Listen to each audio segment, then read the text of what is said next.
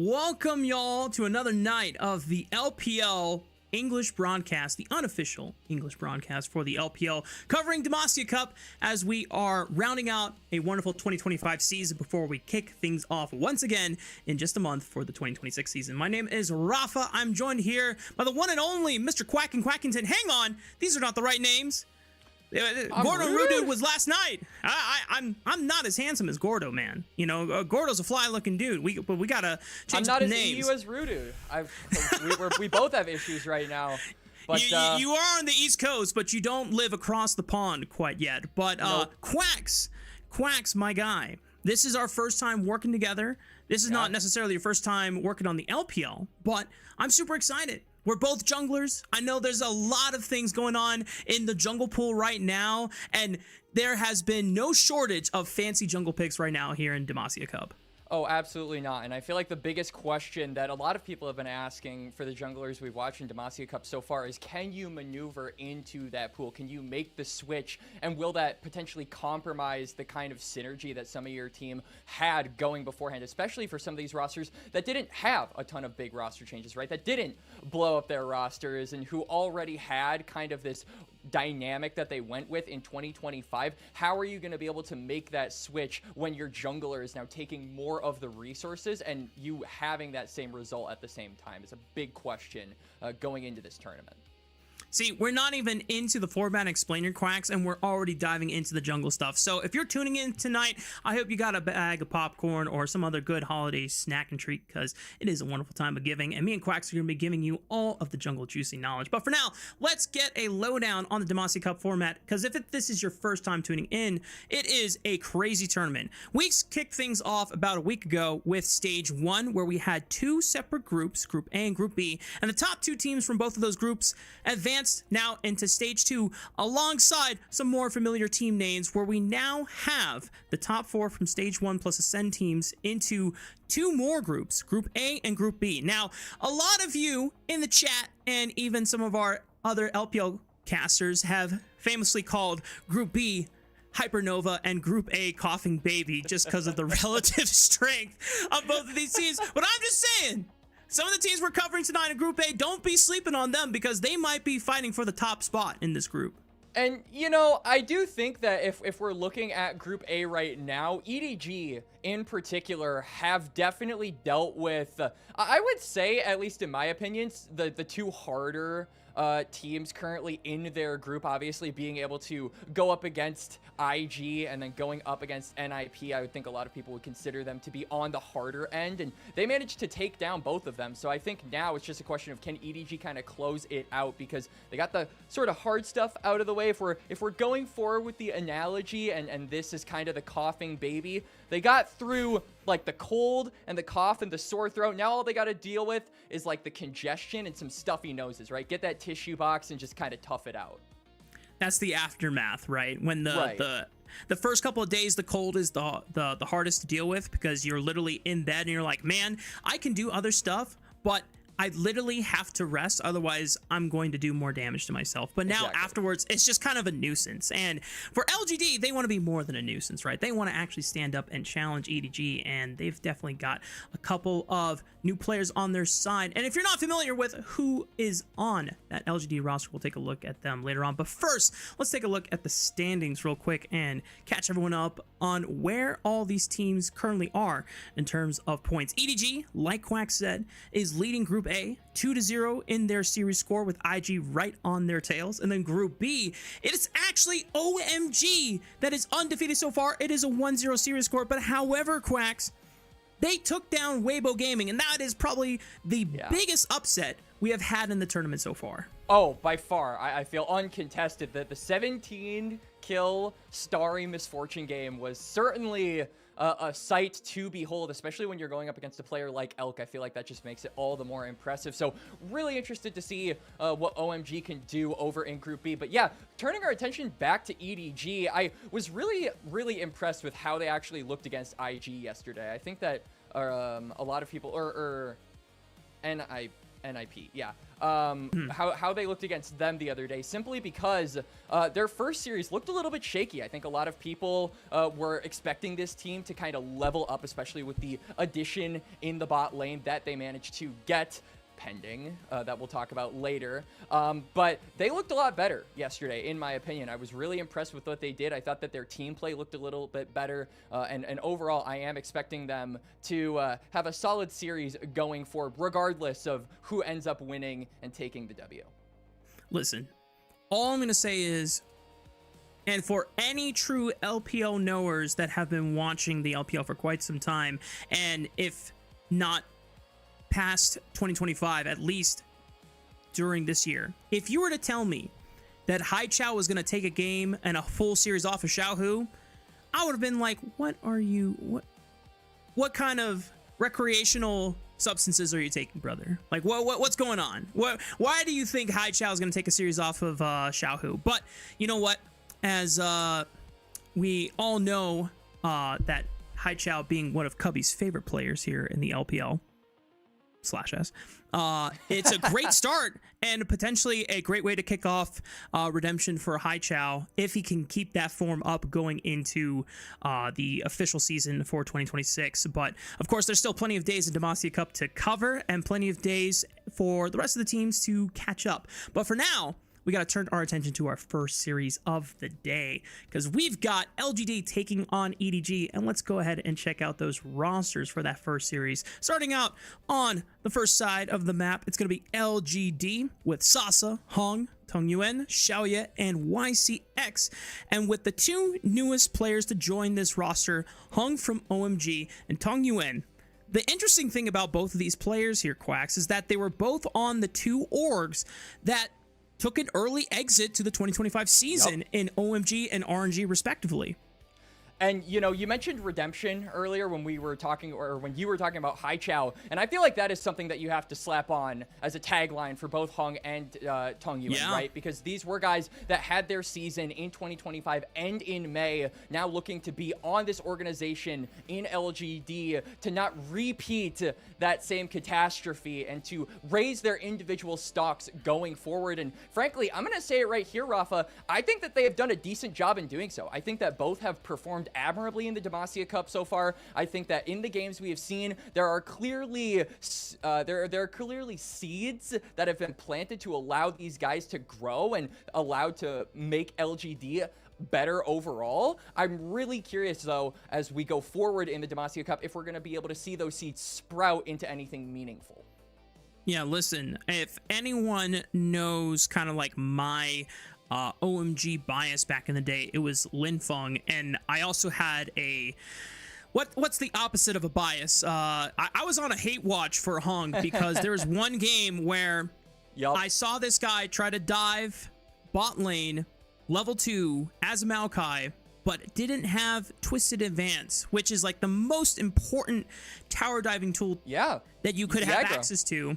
And so ever since then, I've kind of had just this unfair bias, like there's no way that this guy, like if you think that play is good, I don't know. But then, you know what? I'm willing to give him a chance. And ever since I started watching the tape of him on this LGD roster, he's been pushing forward the Jace jungle meta since the beginning of the Demacia Cup. And I have to say, Quacks, I'm willing to give this guy another shot because I think Hong has had, you know, like Tongyuan, a lot of time between May when his season ended to really think about, hey, if I want to make a name for myself in the LPL again, and I want to be able to show that I deserve to be playing at the highest level, I need to step up my game. And when you look at the history of LGD and what their 2025 season looked like, the former jungler and mid combo that this roster had, they were more of a passive combo, but it wasn't star carry potential, and maybe Hong and Tongyuan might be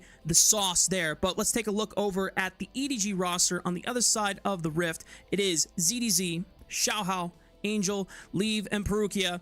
And I'm gonna try not to show my bias here, Quacks, on the cast, but you already know. You already know. Perukia, Rookie of the Year for 2025. I'm super excited that not only he's back on this roster, but also Leave from NiP has joined alongside him.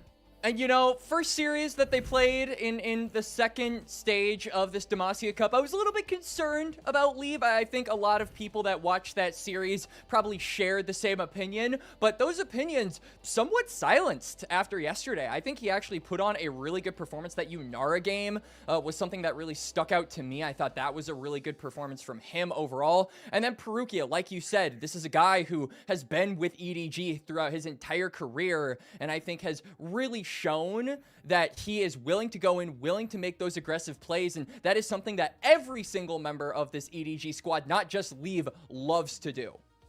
Yeah, and the coolest thing about Perukia, we might have time to get into a little bit of storytelling, but I hear that draft has already begun, so let's kick things off and let's jump right into the action.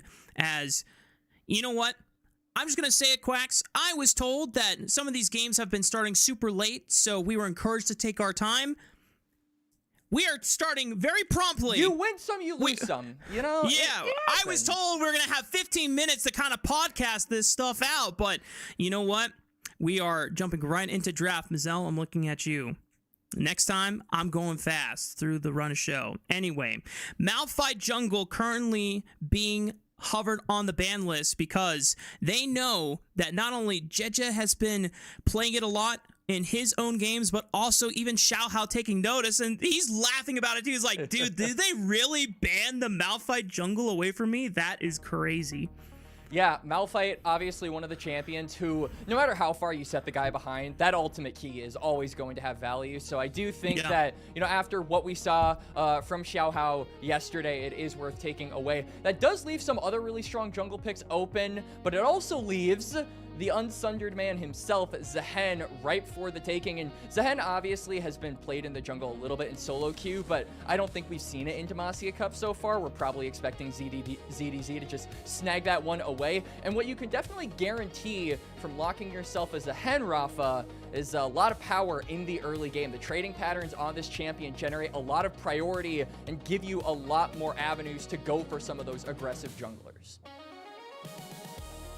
Xiaohao does have that synergy with CDZ playing with this top laner for a majority of his career.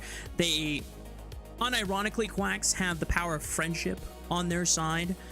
If you go back and look at a majority of their career, they often were paired together, and so they were really happy that they were able to run it back here onto this EDG roster. LGD, not going to dip into any of the spicy, new, flavorful champions that have been hitting the rift for Demacia Cup. They're going back to what was strong in 2025 all year long, Talia for Tong Yuan, and then, of course, Hung, Wukong locked in. Yeah, just the classic mid-jungle duo here, the Talia and the Wukong, like you said. And particularly, I think that they spike around the same time. These champions can do a lot around the map once they hit level 6. And so I am looking at Hung, at Tong Yuan, once they have that Weaver's Hole, once they have that Cyclone, to start making moves around the map. Until then, though, curious to see what they do from levels 1 to 5. And you could see that EDG are possibly taking advantage of this, saying that, okay, they're not going to be proactive a ton until those ultimates are available, so let's go for something a little bit more early and aggressive. And we have two Zehens on our screen here, Rafa, at least according to the lore. I didn't know that was allowed. I'm getting a little confused here. You know what? This is just Xiaohao and ZDZ further exemplifying their synergy because they're playing the one and the same champion. Where's Yunara, right? Oh, true. Yeah. As now it's the Azir locked in against the Talia. It's the classic matchup. Typically, Talia is known to win this match early because Azir just simply doesn't have an angle to engage onto her. So I don't think we'll be seeing a ton of action here in the mid lane. This feels more like a handshake, but I do think the Jax lock-in is almost a declaration by Sasa that he is willing to go band for band against ZDZ in this laning phase and fight for that priority that we said Zehen really likes to get early on. I haven't seen too many matchups for Zehen so far, but in my head, it does sound like you can kind of navigate through that laning phase because a lot of Zehen's power is auto attack based, especially with his Q, kind of a wind up similar to Camille. No true damage proc, but just in how you want to proc the timing of it, and Counter-Strike will block all of that. Now, for the bans, neither team has locked in any marksman, any supports for either their duo bot lanes, so Varus naturally going to come out, try to take that away as a comfort pick from Xiaoya, Poppy, and Braum taken off the table away from Perukia. This leaves prime support picks if you want to go the tank route, things like the Alistar, which now I'm curious if EDG want to ban away before LGD snag it for themselves. EDG probably gonna, yeah, they're gonna take away that Nautilus, which does signal to me that they want to go something a little bit more aggressive here for Perukia. Like we said earlier, Perukia obviously really has an eye and a knack for those engage timings and being able to open up a window for the rest of EDG to engage. YCX, on the other hand, is more of an enchanter merchant, at least from what I've heard. A lot of people have been saying that that is kind of his style of play, but those aren't really flavorful in the support role right now, Rafa, so we are going to be seeing YCX on the Leona, which almost certainly is going to be paired up with something maybe like a Kaisa. This is a very heavy dive comp that we've seen from LGD, and so I think that we're going to probably get an 80 carry here from Xiaoya that reflects that style. You know, Quacks, with EDG locking in Yunara and Alistar, I have to say, I was really hoping that this being the off-season, all of the new changes that have hit Summoner's Rift in terms of champion changes and jungle adjustments, we're just getting the same shit that we got in 2025. It's just Xin Zhao and Wukong. Where's my Aatrox jungle? Where's my Kiana? Like, I'll take a Kiana. But I know Jace was banned, Malphite was banned, but come on, man. You know what? It's game one. I'll hold my cards. I'll make sure that we get to hopefully see something a little bit. If it goes to game 3, all the bets are off, right? Like, there you go. True. As I mean, that's realistically what we're hoping for here. You got 2 junglers on the cast, you're going to be getting a lot of jungle talk. That's just the way the world works. We didn't make the rules, but we totally are going to abide by them, as we did see those last couple of lock-ins. So it's the Misfortune being paired up with the Leona, and that just means that we're getting a pretty big team fight wombo combo coming out there from the side of LGD. So I am interested to see how that actually works, because their team fighting has been a main point of discussion for them. But, you know, kind of going earlier into the game, Rafa, we still have to just ask questions. How are Tongyuan, how are Hung going to link up together? How are they going to play together? Because these are players that, like we said, are in similar situations career-wise and really wanting to show up and really wanting to increase their stock. So every performance matters. And being on a team like LGD, where the rest of the individuals are not necessarily huge playmakers or ones that are going to be stepping forward and risking their lives to make the big player the big engage, they'll be reliable frontline members, or they'll be reliable utility, or there will be reliable damage, as long as a team is setting that up for them. But someone needs to be the clutch. Someone needs to be the star carry and kind of the fire that ignites it. Which is, when you look on the other side for EDG, Perukia brought that and kind of revitalized this EDG squad. But we'll get a chance to now look forward to the first bout between EDG and LGD as we hit Summoner's Rift. All right, and first of all, kind of looking across the board here, nothing too crazy on the Keystones, but particularly for Tongyuan, I think one thing worth mentioning is that this was a guy who a lot of people remember from his time on RNG being kind of that big successor to Xiaohu after he departed RNG. And many people kind of disappointed in his performance and not being able to live up to those expectations. So I think now, you know, when the limelight is kind of off of you, when you are on this LGD squad, which doesn't have the same, I would say, prestige as an organization like RNG, who had so many fans in its prime, what he will be able to do, as I think that will alleviate a little bit of pressure off of him personally.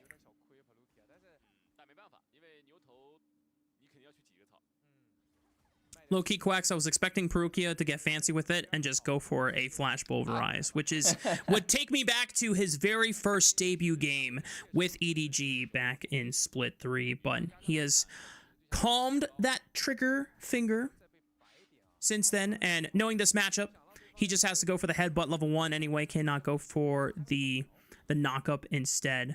Needs to make sure that he can continue creating space for Leaf so that they can push for level 2, which YCX and Xiaoya currently have the advantage in this lane so far. You can see YCX knows it. I mean, he's just camping in that bush, so when they do eventually hit level 2, the threat of that Zenith Blade to come out is really dangerous.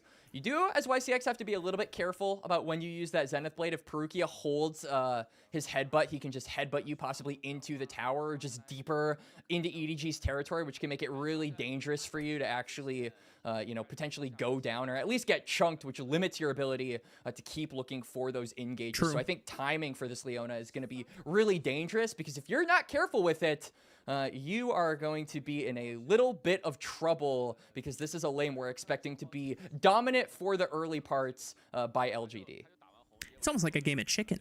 Yeah. Because if you go in as the Alistar, you can't really walk out. So then the Leona gets a free combo.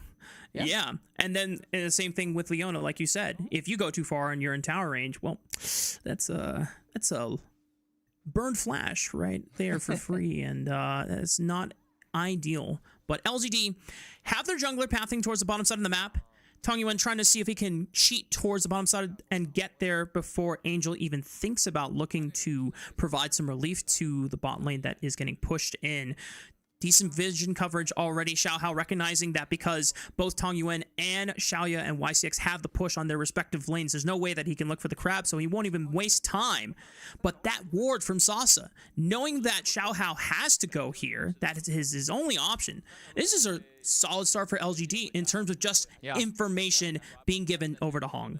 And like we said, for Hong, it's really about getting that level 6. So you being able to go to that crab, not having to cross map all the way over to secure that extra little bit of CS does mean that you get a slight tempo advantage over the Xin Zhao. You'll get to that bot lane faster. Maybe you can make a play there. But all in all, it's just these little granular advantages being gained by LGD as Perukia going very far. Does heal up a little bit thanks to that passive, just trying to create some space for Leave as he is last hitting these minions right in front of his tower and maintaining somewhat of a freeze, but it is now gone as both of these waves return to a neutral state. Both of these junglers are going to be pathing towards the bottom lane once again. I don't expect that there's going to be any all-out lane breakouts between both of these bot laners, but the first sign of action just might be either around that first dragon spawning in about 10 seconds time, if Hong wants to bring his bot lane and Tongyuan over to secure it.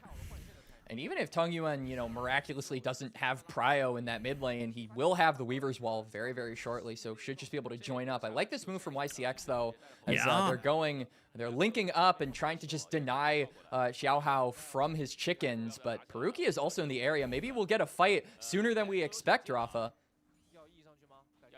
They're just posturing. Who's going to get the smite? Ooh, nicely timed by Hong, being able to time the smite with his bonk stick. Ooh, Leave recognized that Xiaoye was looking for that flash auto into the queue, but Leave is able to flash before he's able to buffer both of those spells, so that Xiaoye only ends up with an auto attack, forced to now potentially recall with a flash down, only a barrier to try and save him from any impending doom. And now both junglers are circling around the shadows. Yeah, I like this a lot from Xiaohao particularly. They know that both supports are definitely thinking about it. They've got flashes up there thinking, you know, these ADCs, they're low enough. I could finish the job myself, but they are going to refrain from that for the time being. Leave is actually going to stick around to just help push in this last wave here, which is going to mean a couple of minions lost for Xiaoya for the time being. And overall, the Yunara lane, I mean, if this is like not a super aggressive lane right now, I feel like it is definitely favoring Yunara, who has the scaling advantage, particularly against a champion like Misfortune, who doesn't spike nearly as hard around that 3-item mark. Yeah, and even though LGD tried to use their priority to find some proactive action in the bottom side jungle, at most, Hong gets a camp advantage. He's able to secure the bottom crab. And they're going to use this priority to now take this dragon. He is level 6. But at the end of the day, if they're not able to continue this lead into something more meaningful, I look at this EDG roster and I look at the scaling power that Yunara and Azir are going to have over this Taliyah and Misfortune, who are way more, at least Misfortune is far more ult dependent and Taliyah is just kind of bursty. Yunara and Azir high on the DPS train. So yes. LGD, I feel like once you hit that first item spike, preferably with Hong's Wukong Trinity Force spike, you just gotta slam the game wide open. You really do. You're on a timer to make things happen because you know that once the proverbial doomsday clock hits 12, aka 3 items, it's gonna get a lot more difficult for you to actually punish some of these more aggressive plays from EDG. As speaking of aggressive play is possibly cropping up here, we've got the grubs in about 10 seconds, and you can see both junglers just trying to clear as many camps as they can. Hung in particular is on that top side, and you can see has the ability to cross over that Weaver's Wall from Tongyuan. We mentioned it around for the Dragon, but still very relevant for the grubs if it is actually fought over. Both junglers are in the area. ZDZ is the first one to walk on over. We'll see if Sasa wants to drop his wave to help out, but Hong does have his support moving first. Perukia a little late on the rotation. So this should be all 3 grubs going the way of LGD. But we can also see, I mean, the bot lane of EDG is moving up. They're going to probably want to try and get at least something back, but they're just too late to the pit. That's already too secured, and the members of LGD taking those grubs have an easy way to get over the wall. So all in all, it is actually just a couple of resources lost. Leave in particular roaming, not getting anything in the mid lane for his travels, does mean that Xiaoya is going to get a clean reset on this Misfortune. So good objective take there from LGD. They get both of the grubs, or 2 of the grubs on top of the dragon, so they have a monopoly over the neutrals so far, Rafa. Yeah, one more objective should give them that feat, and then either it's a first brick or 3 kills first on the scoreboard in order to get the feat of warfare, or for LGD. This is so far the foundation for the start that they need to have. Remember, that first item spike is where we're going to be looking very closely at how well LGD can try and blow this game wide open, because that is going to be when they are strongest. However, EDG find a pocket where Xiaoya is unprotected under the bot lane and looking very submissible and diveable. That is first blood going over to EDG. Yeah, no flash there for Xiaoya. Has nowhere to go. YCX isn't in that area, and Hong is in the mid lane, so he just gets taken down. They'll shove in the wave, and this almost feels like a little bit of just reprieve here for the EDG bot lane, who, you know, got that roam to try and intercept on the grubs, didn't get anything, and now the gold is kind of equalized. In fact, this is actually in Leaf's favor just slightly for the time being, but that slight gold lead does mean a lot because now the Kraken Slayer is complete for the Yunara, so they're the ones getting to the 1 item spikes first, Rafa. And that's not a good sign if you are the Misfortune. Hold up. Wait. Xiaoya just burned flash? Oh. Am I seeing that correctly? They don't have... Wait. See, this always happens with the spectator client when it's coming off cooldown, and then for a brief second, it's like completely fogged out, and then it's back. Just, there needs to be, hang on. I'm gonna wait to see if EDG are gonna force this play on to Tong Yuan. Arc of Ruin. Ghost. Hits him with the slow. Ghost from Perukia. Oh. Okay, you know what? Respect. Flash was trying to predict it, but Tong Yuan flashes before the Pulverize can come through. Yeah, good patience there from Tong Yuan, reading what Perukia wants to do. He wanted to headbutt him back into Leave's waiting arms, but unfortunately, Leave is going to keep on waiting because the Taliyah will escape for the time being, and now is joined up by the Leona. YCX here to protect against any further mad cow disease by Perukia, and Taliyah actually going to get just a plate for her troubles, all things considered, so not bad for LGD. What is mad cow disease, Quacks? Cow gets upset. Honestly, this is a good question. I probably would have been able to answer you in like middle school when I actually was focused on learning this stuff. Now, I'm just really concerned about learning what the names of Zahen's abilities are. That's the more Grim Deliverance. That's all I've got locked in. All right. I know he's got like You're doing better than old me. Aatrox passive. Yep. Oh well, you know what? We can always pull up Zahen abilities on the side. Little known trick that tier 1 level does. Sometimes when a new champion comes out and the casters haven't checked them out, you'll just see them scrambling to pull up the ability names and be like, okay, what does this do? What is this called? What is this called? Hang on, Xiaohao. They're looking for a pick from LGD, but it's Perukia that goes in, punts away Tongyuan because he got stunned on the Unraveled Earth, and the bullet time rips that cow to shred. Perukia is able to get away, but he can't say the same about Angel and Leave. They got caught out, and that's the fate of Warfare secured by LGD. Leaf just gets completely soloed out there by Hung. The Wukong finds the Yunara, Perukia going down as well, so it is 2 kills over to LGD right before those 1 item spikes, the timer that we said they needed to play on Rafa. They find their moment, and now they are going to get their 3rd objective of the game, and those 3 kills as a top lane 1v1 is ensuing, though. ZDZ hits him with the W and pulls Sasa back. Sasa still has a leap strike and a flash. Finally uses it, but Xiaohao's right there to follow up with his own. The Crescent Guard gives him a little bit of reprieve, and the rest of EDG get out alive. Yeah, Xiaohao managing to just create that tiny bit of distance, enough to where the turret shot not going to come through. And now YCX is completely alone on the top side, but there's no wave. I don't think you can dive the Leona, but you know, you'll take the one. The fact that they were thinking about it, I think, was a little bit silly. I want to get a look at what exactly happened here. So Hung was just in the bush. Did he? I wonder, because he didn't actually bother to. He didn't bother to decoy over that wall. Did he decoy over the dragon wall to get into that bush and circumvent vision? Yeah, probably. Smart. You know what, Quacks? I think Hung has done his homework and has looked at the tape for EDG and just knows Leave very well, because as much as I love Leave, and he was one of the clutch carries for NiP and was able to bring them out of some of the darkest scenarios possible in their 2025 season, Leave unfortunately has the tendency to be kind of lazy when he's rotating over to certain fights and not really thinking about, okay, where could I be attacked or getting caught out in a random scenario. And I think Hong either has studied up on this guy or he just was waiting for a trap and he was rewarded with it.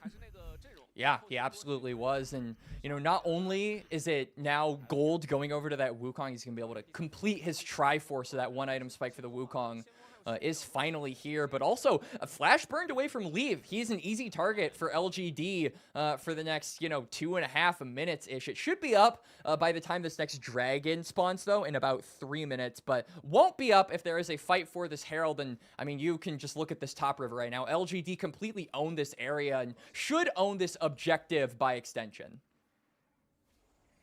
Yeah, LGD, they don't even have that necessarily a huge gold lead on their side, but they just have strong spikes right now compared to what EDG have. They really do have to rely on Xiaohao, who has a majority, in fact, all of EDG's kills. Leave in the 1v1 against Xiaoya, forcing him to pop the barrier. Leave does use his ultimate for this play. Xiaoya will still have bullet time ready for the fight, but Leave, I don't think he can go for this play with the rest of his team, and that should be a Rift Herald for LGD. Yeah, the bouncing bullet as well hits onto Leave, so he's going to be forced to just kind of, depart the fight entirely. And this will give another green light over to LGD. Hey, I mean, you don't kill him, but you incapacitate the guy, right? You kind of knock him out a little bit, and that basically is the next best thing. You don't get the gold, but you give yourself a numbers advantage, and EDG going to respect that, not contest. And again, another objective just owned here from LGD as Angel. Oh, Angel was waiting. Tongyuan still has a flash. Is he not going to pop it? I actually think that was smart not to pop it. I mean, you've got a dragon in a little over 90 seconds. You want to be holding on to those summoner spells as much as humanly possible, because this is a fight that dictates really how the pace of the game is going to go. Either you're going to get soul point and really, put the hourglass out of EDG's favor, or EDG are going to get 5 more minutes where they can really work with Leave to keep scaling up this Yunara. As I do want to take another look here. Yeah, he just This is just a game of who plays Fog better, honestly. Who's waiting in the bushes better. We saw that for Hung earlier, get leave, and now Angel does the exact same thing. Yeah, and I didn't even notice the first time that Perukia was also ready to collapse. So even if he does flash, he's still going to die anyway. So yeah, makes sense to just conserve it. And like you said, have it ready for the next dragon, which they did take after the replay. Or it's coming up in the next 50 seconds, I should say. LGD, 2 dragons already to their name. 3 kills to 3 so far. The gold lead still in striking distance for EDG. LGD is still slightly stronger just based on the champions that they have and how relative those item spikes work with the champions that they have drafted for themselves. But LGD really need to start amounting a larger gold lead because 100 is not going to be enough. 1,000, I should say, is not going to be enough to just blow EDG once they get to the second, the third item spikes on their side. No, it certainly isn't. I mean, these dragons are going to cheat that gold difference just a little bit because you have stats. You have gold stats, basically, as hang on, Xiao Hao. Nice knock-up setup from Perukia. He pops his ultimate, gets the damage reduction. Flash from YCX. Here comes the TP. Oh, God! No! ZDZ just gets blown to smithereens. No chance to do anything in that fight. LGD are able to deal with that threat easily. Angel tries to slide over the wall and flashes away before Sasa could hit him with that counter-strike stun. LGD burn a ton of flashes from the side of EDG, but now they're going to look to turn this dragon and convert it into a 3-dragon lead. Xiao Hao gets vision. Thanks to that wind, becomes lightning over the wall. Can try and use the Audacious Shard to get in there. Perukia tries to step up, create some space for leave. Angel Xiao steals it! He secures the first dragon of the game for EDG, and Leave is just ready to take over this fight, but he gets too close to the sun and burns himself alive. It's all up to Xiao Hao. Is he the only full health member? He flashes over the seismic shove. Look at Xiao Hao go, but he's in a 1v3. Not even Thanos could turn this fight around, but he's gonna die his damnedest, but it's not enough. The 5-0 Xin Zhao finally goes down, and LGD are up 8 kills. And, oh my lord, Xiao Hao turning that fight around single-handedly, steals the dragon, denies the soul point from LGD, and stalls out this game. The timer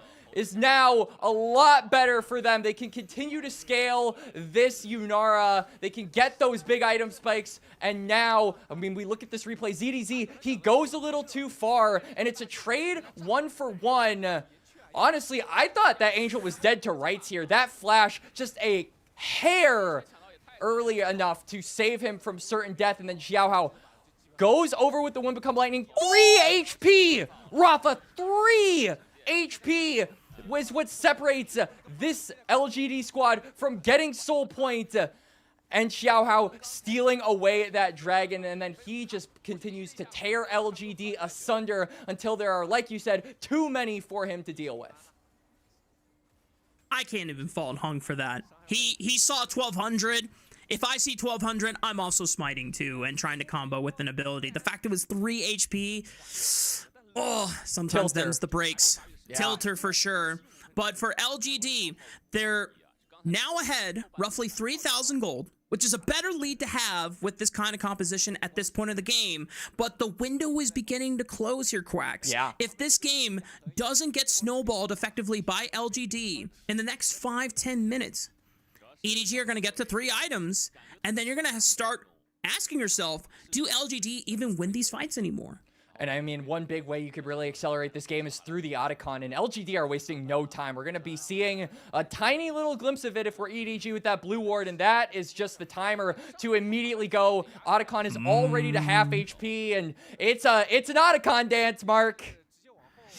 Xiao Hao is going to keep it leashed up. 6k HP so far. Hong has to get back into the pit to make sure that they do not let this go away for free. YCX tries to force the engage, but he's really far from the rest of the team. He gets blasted. ZDZ trying to buy some space as Xiao Hao pops the Crescent Guard. Good Emperor's Wall from Angel tries to create space, but Tong Yuan is coming off the retreat route. ZDZ with the Grim Deliverance. Not enough damage. Leave and Angel, it's all up to them, but it's a 1v3. And the Shuriman Emperor stands alone under the tower. It's going to force LGD back. Hong's still alive, so he can secure the Angel icon for himself, and he goes back in, and he sends Angel back to the fountain. LGD pick up the ace at 21 minutes, and the Otacon is their last prize. And the Emperor, he digs his own tomb as LGD get their first ace of the game. And honestly, Mark, the moment that Xin Zhao goes down, I feel like the fight is just, you have to run as EDG, as we do get a quick little replay. And YCX does go just a little too far. But I mean, look at this. Xiaohao is completely isolated from the team. And then honestly, I feel like the Sand Soldiers did a good job. I feel like Angel kind of separated his jungler from the rest of the team. It was to kite back all of LGD, but he also kind of leaves his Xin Zhao out to die. Granted, he might have gone down either way, but it does signal EDG's defeat. You have so much gold into the Xin Zhao, so much reliance on Xiaohao to carry these fights. When he goes down, it feels like your chances go down with him of winning that exchange. And LGD now move to an effective 5,000 gold advantage. This is a pretty darn good spot for LGD to hold over the heads of EDG. That all aside, the game is not over for EDG. They are still working towards that third Ima Spike, but they are going to have to endure a little while longer. Thankfully, to the credit of Xiaohao, the fact that he stole that third dragon of the game, they don't even have to contest for this third dragon. They can let it go by and just be given another free 5 minutes to scale on up. They can, and they're going to have to make the most of it. I mean, you can't really fight for this soul point. And like you said, soul is not currently in danger, but it also does kind of put you into a position where you need to be putting Leave on these side lanes, you need to be putting Angel on these side lanes, you need to be hitting these item spikes with this Azir and this Yunara. That is your really one and only hope at this point. But LGD, I mean, they find an opportunity, they bulldoze any kind of misstep that EDG make, and that could just be kind of a farewell to your chances, especially with the Baron coming up in about a minute and a half as well. You get caught out as an EDG member, and suddenly LGD, you don't have to worry about them even getting the soul. They'll just go for the Baron and start sieging onto your base. And at what point, if you are EDG, do you start fighting for these objectives? As we just saw, the third dragon was conceded gracefully, but if the Baron does become a topic of contention for LGD, like you said, Quacks, does EDG even try and take their chances of fighting them at that objective, or do they just say, you know what, give them the Baron, we'll do our best to be able to deal with the wave clear? And because Azir, pretty strong champion when it comes to wave clear, against Baron empowered minions, a little bit of a different story. And especially just with the zoning tools that LGD have as well, you can poke out these minions, but it doesn't matter if you're poking them out. If you're not able to, you know, sustain doing that, you're getting rocks chucked at your faces. Some bullets are raining from the sky. These things are just flying into your face if you're Angel. And so that wave clear, it just doesn't feel sustainable long term at this point. Is Angel? He goes Zonya's, or the Seeker stasis just in time to block out the Solar Flare. Perukia pops the ultimate, flashing away from what could have been another CC chain from the side of LGD. Decent tools already expended by EDG. LGD just might think about Rip the Baron here. And teleport from Angel, he's going to really have to try and get this kill because they are investing a lot. They're actually investing 3 members, Rafa. They're giving up the Baron for this. Yep, they just said, you know what, let's just take a free kill and deny Sasa any ability to push the wave even further. That is the Baron awarded to LGD. And now EDG have to really buckle on in and endure for the long haul. We're going to get a replay of what happened here on the bot fight because I do believe it was actually a solo kill here from Sasa. This is just Jack's things. ZDZ also not able to spike up his passive just at the last second. I believe he had a couple of more stacks to get, so Sasa's able to finish the job and keep on that pressure with bot lane, forces EDG to abandon that top side, and now it might be them really just rubbing it in their faces. Perukia is completely isolated. He was trying to ward off for Angel, but unfortunately Angel doesn't have enough mana to make his own escape. Leave doing a decent job in chunking out Hong's health bar. It did cost Perukia a majority of his own health, but He did not burn the ultimate since he didn't even have it available to use. But one thing I want to point out, Quacks, these fights are going to be even harder for EDG. The fact that, yes, they're about to spike on these 3 items, which is great for the champions, you have to cut through massive damage coming out from the Xiaoya Misfortune. And ZDZ now going to get caught out of the side lane as he committed his life to make sure that he could get some extra global gold in taking that tier 1 turret. But that is 1 member gone for EDG, and that could be important for LGD to make this siege. And that just perfectly segues into what LGD want to do, right? You've got Sasa on the top side. You've got Nose ahead to be able to match him in that side lane. All of the rest of EDG are basically relegated to clearing out these Baron-empowered minions in mid. So the Jax just gets free reign of another lane. They'll get another tier 2, and it just means that the walls continue to close in. The grip continues to squeeze the air out of EDG's windpipe, Rafa, in game number 1. Oh, and Leave is forced to flash. Just good seismic shove from Tong Yuen, forcing that critical summon to spell out of the AD carry for EDG. Angel was thinking about maybe looking for a fancy shuffle, but they've got to deal with the waves pushing in from the left side. Sasa and Hong take out an inhibitor without any contest.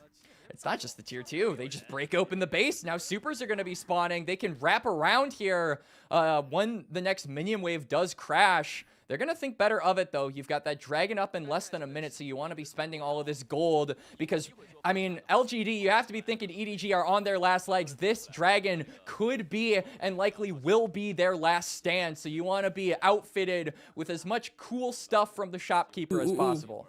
Wait, if EDG can find LGD members, they haven't spent any of their gold. That gold lead isn't actually fake. CDZ gets a pick on the Tong Yuen. He still has a flash. Is he going to burn it anytime? No! The wind becomes lightning's the first one that pierces him. CDZ now goes into the Grim Deliverance and has the passive fully stacked up. This is a massive throw from EDG, or LGD, I should say. If they cannot clean up this fight, Hong trying to see if he can get back into the fight and look for an angle. Cyclone was already expended. Bullet time tries to rip through. Xiao Hao already expended a third of his HP, flashing over the wall. So tanky. It's a massive knockup, and Angel just can't get the job done. Leave was already taken out of the fight. EDG thought they had a window, but LGD proved that they are too powerful to deal with. You can see it in Xiao Hao's face. The look of disappointment and frustration. LGD wiped the floor with them. And LGD building up to this all game long. Finally, when EDG have the 3 item spikes, when their champions are at their best, it is LGD who demolish them, put them in the dirt, and say, despite you getting those item spikes, we just win. We've got the gold. We'll slap you with our wallets, and we'll slap you across the face in game number 1. Pimp slap style, baby. LGD take the 4th dragon of the game. Hextech Soul on their side. And LGD are going to ride this minion wave into the base. 13 seconds on Perukia, 3 seconds on Xiao Hao. CDZ just spawning now. Looks like it might be enough for LGD to reconsider whether they want to go for the game-winning push right now, as Angel does erect a Shuriman statue to try and hold out for a Hail Mary. Perukia. Knock up onto 2. Tong Yuen goes golden. YCX pushed to the side. Angel tries to create space with the Emperor's Divide once again. Hong is pushed back. They're kiting this monkey out. Hong is going to get dropped. He still has a GA though. Perukia just keeping Sasa out of the fight. Angel has got to do everything he can, but it's just not enough. Xiao Hao, once again, the last man standing, but dies upon impact, dashing through the unraveled earth, and it's game 1 going over to LGD. Such a good game from Hong, from Tong Yuen. We said this was the mid-jungle duo that needed to step up and needed to rise in this season, in this tournament, Rafa. And they did that in game number 1. The Wukong, the Talia, fighting with one another, understanding their timers. That 1 item spike was when we wanted to see aggression on the map. They showed us that, and they never stopped at that point. I really think both of these guys have just been so stellar for LGD, and this is such a great game to display that kind of understanding of when to strike and really to try and start getting the beginnings of a snowball started in your favor. Because like we said, Quacks, early in the game, it was gradual. It wasn't a 10k gold lead just blown out of the water, but it was just step by step, fight after fight, meticulously by that LGD jungle mid duo leading the charge, and eventually they get the job done. And really quiet, like first 10 minutes of the game. Usually you would look at the comps, you would see EDG having the Azir and having the Yunaro, and you would be like, this is exactly what they want. They want a slower paced game. They don't want to be fighting constantly. But LGD, I feel like the word for them was just precise on their timings and constantly punishing these mistakes, these rotations, being able to pick off stragglers when they were available. LGD just playing the map better, in my opinion. Yeah. They had access to the first 2 dragons of the game. They got a majority of the grubs on their side, and getting those first 3 kills at the end of the day. These are all the small steps that LGD took to eventually put themselves in more favorable spots once they started the fights. And I think the fact that Hung always found critical moments to impact the backline of EDG, or separate the front line and the back line from being ever in sync with each other. Because you look at this composition and you think, okay, there's no traditional tanks on the side of LGD or EDG outside of Perukia on the Alistar, but once that ultimate is gone, you really are just depending on bruisers to try and sustain a lot of the damage being thrown your way. Once they're gone or once they're out of the picture, Angel and Leaf cannot do that much. And I feel like this is just a really classic, a good example of how this game kind of was in a nutshell. I mean, Sasa and Hung were basically by themselves for up to like 15 seconds, and they managed to fend off all of EDG. Those little steps, those little granular leads that you mentioned, Rafa, that LGD were constantly able to get with their micro-aggressive plays in the mid to early game, all led to that kind of play being possible. And when that 3-item leap was there for EDG, it wasn't enough to cover the distance of all those little steps LGD had gradually taken across the course of this game. Crazy stuff in 2025, where we see Tung Yuen and Hong being the star carries, and like we said, they weren't necessarily super flashy with the plays that they did. They were just doing what they needed to do, which LGD is not necessarily no stranger to when it comes to their previous roster and how they did it, but they were precise with it. And the multiple times that Tong Yuen was forcing or threatening with the seismic shove, even if he didn't hit the target, he was guaranteeing a flash was being burned because he was so precise with the accuracy of the spell. And so it just put a ton of pressure on EDG's backline a majority of the game. So now, going forward into this series, Quacks, a couple things I think we need to look at for EDG. One, if they're going to take I don't want to say a super scaling composition, but you could tell that they just kind of got bullied out of a lot of the early objectives. And I don't even know if it was a symptom of the bottom lane duo necessarily, because it's not like Leaf was behind in CS. They fared kind of well against Xiaoya and YCX. It just looked like rotations were a little late from EDG, which is not really characteristic of them. It felt like every early objective had like something go awry, right? Like you think back to those grubs and they were late to the rotations, like you said. You know, the bot lane of Perukia and Leave weren't able to cover the distance, weren't able to fight back for that top side objective. The dragon was obviously the big moment where Hong managed to catch out Leave in that bush. And so that just completely, I think, ended the fight, the team fight before it even began, just off that one pick alone.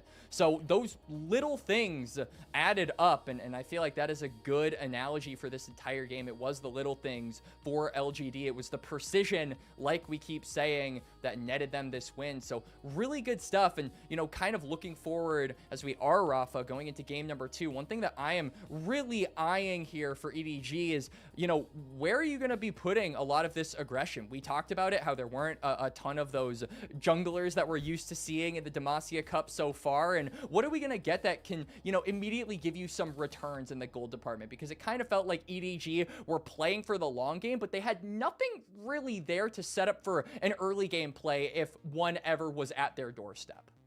I mean, Xiaohao was their only early bridge, right? Yeah. And Xiaohao couldn't necessarily get involved with linking up with his bot lane for any bot lane objectives, and he couldn't get Perukia to rotate fast enough for that grub timer. So at least they denied all three and just made sure they only got two in the end, but it really did feel like Xiaohao only found any windows on the top side trying to snowball ZDZ, but ZDZ on this ahead was very lackluster.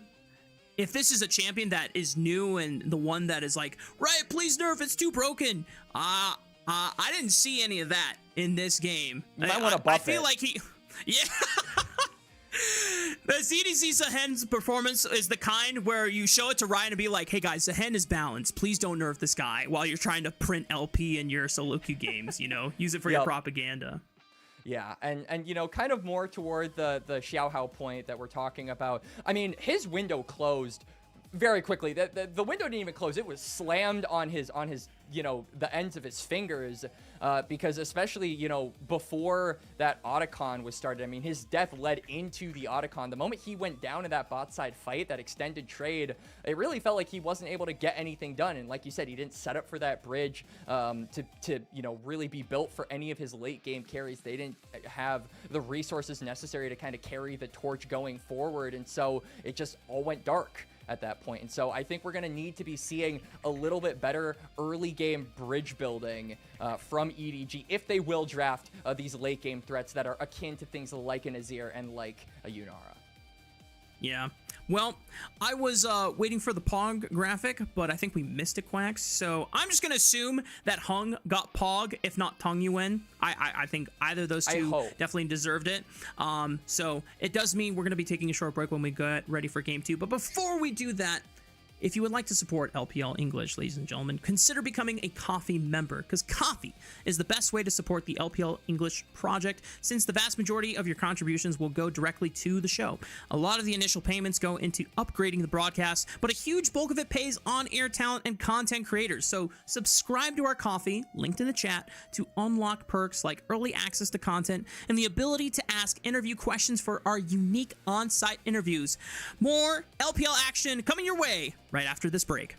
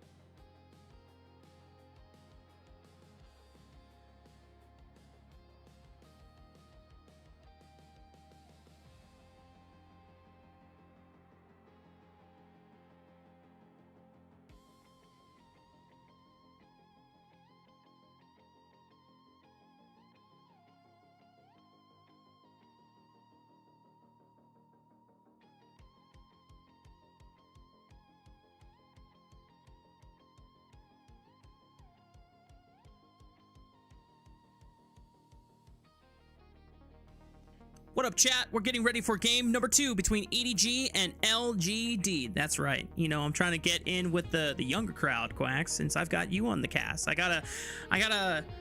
What do you consider, Gen Alpha? Are you Gen Alpha? I'm Gen Z. At this, I was born in 2003, so I'm of the younger generation. I do get a little bit annoyed with the 6-7 memes. You know, even though there are some casters who are older than me, a lot of casters tend to act younger than me. Some of the, this is to say they are children. I don't like to consider myself an adult yet, so do with that information Is that why you got the suit on? Looking all suave? You know, like, gotta act the part a little bit. But, you know, sometimes be the adult in the room, sometimes not be the adult in the room. As, you know, speaking of adults, LGD kind of fathering EDG in that game number 1 there. Really good performance overall, but particularly from Tungyuan and Hong, who really good mid-jungle synergy. We said that was what needed to happen. We needed to see that firepower from them, and fire away they did, Mark. Yeah, even though it's just Demacia Cup, Hong and Tungyuan are wasting no time and starting off their redemption arc for 2026 right. And for EDG, a few bans respecting junglers like the Mbessa as well as the Zyra that Hong has played in the past. They go for the Orianna, so this sounds like that they could try and go for a classic Nocturne Orianna combo for Xiaohao, but LGD, they're going to try and see what options are available to them. Nico support locked in for YCX. You know that one meme where it's like SpongeBob, where Squidward is taking orders and he's like, "Ooh, daring are we?" And he's being sarcastic about it. I feel like that's Orianna with Nocturne. Like, we're feeling really bold going for that. But LGD are actually feeling bold, as it is Tungyuan locking in the Akali. I will remind you guys that this was a champion that Angel dropped, what, like 19 kills on against LNG. So, you know, dare use my own spells against me. I'm curious to see how this mid lane matchup does go, especially because EDG, we still don't know the jungler paired up with this Orianna, though Nocturne is available, as is, you know, some other ball deliverers, such as trying to think, like the Aatrox is a kind of okay ball deliverer once he hits level 6, but you've also got like that Jarvan that you could go as well if you so choose. Vi's not bad either. No. It would only really work on one target because she pushes everyone else away. But hey, doesn't have to be a jungle ball carrier. It could be a support ball carrier, because Rel with Magnetstorm, that's a party right there. You pull them all in and then a shockwave run on top. I mean, those LGD guys ain't going nowhere if they're caught up in that chaos.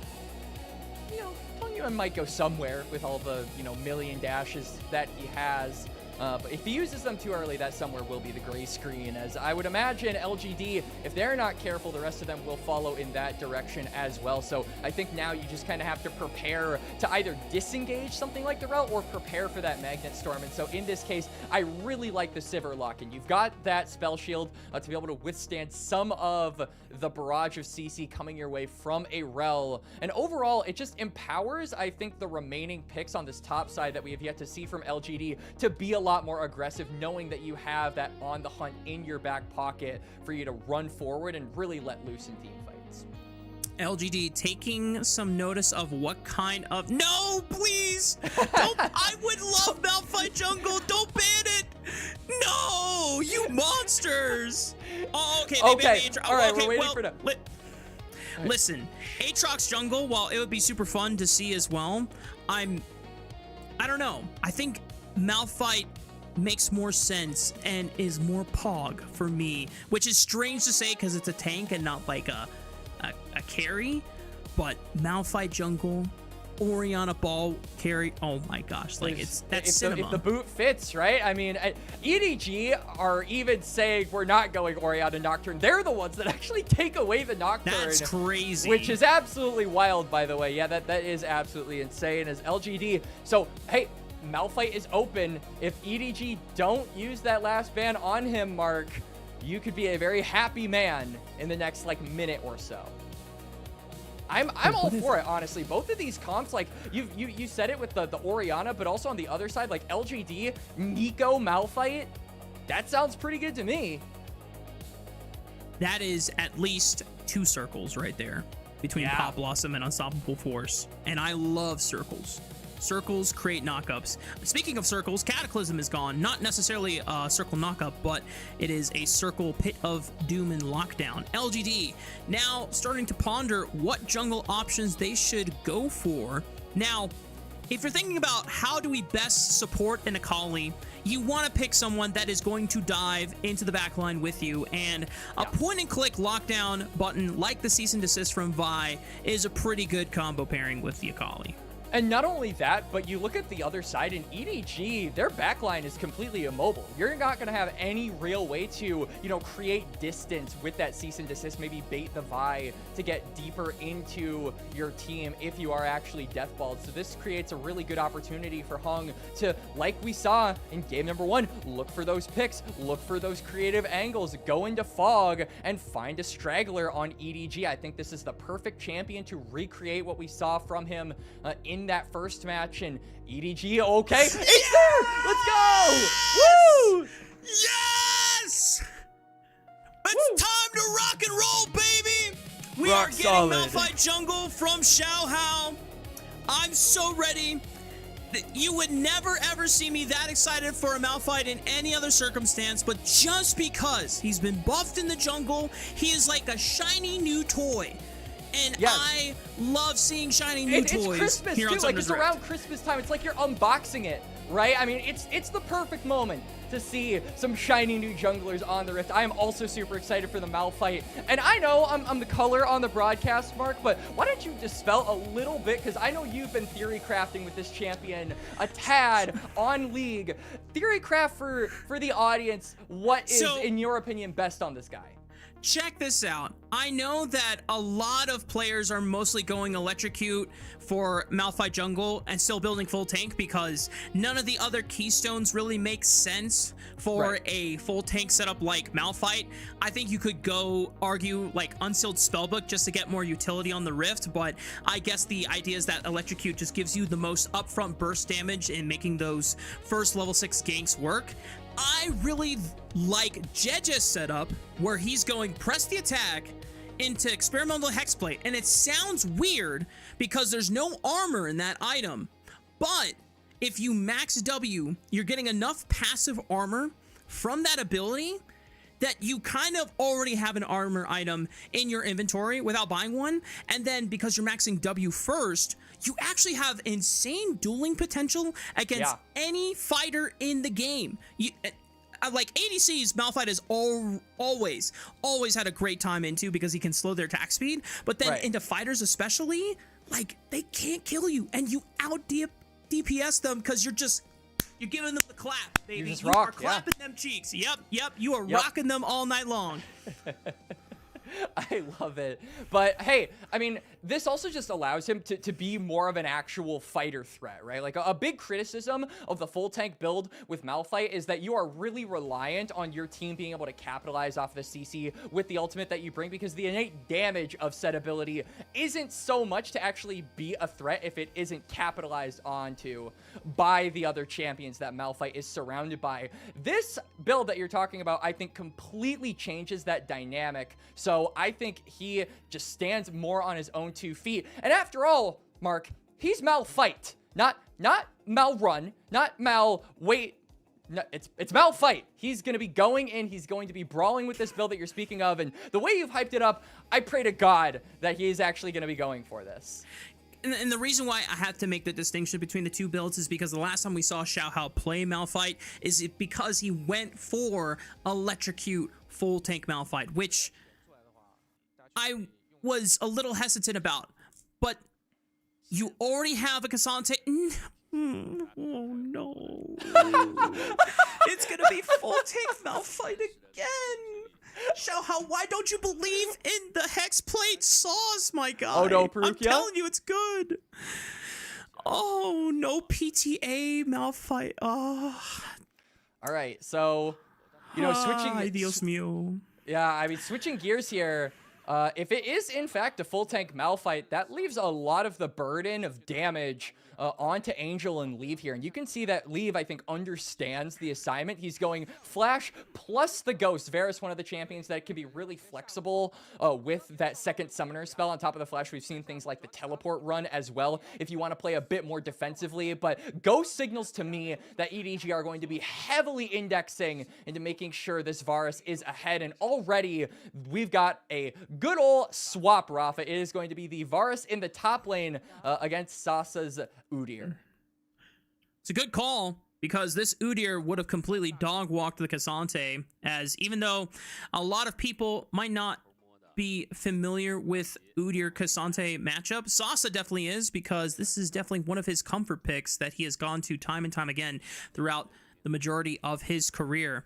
Leave is forced to pop the Ghost because Sasa takes an aggressive angle just to try and get on top of him and cast that awakened Phoenix stance, but ends up taking a huge chunk of his health bar as a result.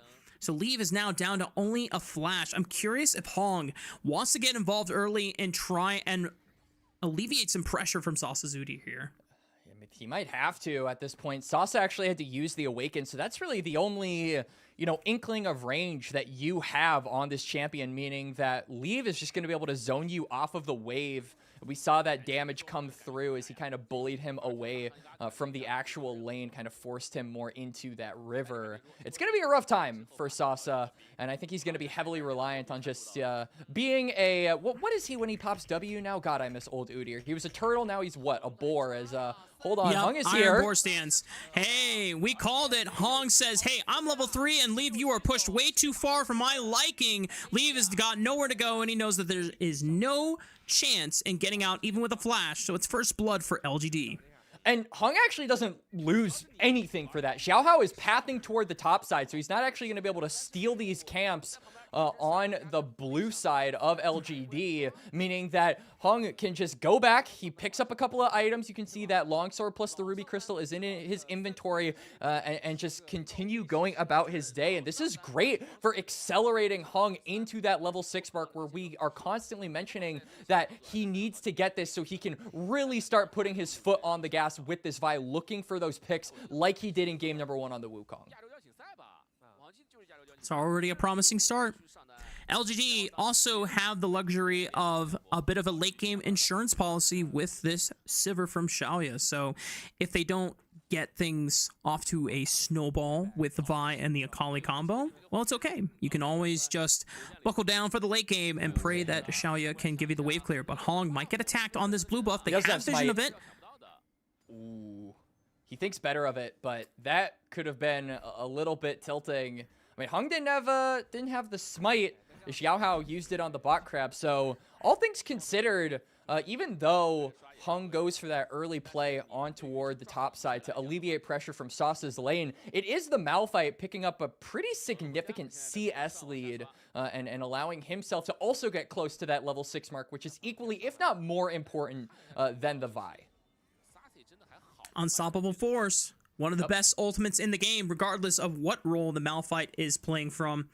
And the fact that he can get it even faster, thanks to that experienced lead, is going to give EDG a strong window to force those fights. Now, I know that more than likely Xiaohao will still be going for the full tank build, but what if, Quacks, he recognizes that there needs just to be a little bit more damage, because you got 2 tanks in this Cassante and Rel already. Go for a proto belt. Get funky with it. Then you can go off tank after. I want a little juice. I want a little swag. I know. I want a little spice in the jungle as well. We didn't really get that in game number 1. He's going for the Bombi Cinder, so it looks like our prayers are going to fall on deaf ears, at least for now. Who knows? He could maybe he'll like sell it or something like that if he feels really bored, as Xiaoya is just bullying ZDZ here. I don't think the damage is going to be enough, but you can see he's creating prio around this bot side, and Hong is also in the area, so it should just be a free dragon for LGD, and early enough to where they will actually be able to react to the grubs on that top side. Yep. This is just really good timing from LGD, and Vi has some weaknesses when it comes to jungle clears and whatnot. Single target objectives is not one of them because she does max health damage and she shreds those dragons very easily. Sasa in a world of trouble though. Perukia gonna start off the dive here.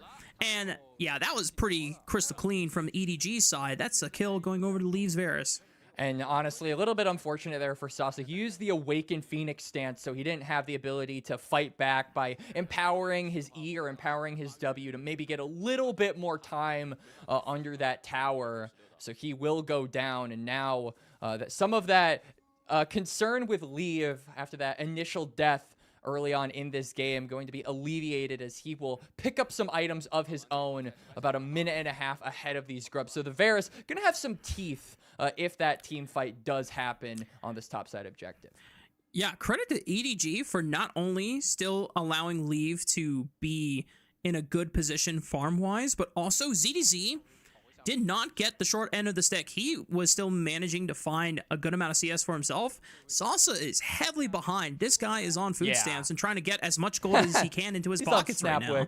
Yeah, he's oh no, he's struggling right now for sure. But realistically, that's kind of not too surprising. I feel Sasa on this Udyr I think has been very hit or miss in his career, where you'll obviously have the early game, which is pretty easy to sterilize in the 1v1, but it's a big thing. It's a big question with Udyr top of how are you going to be able to direct yourself after the laning phase? What are you going to be able to do after those first 14 minutes? And I think that if you can, as LGD, free him up to receive some of the side lane gold, you can at least give yourself a frontline tank that is reliable to get some pressure in a team fight.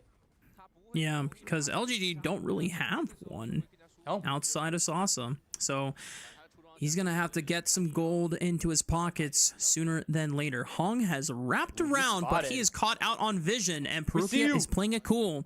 Wait. They're laying the trap. Hong thinks that he's behind enemy lines, unspotted, but surprise! It's a trap card laid down by EDG, and Hong is caught out right before the grubs. Hong was like, I'm going to just run it back. I'm going to do the exact same thing. Leave is never going to suspect that I am actually on the floor. Oh, wait, Leave actually suspected it as... yeah, the play, the wraparound that Hung was looking for on this Vi just completely falls flat. EDG now gonna get all 3 grubs, which is an improvement over what we saw in last game where LGD owned both of the first 2 objectives to spawn. Now, it's just 1 split apiece. EDG, this time, having a huge swing on their side in this second game. It's already amounting to a small gold lead at the 8-minute mark here. Next objective is going to be that second dragon spawning in under 2 minutes time. And around that point, Quacks, that is where first spikes are going to be coming in completed for the majority of these members. And particularly, I'm looking at Tongyuan to actually be a big 1-item spiker. You could see that alternator in inventory. Alternator items are really strong in early to mid-game fights. The amount of burst they provide can one-shot a champion. And so, obviously, his targets are going to be Angel and Leaf. So if LGD can burn those summoners beforehand, if they can find a threat onto Leaf and give Tongyuan an easy target going into this dragon fight, they'll really set themselves up for success. The rest of LGD trying to do their due diligence and setting up some strong vision control on the bottom side jungle quadrant. Xiaohao and Perukia trying to see if they can answer back. Perukia has yet to hit level 6, but thankfully for him, YCX is also in the same boat, so neither of them have access to those very powerful ultimates so far. Still got about 50 seconds before that second dragon comes onto the rift. We can see that LGD have... oh, mid. Oh, yeah, wait, hang on. I don't think anything's actually happening there. I think it is just them trying to get priority in that area. But, I mean, look at the vision LGD have actually laid down on that bot side. There are a couple of deep wards that have a ton of value in being able to spot out, any missed rotations that EDG try to take. I think they've set themselves up nicely to control this bot side river, and it's going to be up to EDG to kind of be the ones walking into fog. Luckily, though, they've got a Xiaohao with a completed item. So this Malphite is pretty tanky and can take a lot of punish, but the same can't be said for the backline. My eyes are definitely glued to Leave and Angel, who actually did burn that flash in the mid lane now that we see it.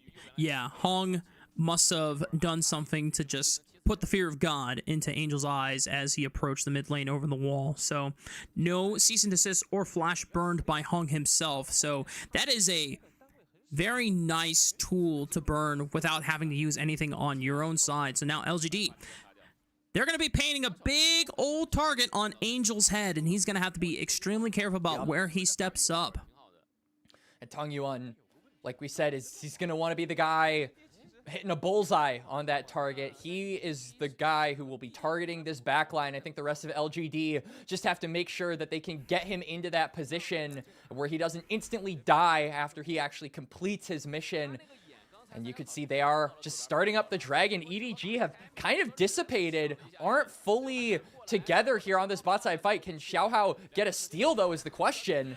He ults Oh my god, he got it again! Dragon! Oh my god, Xiaohao comes in! Shockwave on top of the Magnet Storm! Not too much damage for the side of EDG. It's gonna be up to the rest of the members to follow it on up. The flash in! He's into the pit! Leave is trying to lay down arrows as fast as possible! Xiaohao is forced to flash out of the pit! Absolute chaos in the bottom river! And it's EDG that come up on top! An ace and 12 minutes! That was a TikTok layering of ultimates right there, Mark. A beautiful steal once again from Xiaohao. I have to get another look. Does it beat out 3 HP? What? It does! It does! It's 1 HP! Xiaohao! He's the GOAT. He's somehow, again, it is a full steal, and then into the big shockwave. ZDZ is on the back line. It is such a good layering of CC, of numbers from the side of EDG, and they clean house. Oh my god, Xiaohao, you beautiful human. How does he do the it? Malphite jungle. 3 HP and 1 HP. 2 games in a row. The exact same objective. This guy's insane. I think if you are the coach for LGD, no matter what the series result is, even if they somehow like win the series overall, don't show Hong the tape. don't show him the replays. Don't show him how close it is. It's too tilting. Oh my god. Oof. Yeah, that would definitely tilt me. 1 HP on the dragon, and now I feel like the pendulum has completely flipped. It was really even in the gold department. There were, ahead members and behind members on both teams, but now EDG, equalized the dragon count. They're 3,000 gold ahead, and crucially, Leave got a ton of gold from that fight, so this Varus is set up to just demolish the fight from here on out. Yeah, he's going the full on-hit build, and normally it's always a caveat of whether you want to go for the poke build and keep your distance, or if you are ready to bite down and just play out these short-range fights. EDG thinking about a dive, but just as YCX shows up, they call off the play and just give Sasa the room that he was desperately fighting for on the top side. And I think EDG, you don't have to fully commit to that dive. As long as you're keeping priority and control over that top side, you can easily go for this Herald in a little less than a minute. LGD are actually going to be committing onto the bot side. ZDZ in a 1v2, but I don't even know if you have the damage to kill this. This is a very tanky Cassante. Yeah, and you can't really lock him down reliably either, because as soon as you see that Vi ultimate come out, Pathmaker, ignore! Cassante is immune. He will not yield. Gwen... We've got the Gwen is immune, and Cassante will not yield. Someone needs to tell him to yield. And so EDG, now with all of the numbers that LGD put onto that bot side, they showed their mid jungle. You can just see them gaining control of this top side. They have a complete vision domination monopoly over this area and should have no difficulty just walking into the Herald at their own leisure. And they've got a 3,000 solid gold advantage to boot for EDG. Next dragon coming up in 1 minute and 30 seconds time. Otacon just shy of a 5-minute window. Rift Herald has been up for a couple minutes here. And so EDG say to themselves, you know what? LGD, try and steal this from us. We dare you. I don't think anyone's getting revenge on the smite this time, but Hung maybe wants to get revenge after the fact. YCX? YCX does find 2 with the Pop Blossom. Angel caught out the Shockwave, stalls it out, and Hung just can't get enough damage into the backline. And ZDZ is now looking for Shalia, dodges out in the Unstoppable Force, but Xiaohao is hot on his trails, gets knocked up by the Natofo strikes, and it's a completely different story in the second game of the series. It's EDG running the show this time. I mean, EDG, they're running the show. They've got control of the reviews. This production is completely owned by them here in game number 2. YCX, he goes for a Pop Blossom, but he doesn't really hit any of the crucial targets, as I think we're gonna get a replay here. We see the Nico goes in, he barely hits Angel, and then Perukia does a really good job at making sure that Hung is the only person that is actually into the backline. Leave is able to take him down in isolation, and the rest of LGD, who weren't able to group up with their jungler and their support, they just fall like dominoes. The engage was a desperate attempt there from LGD, and unfortunately EDG just react better. And now the gold lead is starting to climb after every successful fight for EDG. And it's a 2-item spike for Leaves Varus. Full on hit mode completely achieved. Blade of the Ruin King and the Guinsoo's Rage Blade. If there's any single member that steps up to Leave and doesn't stop him from auto-attacking, he just is going to shred you in a matter of seconds. Really good game so far from Leave, but you got to remember, it is off the back of just such a beautiful sequence of events from the top side in that second dragon fight. LGD now really going to struggle, I feel, to get back into this game. Tungyuan and Heng, we said they were the guys that needed to step up in this game. When you've got the Vi, when you've got the Akali, it makes it really easy to single out one particular member and just execute them. But there's more than one member fed on the map, Rafa, right? You've got to worry about so many different threats on EDG now. You can't just single out one target. And if there's one person I'm going to single out right now, not necessarily to target, but to praise, it is Xiaohao on the Malphite. Now listen, I know we were hoping that he was going to get a little saucy with the build and lean into what JDG was cooking with the Hex Plate. It's still the full tank, it's still just the electrocute combo, and it's not like the most like fancy or kind of unheard, untraditional thing, but you know what? He's doing his job, and that Dragon Smite Steal still a highlight of this match so far, and he's having a great time donning the FBX skin. Oh, he definitely is, I feel. But, you know, don't get too glum yet, Rafa. The way this game is coasting makes it more and more likely that a third match could be on the horizon. True. And then all bets are off, right? Maybe Xiaohao has an opinion on how to build Malphite. You know, he's locked into this Sunfire and this Thornmail, you know, duo. First 2 items, but Hung has access to the Malphite in the next game, and maybe he is more in line with you, as it doesn't look like he's in line anymore. He's just going to be taken out of line silently. Another kill over to EDG like that. Yep, and now it's almost at 1,000 gold for EDG. I think, even though it's not the 10,000 gold, a point of no return, you look at what LGD's composition relies on when it comes to the later stages of the game, and it's Xiaoya trying to stall the game out with wave clear on the Sivir.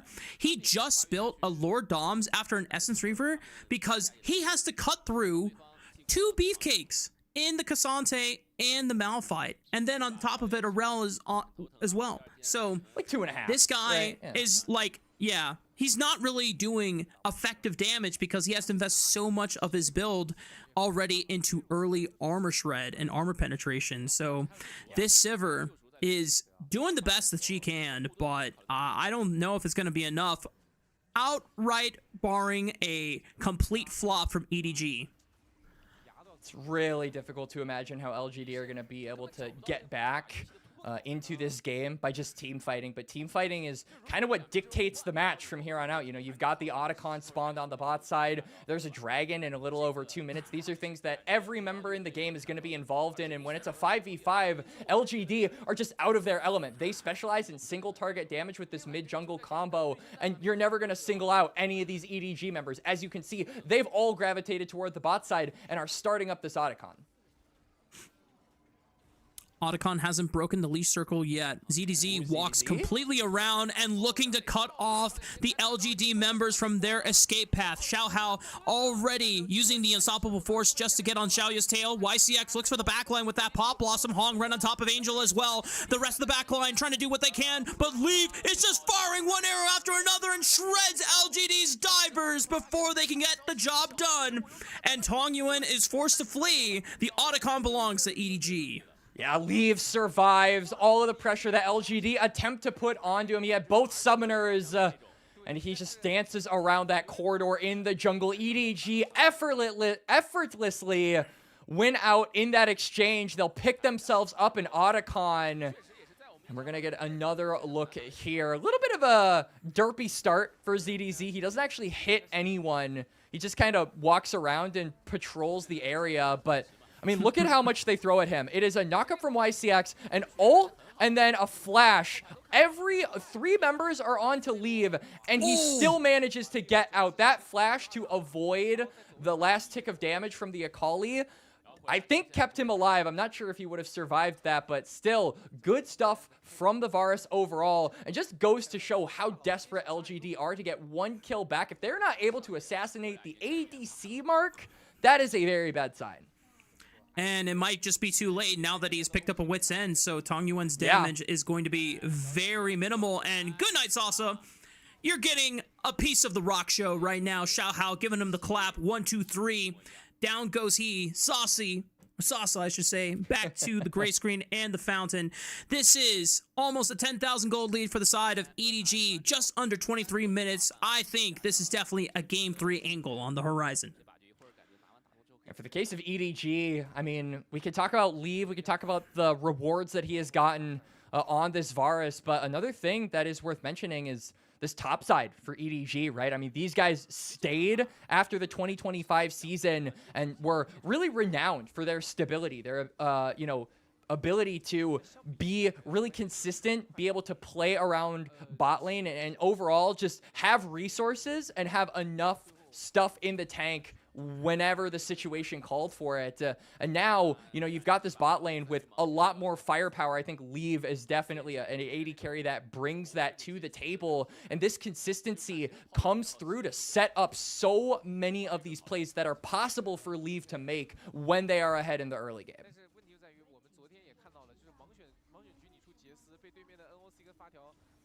Tier 2 off the map now in that bottom side.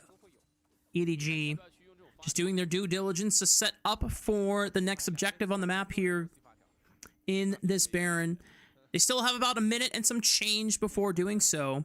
But at this point, Quacks, I think they are just one solid fight away from securing the Baron and being able to push into the base. But when we think about Game 3, the fact that it is blind pick. Cook. Ooh, baby.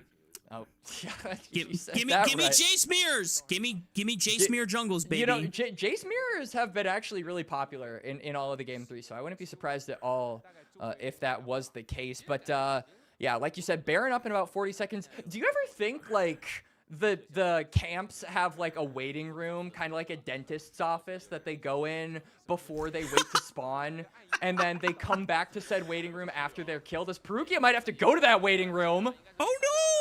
Perukia!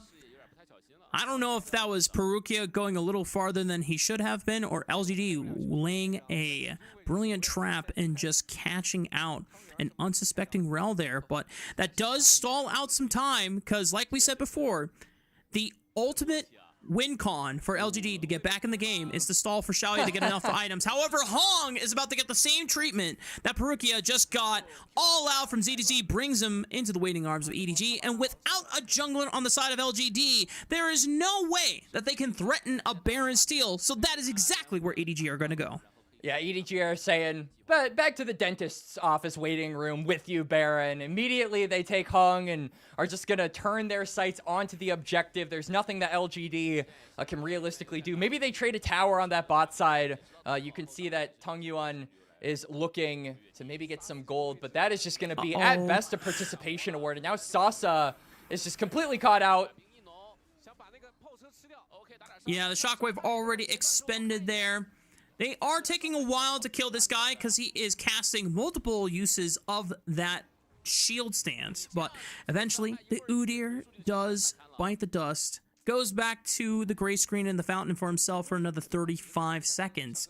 There's still ample time to play for the fourth dragon or the fifth dragon of the game, I should say. It would be EDG's soul if they can secure for themselves.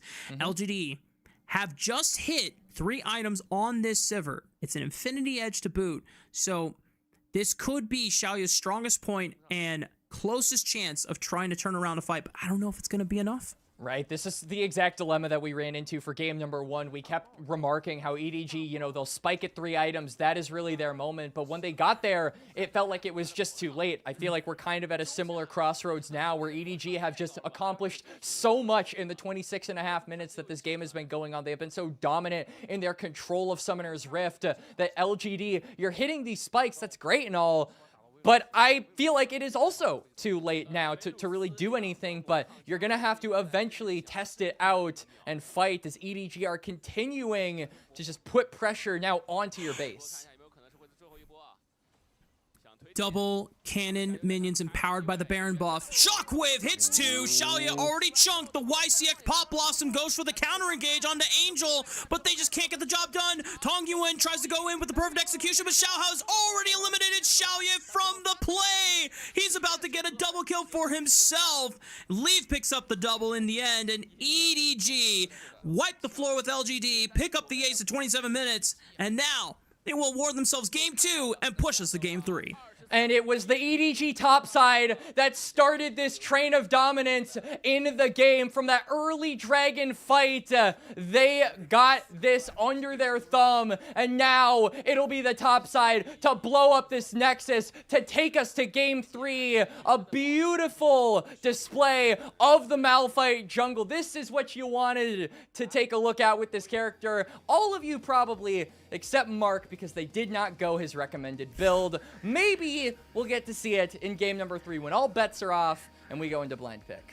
At this point, I feel like only JDG is doing the Hexplate build. I don't know who else is building PTA in the LPL if they are playing Malphite, but so far I've only seen the tape on Xiaohao and JDG for the Malphite games, and that's why it's such a funny dynamic contrast between the two, because I'm just like, oh, one is going for slap, slap, slap, and the other is just going for, oh, just, you know, I'm gonna dump my full burst and, you know, just pray that you can't kill me afterwards because I have stacked so much armor. But I will say the fact that Malphite's E and his W damage does scale with armor. Yes, there's no attack speed, but it does basically increase the amount of burst that he's doing despite building super tanky. Yeah, he really felt like just an overwhelming presence in this game right from the get-go, and was just a wall that LGD couldn't get through. You really were looking at champions like the Sivir, like the Vi, to be able to get be that shred for this topside that EDG built, but they never had the necessary resources in order to get through that, right? And they kept going for this backline, but it never really mattered either. And, you know, I feel like a really good example here as we do go through the replays, EDG learning from their mistakes, you know, getting some of those flank angles covered, and that 1 HP steal, I just can't get over that. First, it's a 3 HP steal, and then he somehow 1-ups himself in the second game. You can't 1-up a 1 HP steal at that point. Like, no. You have to be almost like right on the money. Like if you come in at 1200 HP and you just smite it perfectly at 1200, I think that's the only way you can do it. And that's, you know, not as visually crazy in my opinion. I mean, the 1 HP steal, just the metric is really slim, and I really have to say that Xiaohao on this Malphite, I wouldn't mind seeing this guy on the champion in game number 3, frankly. It was a pleasure to watch this guy pilot the character.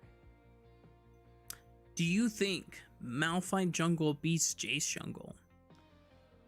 That might be a question we have to ask ourselves in game number 3. But, you know, I've been a Jace jungle connoisseur in solo queue personally. I've been, like, one-tricking this character on my Smurf.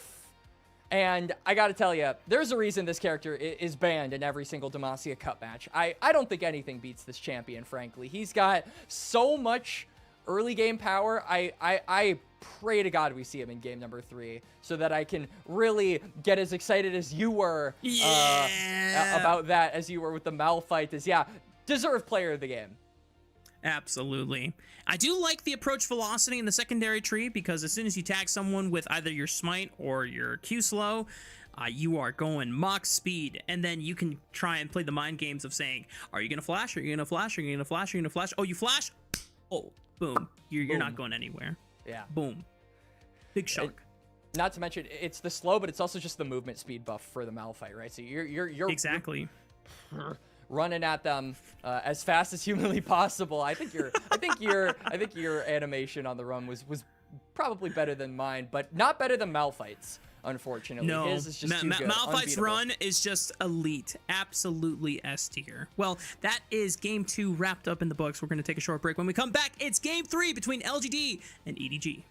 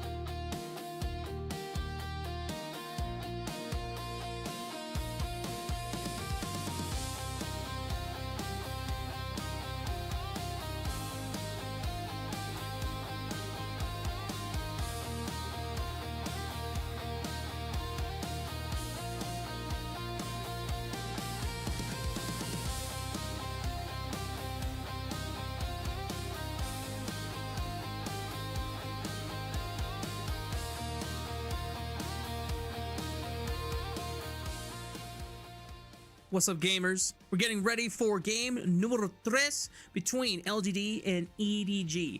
What started out as a slow and steady game 1 victory from LGD was easily fired back by EDG in a game 2 blowout before the 27-minute mark. So now, this is where things get very, very funny, Quacks, and very interesting because this is the blind pick for the best of 3 in the 3rd game. So that means there's no bans, and more than likely, Jace Jungle will be hitting the Rift. It could be even hit it on both sides. Maybe. And honestly, you know, Mark, if you are ever concerned that you're not privy to the younger crowd, you just opened up games 2 and 3 with Hey Chat and Hey Gamers. You're fine, man. Like, honestly, you could fool me. So yeah, you know, thinking about game number 3, really, I think the biggest thing is what are we going to be seeing in the jungle, right? Because a lot of the bans have been targeted toward that role, you know, banning things like the Aatrox, banning things like the Jace. These characters have been locked away throughout basically the entire series, and now with them unlocked, what are we expecting to see from them going forward? Are we expecting to see them going forward? And Rafa, I got to tell you, Jace locked in, I'll be just as excited as you were about the Malphite, because this has been, like I said, you know, when we were in that post-game 2 area, this is the character I've been one-tricking in solo queue. So I'm a big Jace fan. I even caught up on Arcane. Like, I rewatched the show to get more immersed in the character. And I think both of the junglers have too, or maybe one has more than the other. And if it's a mirror matchup, we're about to find out which one has done more of their homework, which one has watched the show more. True. I mean, if they really are fans of the show, then we just have to get a full-on Arcane composition. Like, if someone's playing Jace Jungle, someone's got to play Mel Mid. I don't make the Warwick rules. top, right? Yep. Warwick top. Get an Mbessa jungle on the other side, too. Get the whole Medarda family. Well, who knows? Let's see what these two teams start cooking. Hey. And so far, okay, we definitely got Jace in the jungle for Hong, but Xiaohao is leaning into that Malphite pick, and lo and behold, these are our final compositions. It's a little bit of the same flavor that EDG just played in game 2. Yeah, it is very similar, but Leave particularly is going to be getting his hands on the Kai'Sa, so we're going to be seeing a little bit more snap engage come out from these dives that EDG will inevitably attempt to do. And my biggest question is just how, or my biggest question going into game number 2 was how the Malphite Orianna ball delivery system was going to work, and the answer to that question was spectacularly. It went super duper well. I felt like there weren't a lot of moments where we actually saw the Malphite deliver the ball, but the immediate ability for the Orianna to get that ultimate off because everyone is airborne just means that you might as well be like a Bluetooth ball deliverer at that point. But on the other side, Bluetooth.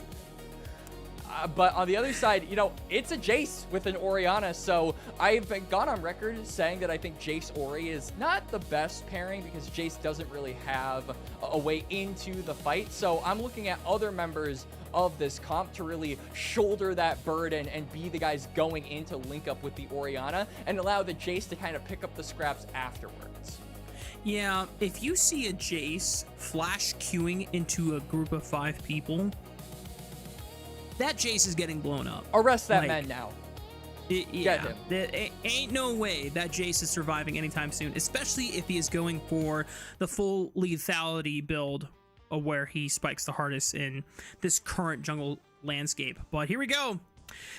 Game 3 on the horizon here. This is for all the marbles in terms of at least winning this series, but LGD and EDG have put their best foot forward respectively in games 1 and 2. It's time to see who comes out on top in our first series of the day.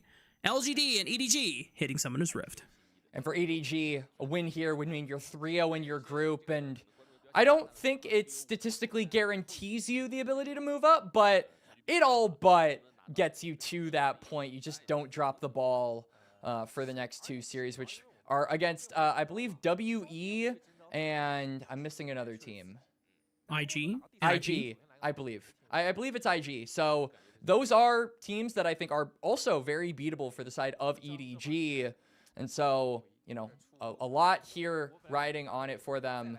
Just the ability to continue the probability of advancing forward into that next stage. As, you know, continuing our look at the comps here, on top of the Jace being very resource heavy, Xiaoya also locking in his patented Draven. We've been talking about, you know, waiting and hitting those item spikes and being able to, you know, play the long game a little bit. There's no long game for LGD. It is straight for the jugular every single time. When you've got Draven and Jace, you got to keep the fighting train going. Yup. Both of these champions spike insanely hard on the first item. Xiaoya wants to pretty much be in the driver's seat from the get-go. Like right now, level 1, between him and YCX, they want full control of this laning phase. If they ever lose control, something has gone terribly wrong. And if Xiaoya ever loses a massive cash out to death without getting his stacks off, then that Draven is feeling very, very depressed. Meanwhile, I just want to point out something, Quacks. Not only we got the Orianna mirror matchup, but also Angel's just going for the vanilla skin, the base one. Tongyuan is trying to actually lean into the holiday festivities with the winter Orianna skin. Yeah, Tongyuan is going for the festivities. And, you know, the Draven skin is kind of cosplaying us, Rafa. It's the announcer Draven skin. And so I feel like LGD are being more festive, you know, dressing up for the party. Almost feels like we have to root for these guys in a certain light, just because of the skins that they decided to go. But again, I really agree with you. It really is all about that one item spike for this Jace and for this Draven. And so far, they've been doing a good job at putting pressure down in this bot lane, really limiting what EDG can do on this bot side, though that isn't saying much because ZDZ is actually the guy in the bot lane with the support instead of the Kai'Sa.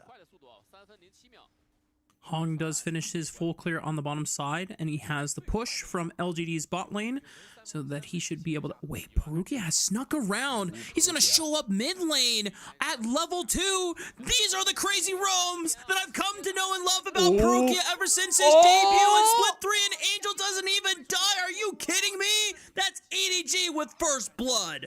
Yeah, Angel managing to live, and Perugia picks up the first kill of the game. ZDZ is left all by his lonesome, but I feel like he's more than happy to be in this situation now, though. It's an attempted dive here. Can he survive it? Kasante's pretty tanky, but not early on. He does shrug off a bit of damage, and YCX is forced to drop the turret aggro for now, but they can easily reset it. They still have 2 more minions to play around. Unstoppable already used off of the Pathmaker. Hong flashes in, hits him back into the turret, and YCX is the one that gets the kill credit. I was getting a little bit worried. I mean, Kasante is one of those champions that you just do not ever want to dive, but LGD play it really patiently. They whittle him down, and then they go for the re-engage. The kill credit going to go over to YCX, so not necessarily where you want the gold. But then again, Perugia also got the gold in that mid lane play, so hey, support win cons, never before seen.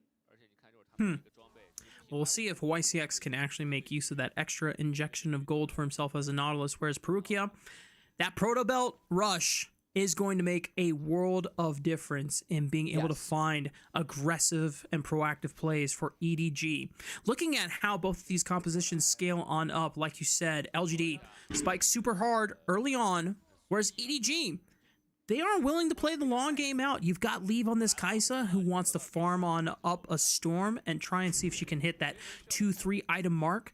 Angel going to be useful later the game goes on, and ZDZ might be in a world of trouble. No flash, does ignore that Q from Nautilus, thanks to the Pathmaker. Yeah, look how bad the wave is, by the way, for ZDZ. I mean, he's got a stacked wave up here. It's going to be pushing in.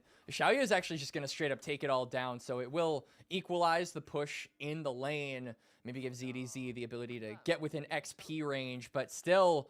all of these resources are going over to the Draven, giving him more stacks and making it just that much more deadly at the thought of him getting a big cash out in one of these fights, which LGD are almost certainly going to try and press that, making constant aggressive moves on this bot side. You can see they're just on the Dragon, few, like 45 seconds after it spawns, they're just daring EDG to match them in any of these fights. And I wouldn't be surprised if they just are constantly maneuvering Xiaoya around these skirmishes so that he gets maximum opportunities to get that cash out.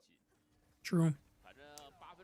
Equalizer comes out from Salsa just to try and cut off the wave. The fact that he's had to lane into Leave's Kaisa does mean that he doesn't get to exactly have a dominant laning phase, but ZDZ has been on the shorter end of the stick ever since we saw that first turret dive and him trying to be the one that at least gives Leave the reprieve from dealing with that Draven early on. But Leave is now hit level 6. We'll see if they decide to swap lanes back to make both bot lanes match against each other. And so far, with Sasa teleporting to the bottom side of the map, it looks like that is going to be the story just a minute and 20 seconds before the grub spawn on the Rift. And ZDZ, I'm curious what he's going to be doing in these, next 60 seconds, because off of a reset, you have no TP, so if you want to be joining up on this topside fight, hang on, we have snuck in here, but we are spotted out by the word. Crucially, Xiaohao is level 6, so this would be a good time for EDG to try and make a fight. They get a successful pick, and they can transition this into control over the river, and I think LGD, understanding that as well, are daring not to tread near this Malphite. Xiaohao is waiting in the fog, seeing if Xiaoya will be willing to step up. He's spotted by YCX. YCX is going to try and stop him for now. Can the unstoppable force hit Xiaoya in the face? He flashes over the tangled barbs just to dodge out on that CC train, and Xiaohao is going to hold on to the ultimate for now. That's really bad for Xiaoya, because he has to use that flash. Xiaohao doesn't even need to burn his ultimate, as now he might have to. He stole the blue buff away, and Hong is going to be a little sad about that because they can't even lock him down to punish. Xiaohao still has flash and the unstoppable force, by the way. Yeah. So now this Malphite and the rest of EDG are here on the topside river, ready to play for these grubs, and they have to be careful, or at least if you are LGD, looking for that dredge line, forcing Perukia to flash away. There's no pop blossom available from this Nico. He's only level 5. They managed to secure one grub for themselves on the side of EDG. LGD is trying to do their best to get the rest of them for themselves. The last one resets, and now it's really just anyone's game. Again, all of those ultimates are available for EDG. How are they going to pull the trigger, though, and when? Angel Shockwave doesn't land. Two-man Shockwave onto Xiaohao and Perukia! And the unstoppable force is used, but he goes down. The rock monster is taken out of the fight, and LGD are going to rout off ZDZ from the rest of EDG because he's got no backup waiting for him. LGD swing big and get a big fight at 8 minutes into the game. And crucially, Xiaoya gets the cash out. The Draven gets a massive injection of gold. LGD, they reel EDG in, and then they slap them down. ZDZ, the ultimate is reacted to, and then, I'll do you one better, says Tong Yuan. He gets the two-man, finds it onto the Malphite, and they just instantly lose two members. ZDZ is completely caught out, and all of the gold is... Sausage is dead! Whoa! Well, Leave just got a solo kill on Sasa. I'm not sure how that happened, but I see a killer instinct used, so must have been able to tag Sasa a little overextended in that top side of the map, and yeah. Well, that's Leave with 1 kill on the board. Yeah, Leave managing to get some form of relief after that unfortunate topside play where he wasn't able to get even a lick of gold. It's really just about him being able to match Draven in the damage department, which is not something that is very easy to do, but is something that will need to be necessary, especially around these team fights, because that is really like what we've been saying, Rafa, where EDG thrive in those 5v5s. But that last fight was basically a 5v5, and LGD did manage to win, so, comps be damned. This is the first item spike composition that we have been kind of hyping up since the beginning of this game. And the fact that EDG overplay their hands and LGD are able to spring a massive turn off the back of Tong Yuan's big shockwave onto two crucial targets there. The two people that want to start off the fight. Granted, Perukia still didn't have access to Pop Blossom there, but taken out of the fight easily. Xiao Hao kind of forced to just use his ultimate as soon as possible. Ooh. Meanwhile, he's going to use the Unstoppable Force on the Sasa, trying to cut him off before he gets to that Blast Cone, knocks him over. I mean, Sasa's still on the wrong side of the map here, but he is out of danger for now. But he's not going to be long for this world. He's looking for another Blast Cone to try and delay as much time as possible. Takes the Blast Cone over to Angel's side. And at this point, Sasa is just really wasting a lot of EDG's time, but it is a kill in the end for the squad.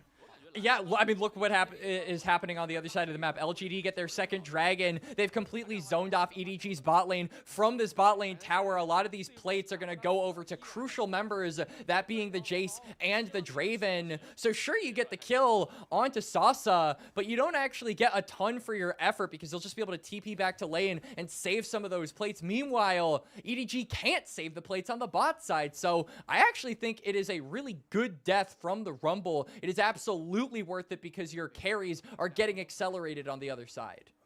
Yep, did his best to burn as much time as possible and leave losing almost a majority of his turret now. So anytime that LGD want to expend multiple members in diving this structure, EDG are going to have to invest more resources just to defend it, which they're trying to do right now, killing the entire minion wave before LGD can knock them out. Shockwave on the 3 once again. The death charge rips apart EDG, and Xiao Hao still has unstoppable force, but he's going to die with the ultimate in his back pocket.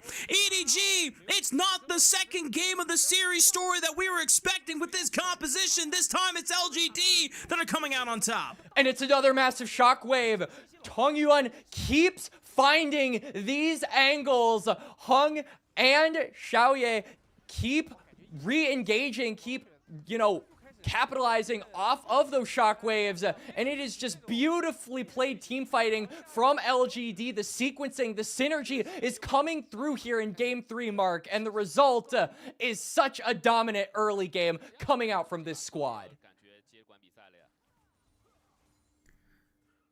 Just absolute destruction from the side of LGD. And now look how accelerated the carries are for LGD here, Quacks. Already the Rod of Ages has been picked up quite some time ago, but this Hong Jace jungle, he has been putting so much work on this pick ever since the beginning of the Demacia Cup, and he has gone for the full utility build because not only these items are cheap, but they're also efficient and getting so much value against the members. Look at that damage!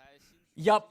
Just casual shock blast to the face. Perukia is basically unable to join in any kind of fight that EDG would want to go for, even with Flash. There's no guarantee you would get like a Pop Blossom off without getting completely blown up, so he has to reset. LGD can continue their pressure with numbers. And now, I feel like the next objective has to be just in a minute. You've got that Herald. You can use this to knock down the mid lane turret and really start regaining control of that bot side, and extending that vision line and making it that much harder for EDG to contest you on these dragons that you have full control over, by the way. Yeah. Quacks, if you put yourself in the shoes of EDG, what do you do at this point? Cry. I mean, it's only a fourth of Cry. Like, I'm very sad right now, especially if I'm Perukia. Like, I step up. I like this is like if you put your toe in like a little bit of like just your pinky toe in water, and what comes out is like a giant whale, just like a orca just comes out from the water to try and just bite bites your it, like, whole foot off. Right, Yeah. exactly. It is such a dangerous game for the squishy members of EDG to play. And I just really struggle to, find a way where they can actually navigate this now. Sasa might find a difficult way to navigate out of this. The placement of that ball shockwave from Angel allows Sasa to still be scooped up even after the flash. Xiao Hao did have to commit his ultimate as well to guarantee the kill, but EDG are going to get a little bit of gold for themselves on the bottom side of the map between Sasa's death as well as this turret, but it does mean that LGD gets a free Rift Herald. Wait, did they just spawn it?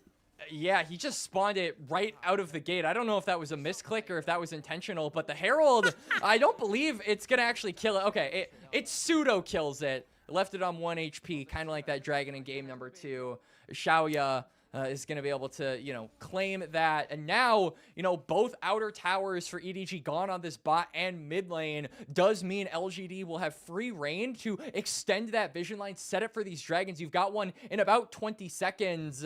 So both of these teams, if their main objective is to actually get down toward this bot side river, they will be late, and particularly EDG have vision of this area. So they're actually better set up than LGD. The problem is that they're really just behind in gold. So does that vision actually equate to a winning position, I feel like, is the question. True. Oh, Shockwave does clip Perukia, but he uses the Proto Belt just to get out of harm's way. LGD just doing their due diligence in securing vision control on this bottom side of the map.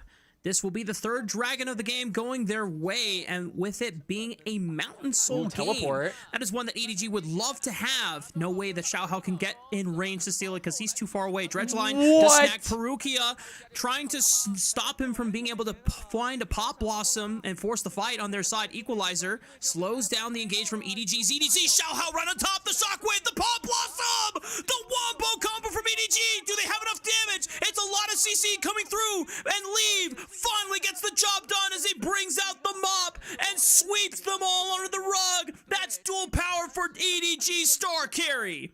And EDG win out in the fight. I just got whiplash. I have actually no idea what I just saw. I think we desperately need a replay of how this fight transpired, because I saw YCX, he hooks Perukia, and I figured this Nico was a dead man, but he manages to live. I mean, it's Xiaoya. Yeah, he's completely isolated. He gets all outed. He gets knocked up. And then all of the team fight entrances here for EDG just descend onto the Draven, descend onto LGD.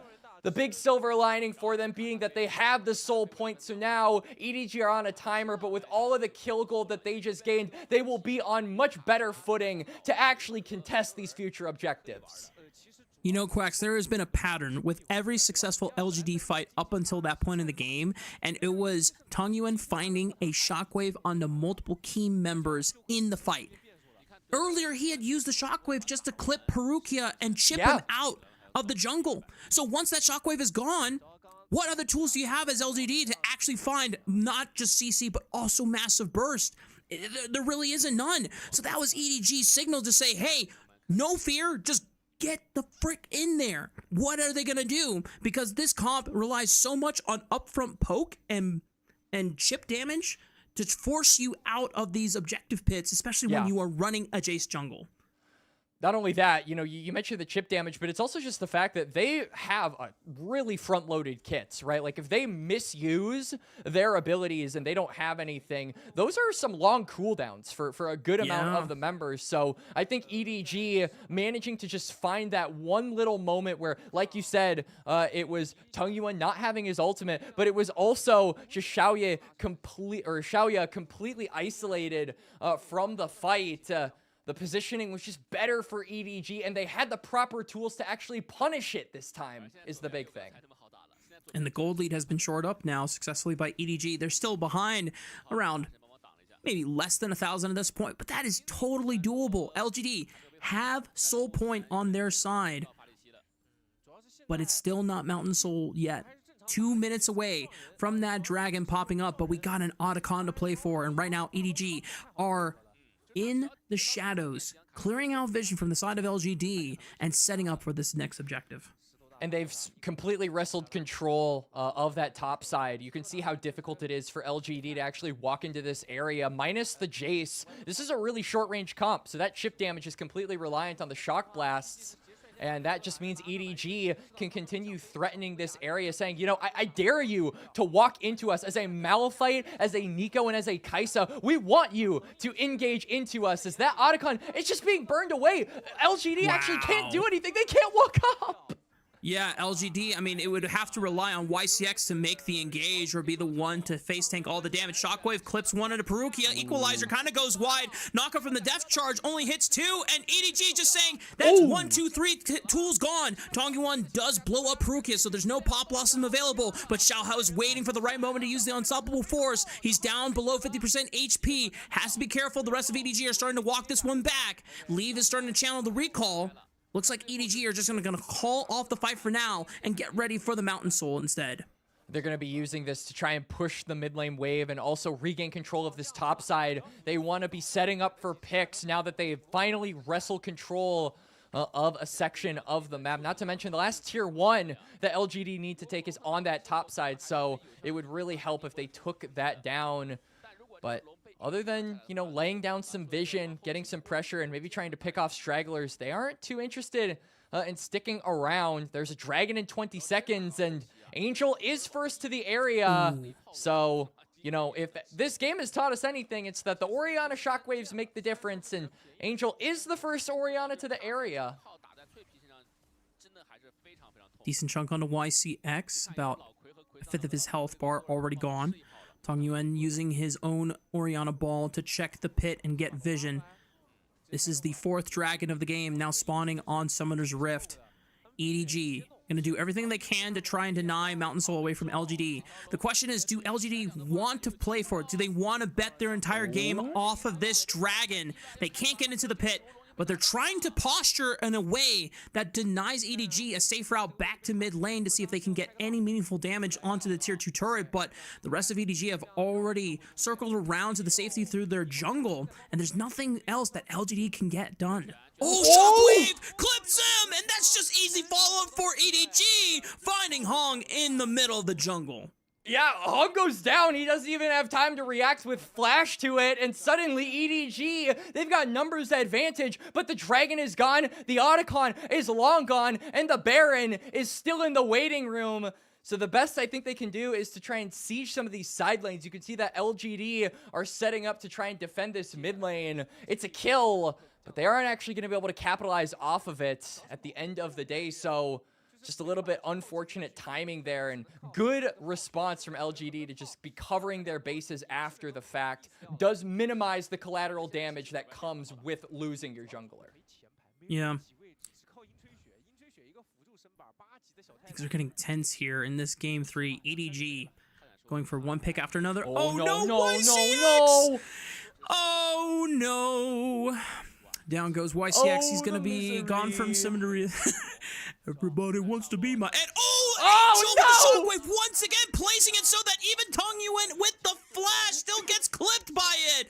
These shockwave placements have been immaculate from Angel this game, Quacks. And now EDG, off the back of 2 successful picks, that's gonna even be more jungle control that they can forcefully establish. Spare the sympathy. Everybody wants to be. It's just unfortunate here from LGD. YCX on the face check. Tongyuan gets caught on the top side in the 1v1. And not only that, but he also, like you said, uses his flash. So EDG will have a clear target to engage onto. It feels like that has kind of been their game plan the entire time. Find one specific member for either ZDZ or Perukia to get their damage off onto, and then Leave will engage onto it. Xiaohao will follow as well. They'll just, you know, sequentially keep layering their members onto one single guy. Yeah. And LGD just aren't able to keep up with that barrage of pressure, that snap engage that EDG are constantly making their way onto. But taking a little bit of a, you know, background here, I mean, we talked about how important it was that LGD, you know, found those one-item spikes and managed to drive home the game off of that snowball. That snowball has rolled down the hill, and it is completely broken. Now I think EDG have really found this moment where you're hitting these 3-item spikes, you're team fighting more. This is the time that your comp really thrives, and we've seen over the past 5 minutes, they have made every single second count. It's so difficult for LGD to get any meaningful poke down, because even when you have someone like Hong, who is very well farmed on this Jace, is the only member on his team that has a gold lead over his individual opponent in his role, it just doesn't matter because you don't have any effective range CC that can lock people down for continuous poke. You just have to rely on blowing one priority target up off of a shockwave combo or a Nautilus Death Charge. And at that point, the fight sometimes gets decided already because EDG will have a stronger counter response. EDG, that strong counter response has been the Mal fight. Xiaohao has been doing such a good job at being conservative with his ultimate, waiting for the right time, not blowing it unnecessarily, and constantly, you know, being right with his target selection on this champion, which is super vital because that is Malphite, right? Your ultimate is the champion at this point. You're looking for those big knockups. You're looking for those priority targets. If you cannot find either of those, if either of those criteria are not checked off, don't use the ultimate. I absolutely love the gameplay coming out here from the EDG jungler, and it is just making it so dangerous for LGD to actually pull the trigger out of fear that the retaliation is going to be pretty rock solid. I think there's no better word to describe what Xiaohao has been for this EDG squad since the beginning of 2025. He's just been rock solid and understanding his role so damn well. Regardless of what champions are strong in the meta, he understands how to optimize them in a very effective way. And even when we get spicy champions like Malphite hitting the Rift, Xiaohao is able to put his spin on it. Maybe not the sauciest with the build, but you know what? It is effective. Xiaohao gets caught by the shockwave, forced to use an unstoppable force as the death charge was coming. That's one major engage tool already burned by EDG star jungler there. They're going to have to rely on Pop Blossom to find a re-engage since Angel Shockwave was also used in the fight. LGD trying to pressure EDG off of the dragon, but Xiaohao is healthy enough that he's going to try to burn it down with the power of these Ws and these claps and the seismic slams. ZDZ is caught by the dredge line, but he's way too tanky. And despite not having unstoppable force, Xiaohao still has it. Perugia!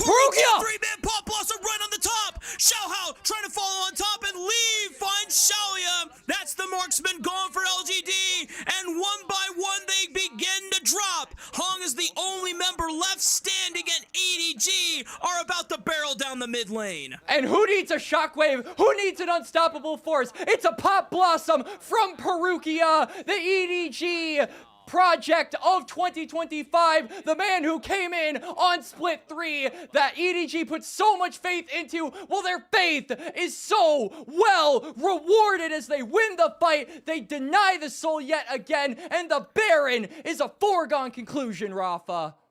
The Rookie of the Year comes in clutch here, Quacks, knowing that he is the last member with an engage tool. As soon as the dragon is gone, Perugia backs up and then finds his moment right here. I absolutely love it. He opens the door, and you can see just how split LNG are. This allows Leave in particular on the Kaisa to really just wreak havoc. He's chasing them down, linking up with his team, laying down all the damage they could possibly need. And now they've got the Baron. They've got some shiny new toys. There's no soul for LGD. That one item spike window that they had opened up for themselves early in this game has completely closed. And now the team fights are what is dictating this match going forward. And EDG drafted for that exact situation. And while LGD, I should say, are still one dragon away from Mountain Soul, they are just no longer in a position that they'll be able to successfully or even safely walk up and contest vision to get ready for any sequential dragons for the rest of the game. Yeah. In fact, EDG are at a point, Quacks, that they're just one fight. One good fight is all they need to close this game out. And look at what they have in preparation for this last fight. I mean, you can see that there's a Guardian Angel on Leave. You can see that there's some armor being built by Perugia. You can see that there is the Zanyas for Angel. They are drafting for this last fight, this next fight, to be their last, because they know if they win, it'll close the game. Look at Leave. He just goes forward without fear. Oh my god, Leave with the Void Seeker just snipes Hong in the back, and even the hammer knocked him out of Dong Yuen's own shockwave. Unfortunate. Coincidental. I don't even know if that was planned or not, but just not the series of events that LGD were hoping to see, and everything has fallen apart here at 30 minutes for LGD. Meanwhile, EDG are on the victory march, 6,000 gold ahead, pushing through with 2 Baron-empowered cannon minions on their side. They're gonna keep knocking at the door of LGD. They bust it open. Tower gone. Inhibitor likely to follow. There's also the wave crashing in mid, so they might be just looking for a double inhibitor here. They have to be careful, though. If they overstay their welcome, if they give an opening to LGD, they could turn it around. And there is a dragon in a little less than 2 minutes, so they probably back off after this inhibitor, spend their gold, and get ready for another fight that they're set up to win at this point, Rafa. They are super far ahead, and they've got the items to be able to really prolong a lot of these exchanges. Yep. Leave 8-0-5 on the Kaisa, a deathless masterclass of a performance this time around. And I know we've had some of our concerns raised about Leave as an AD carry.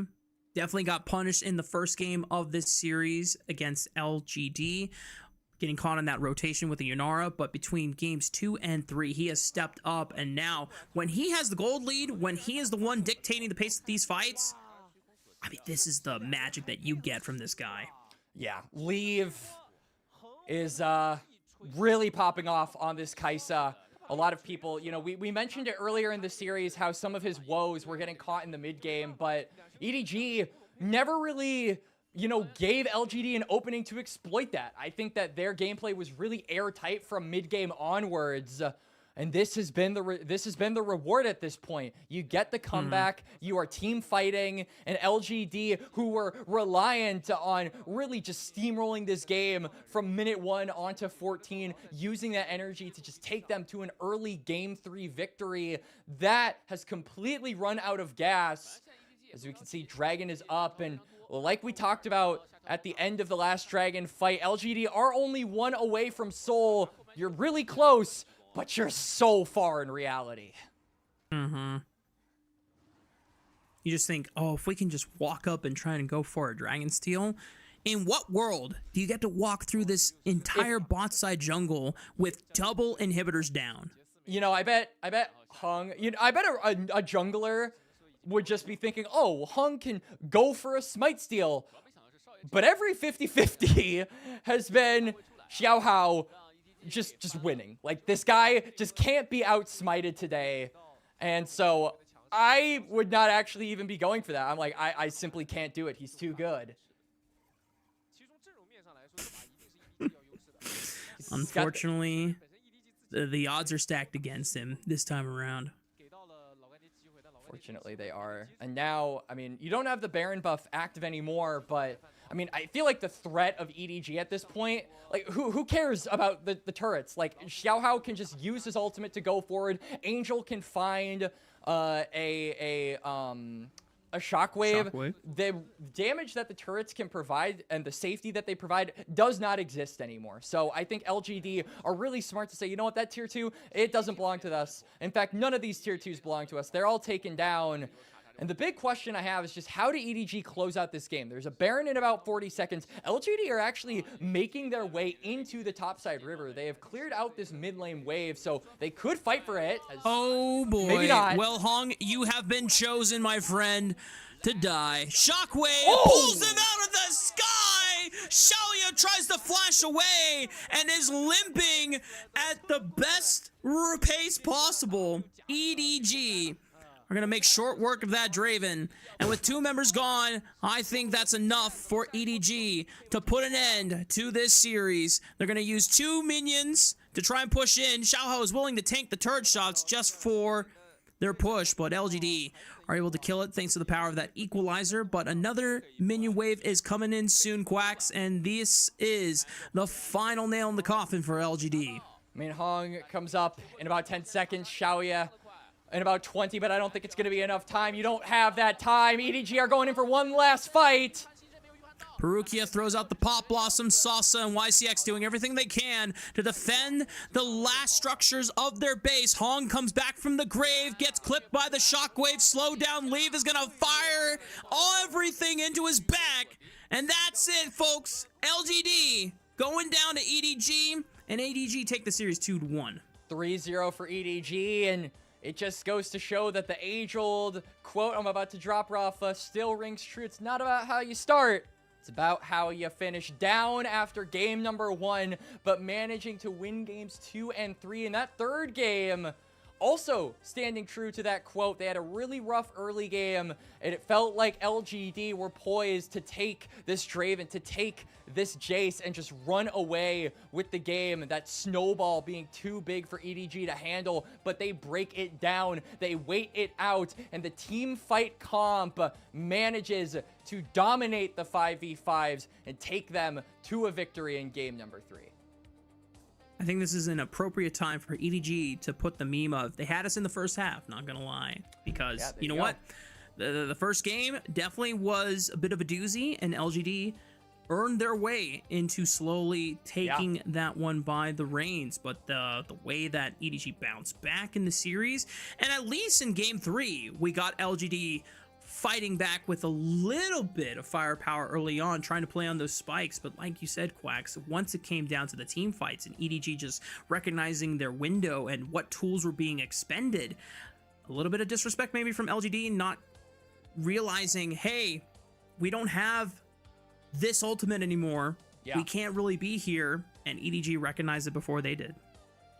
They absolutely did, and a lot of people want to be looking at this EDG team and giving the flowers over to Leave and Perukia, and rightfully so. I mean, they've been having an absolutely stellar tournament themselves, but the consistency at which this top side has been playing these matches has been so astounding. It is what has allowed Leave to be unleashed in a lot of these games. It is what has allowed Perukia to go for some of these more daring engages. The ability to back up these plays and be a stable lane is what has made this top side so effective. It is what gave them their special element in most of the 2025 season, and it is what is giving them this dominance in their group here in the Demacia Cup.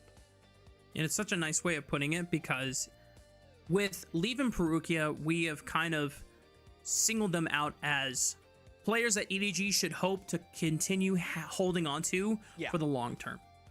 They want those two to be their franchise players that develop into stars that stay with the org for as long as possible. And hopefully, whether it's with this roster or with a future rebuild, those two are the core that brings EDG to the international stage again. But with Xiaohao, ZDZ, and Angel, these three have been pretty damn solid, and especially ever since Split 3, Angel and Xiaohao in particular have stepped up a massive amount, and they are not just being role players, they are being carries in their own right, finding clutch play after clutch play. Does that look like a role player move to you? Absolutely not. Nope. That's a guy who looks for a clutch play. That shockwave to, you know, tell Xiaoya in Scorpion's voice, get over here! And he does, absolutely. The win comes along with that Draven. Quacks, dare I say that shockwave looks like it came from a world finalist in 2020. I don't know. What do you think? That's a funny coincidence. As I mean, Angel has been a player who a lot of people have been familiar with simply because of that run that he had in 2020 on Suning, where he was considered to be one of the best mid laners in the world, and he was coming off of a pretty decent year. I think that Angel overall had a very solid 2025, and a lot of people have, tributed his better Split 3 to, gelling with Perukia and the fact that he has been bringing up the mood of the team overall. And you can see it in real time. This team looks more confident. They look more coordinated. We saw it specifically in game number 3, and I feel like the mood overall of this squad feels really elevated, and I'm excited to see if they can kind of ride this high forward into their future matches and most likely into that final stage of the Demacia Cup now that they're 3-0. I'm on the same train with you, Quacks. I've been excited for Perukia ever since his debut, and the complete change in atmosphere that he brings to EDG. The coaches said it, the players have said it, and now you guys have seen it time and time again. EDG, take that series in full stride, beating LGD 2-1. We're gonna go for a bit of a counter swapperoo. Also, shout out to Lee for winning player of the game for that game 3 on the Kaisa. We got 2 more series coming your way, so make sure that you're not going anywhere for the rest of the night.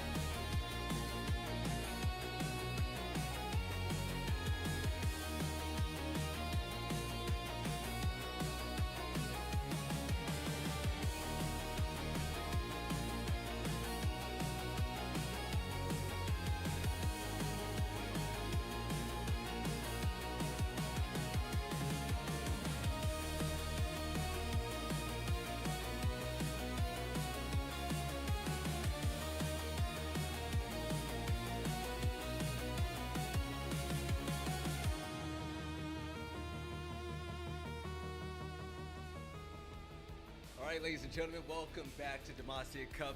I'm your boy Belly, my first time doing League of Legends. This is going to be a lot of fun, but alright, the star of the show to me is going to be the one and only Fools, my co-commentator Fools. How you feeling today, man? Man, Belly, as we've been going back and forth and discussing, I'm feeling real great because we got ourselves a couple bangers on our hands, and this right here is the main event of the night in my eyes, man. These two rosters are very exciting, and I'm expecting and I'm hoping for a really good series, hopefully pushing us 3 games.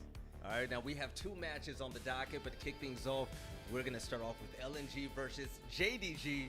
And Fools, when we was in the green room talking the whole time, man, you're saying, Belly, this is going to be the matchup of the night. This is it right here. Why do you love this game so much? This game right here, Belly, man, I think it's because these rosters are 2 configurations of teams we could not possibly have drafted up. You know, nobody would have expected that LNG would pick up the players they did, nor would anyone expect that JD Gaming would pick up the players they did. We got some real cool players on these teams, man. In fact, maybe we should take a look at some of these rosters on here and break it down for everyone. Yeah, take a look at LNG right now. I mean, this roster is looking great, and their play throughout all of Demacia Cup has been just beautiful so far. But some of the standouts are going to be Sheer. His aggression is crazy. Croco is going to be the one to keep an eye out for. But it's going to be all about Bulldog for me in that mid lane. Bulldog show, man. You've been talking about Bulldog just running it. You've even played against him. Yep, so from experience, I can say Bulldog is a force to be reckoned with, man. He stands at rank 5 on the Korean solo queue ladder, playing on the 35 MS debuff, man. He's playing all the way from China back to his home country, and he's holding down the rank 5 still, man. Bulldog, he's young. He's got Croco in his back pocket. Him and them, we're going to keep our eyes on them, and going to be really interesting to see how they stack up against the JDG roster. Yes, and talking about the bot lane as well, Missing and 1xN, look out for them to make big plays this game. But now let's talk about JDG and what they got going on as well. See, personally, I was talking about how much Sheer is going to just play a big role in this game. Zhao Zhu is going to be facing off against him. Also, Junjia, Hongq, Gala, and Vampire are going to round out this roster. How you feel about this squad? So I'm looking at both of these teams here, and I can't help but notice. You see those screenshots right there? Those matching jerseys for Junjia and Hongq. These guys coming off a very impressive last season in the LCP, playing for CFO, the Flying Oysters, and they are going to be the spotlight tonight. We have, if we could show everyone, we've got Bulldog and Croco, 2 players coming in from the LCK, and you guys will see in just a sec here. That's going to be the real spotlight. It's going to be Bulldog and Croco coming in from the LCK, and Junjia and Hongq coming in from the LCP. Because this is really interesting to me, though. What do you think of this?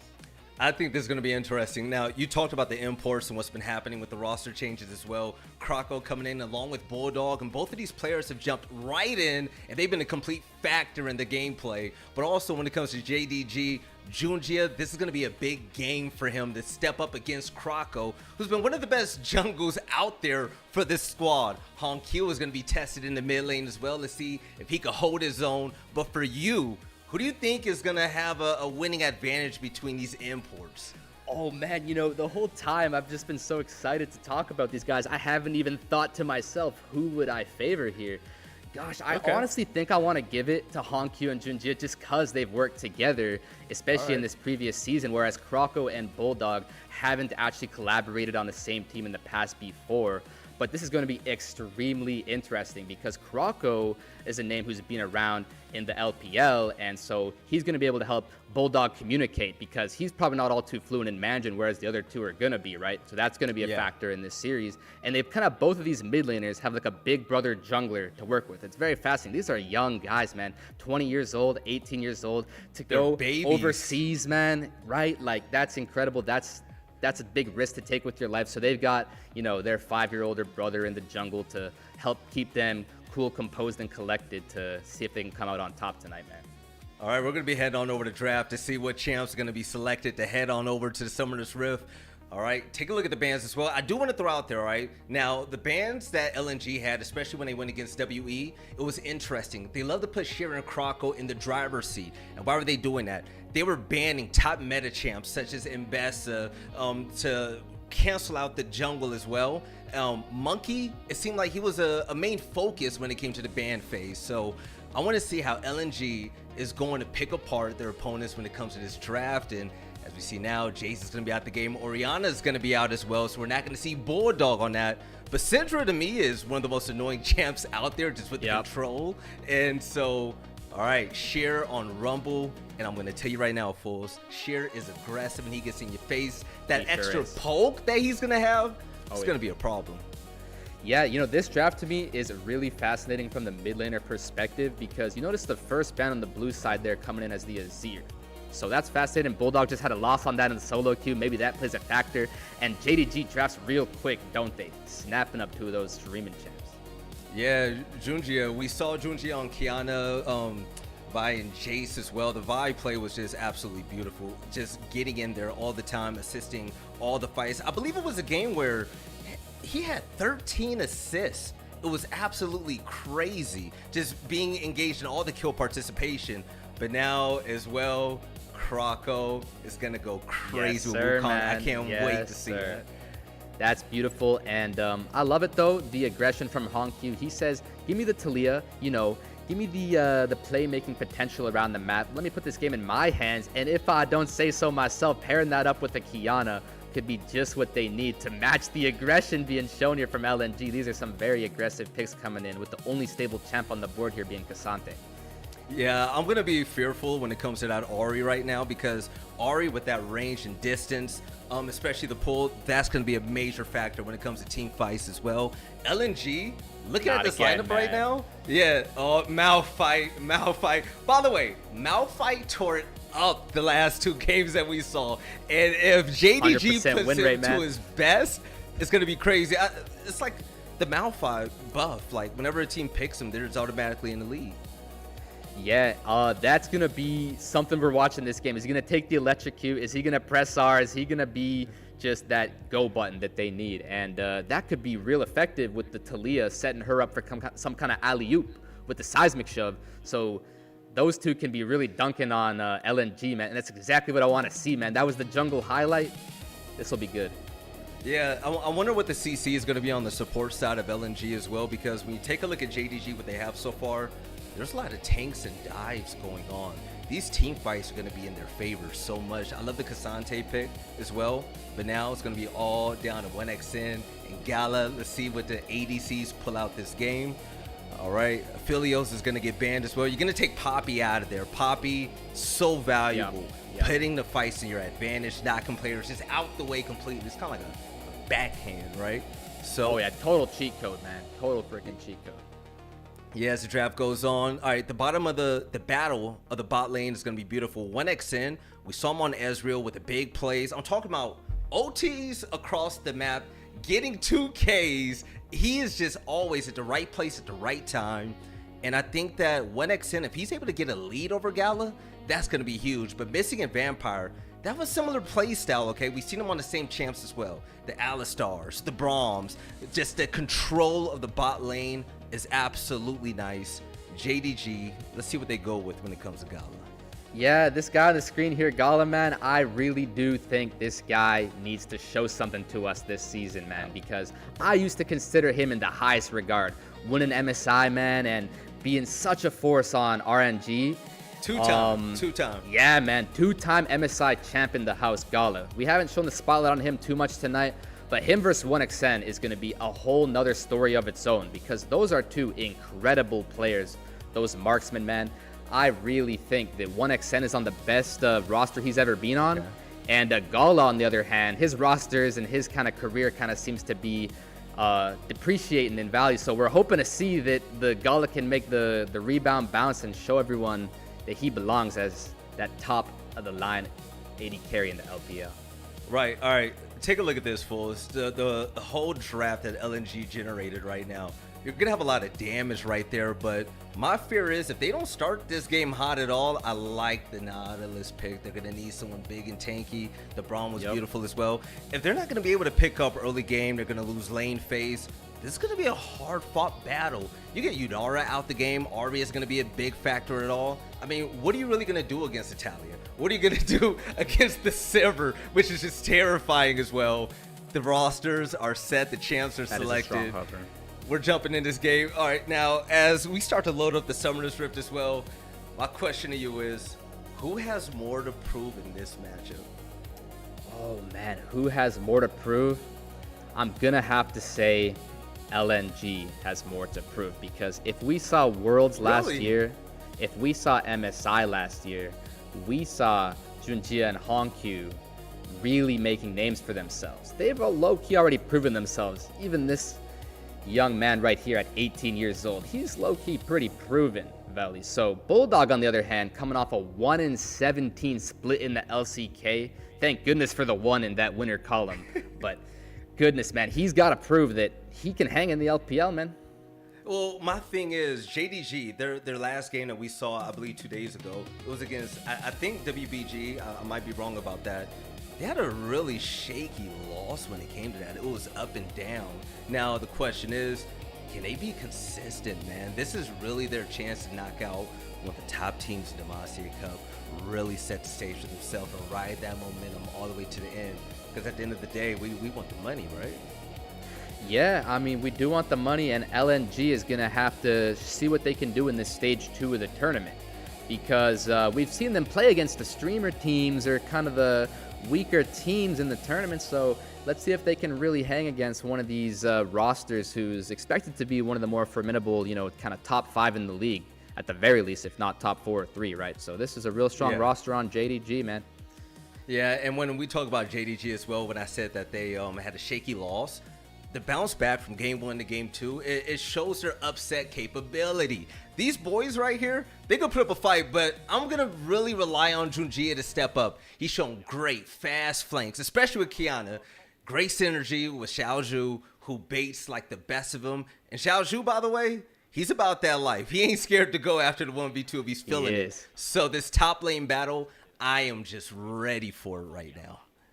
Yep, you see the Rumble taking the first strike, and that kind of means that, you know, he's not going to really be able to punch through the Cassante like entirely as if he took some kind of conqueror, but that means he's just going to build a natural advantage. If this game goes uncontested for the first 10-15 minutes, this Rumble is simply just going to be ahead, assuming all goes according to plan here. So Sheer on that first pick Rumble, definitely going to be a spotlight and see where the junglers are pathing and maybe try and stop that from taking place. Yeah, I'm looking at Junjie on this Mount fight as well. Like we said last time we saw the Mount fight was, Junjie loves to go for the early objectives. So right now in the bot lane, we're going to get a pull, and they're going to go crazy already. Oh, yeah, that middle bush is everything, man. I've seen people die for that middle bush, man. You get that ward, you get that bush control, and bot lane is yours, man. Every single time, 5 bot, get the bush by any means. Oh, yeah, and take a look at this right now. LNG, they're going to go for the early prio, poking as much as they can.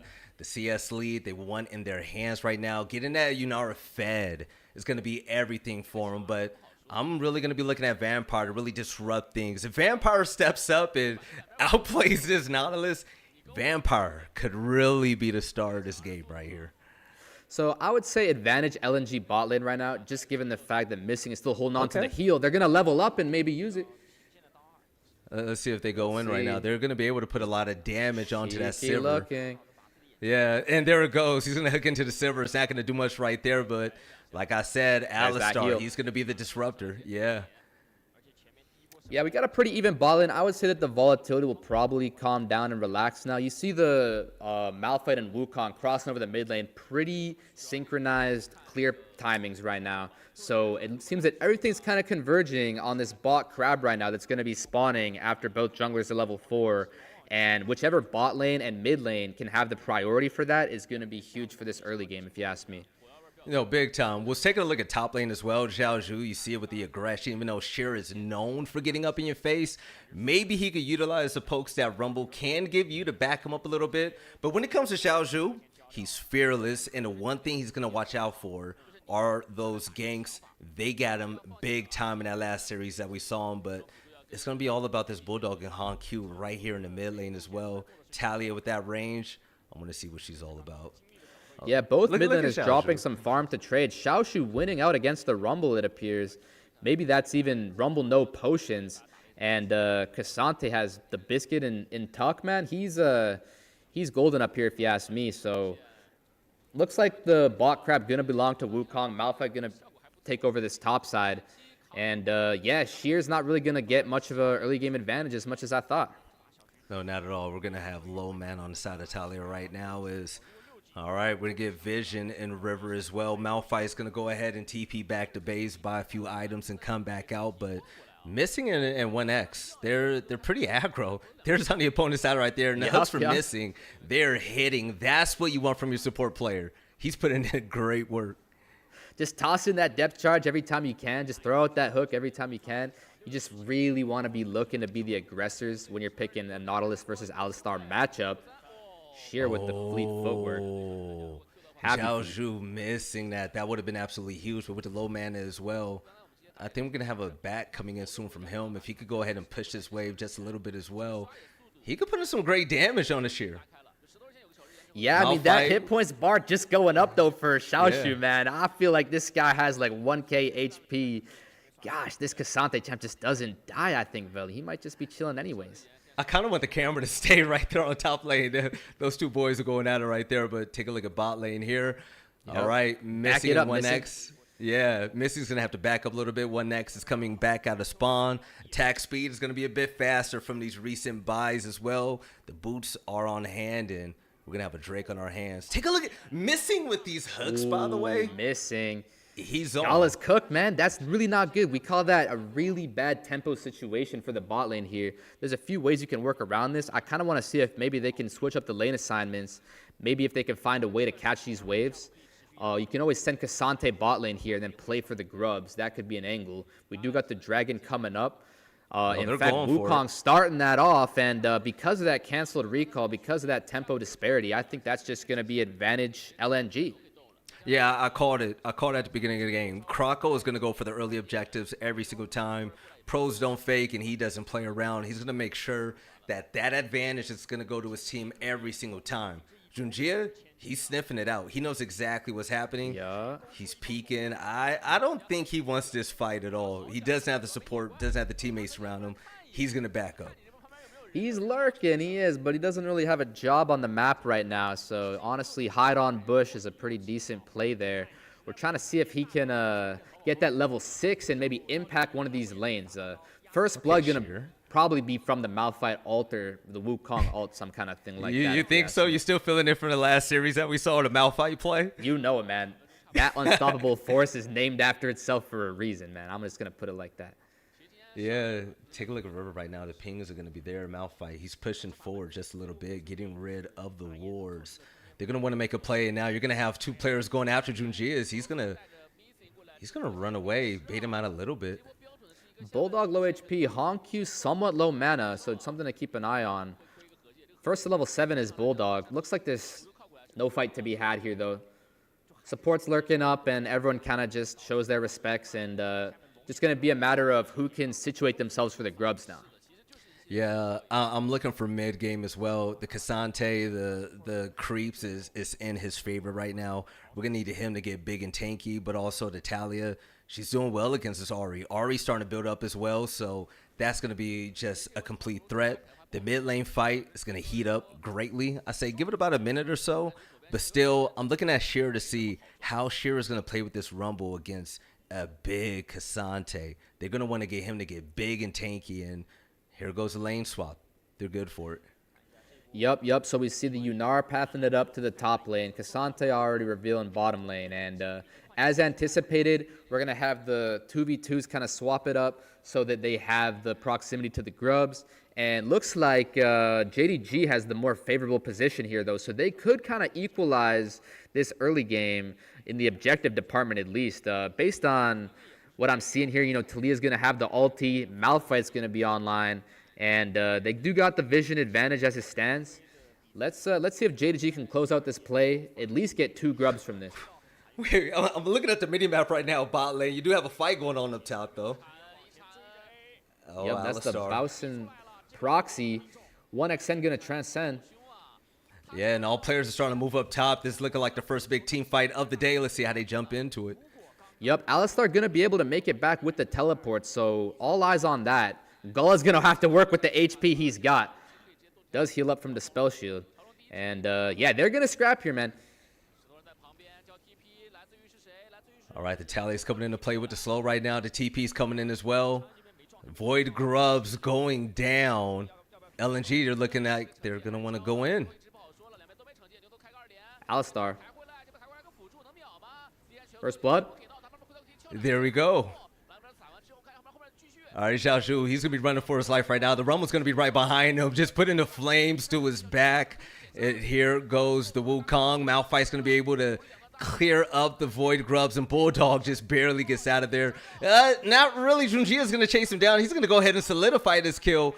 Big advantage for JDG. If he could finish it, there you go. 320 in the bank.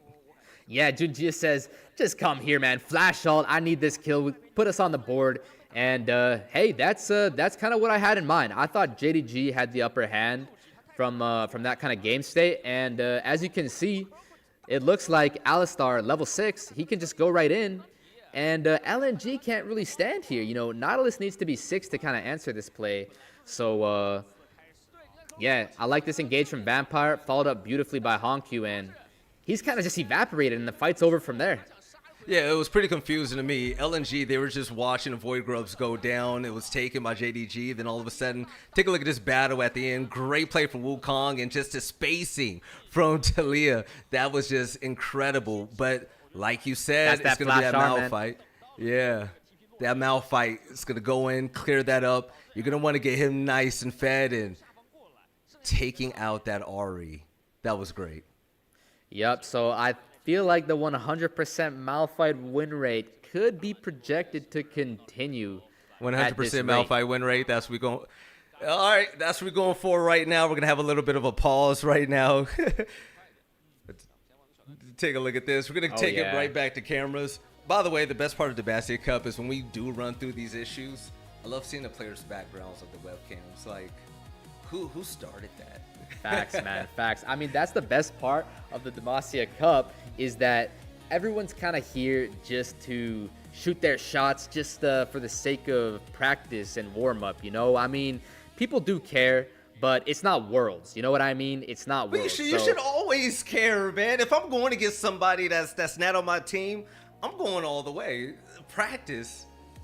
We ain't talking about practice. Of course, man, of course. And that's why you can field some of these more interesting rosters, some of these new players. You can build your synergy. You know, we saw that they had the similar tournament in the LCK with the Kespa Cup, or in Korea with the Kespa Cup, and this is kind of the LPL's version of that. And kind of what they got going on here is this is just the best way to try out your new rosters and really build those synergies before the main season kicks off. So looks like JDG, that spotlight we were putting on, Junjia and Honkyu, is yeah, they're proving themselves for a reason. They're world-class talent, and Krako and Bulldog going to have to answer back.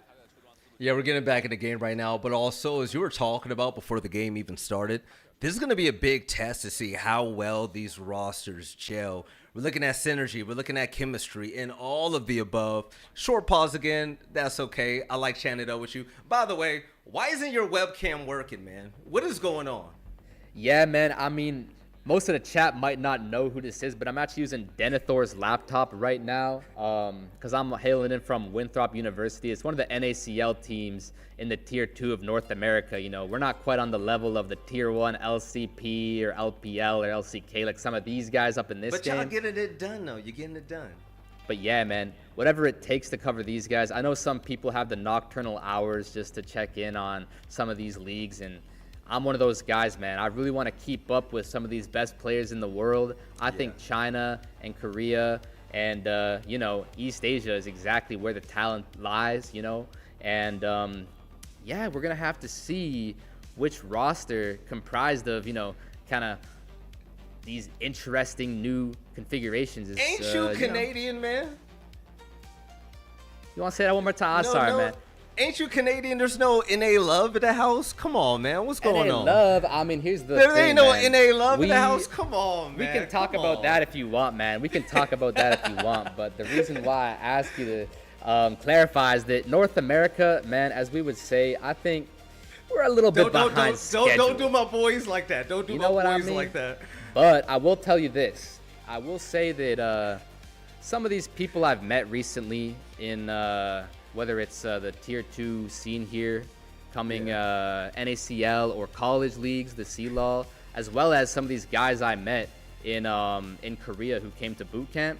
North America has some hope, man. There's some young rising stars, man. You know, we're all kind of let's say like 21, 22, 23. I mean, I'm low-key sitting at 25, but I consider myself amongst them, man. You know what I'm saying? We got the imports coming in. You see the Koreans coming in. I mean, NA, I just want to say, just don't doubt my boys. Whenever you do that, I see Captain Flowers shed a tear. We don't want to do that, fools. Yeah, man. I mean, North America, we're going to have to win Worlds at some point, man. And people always make fun of me saying that I just really want to win Worlds. I really want North America to have that glory and that opportunity. Yeah. Though time and time again, so far at least, it has just been the LCK versus LPL show, man, LPL, back to back. Yeah, and talking about that as well, the LPL showing in roles was great as well. Few teams in the top 8. That's exactly where they need to be. And with enough practice, chemistry, and really just narrowing things down. We saw the Kai'Sa play from Leave. Bringing that to the field, that could elevate this region to a championship. And thank goodness we are back in. Bless the Demacia Cup gods, man. I'm looking forward to seeing how the rest of this one goes. We're only 11 minutes in, and this is anyone's game right now, Veli. Yeah, big time. Continuing on right where we left off. Clearing the wards, missing, moving above a 1x. Let's see what happens. Drake is going to be here as well. So the setup is going to be started off by JDG. They're going to have Pryo standing right in front. They're going to have River control as well. Oh, yeah. This is all their territory, man. Malphite and Alistar, those champions just having the ability to go straight in and call your bluff saying your HP is nowhere near enough and just deleting you in a second. That is just such a powerful ability. This composition, as a matter of fact, I'd love to praise JDG. Yeah, the dive is going to go in. Wukong, he's swinging around, putting as much damage as he can. Hongq goes down. The Drake is going to be initiated as well. The HP is going to be back, but that one down from Hongq is going to be big. Talia not being there to offer in the crowd control and the support for the teammates. That's going to be a big L. But more pings are happening in bot river right now. As Cassante, he's on an island by himself up top.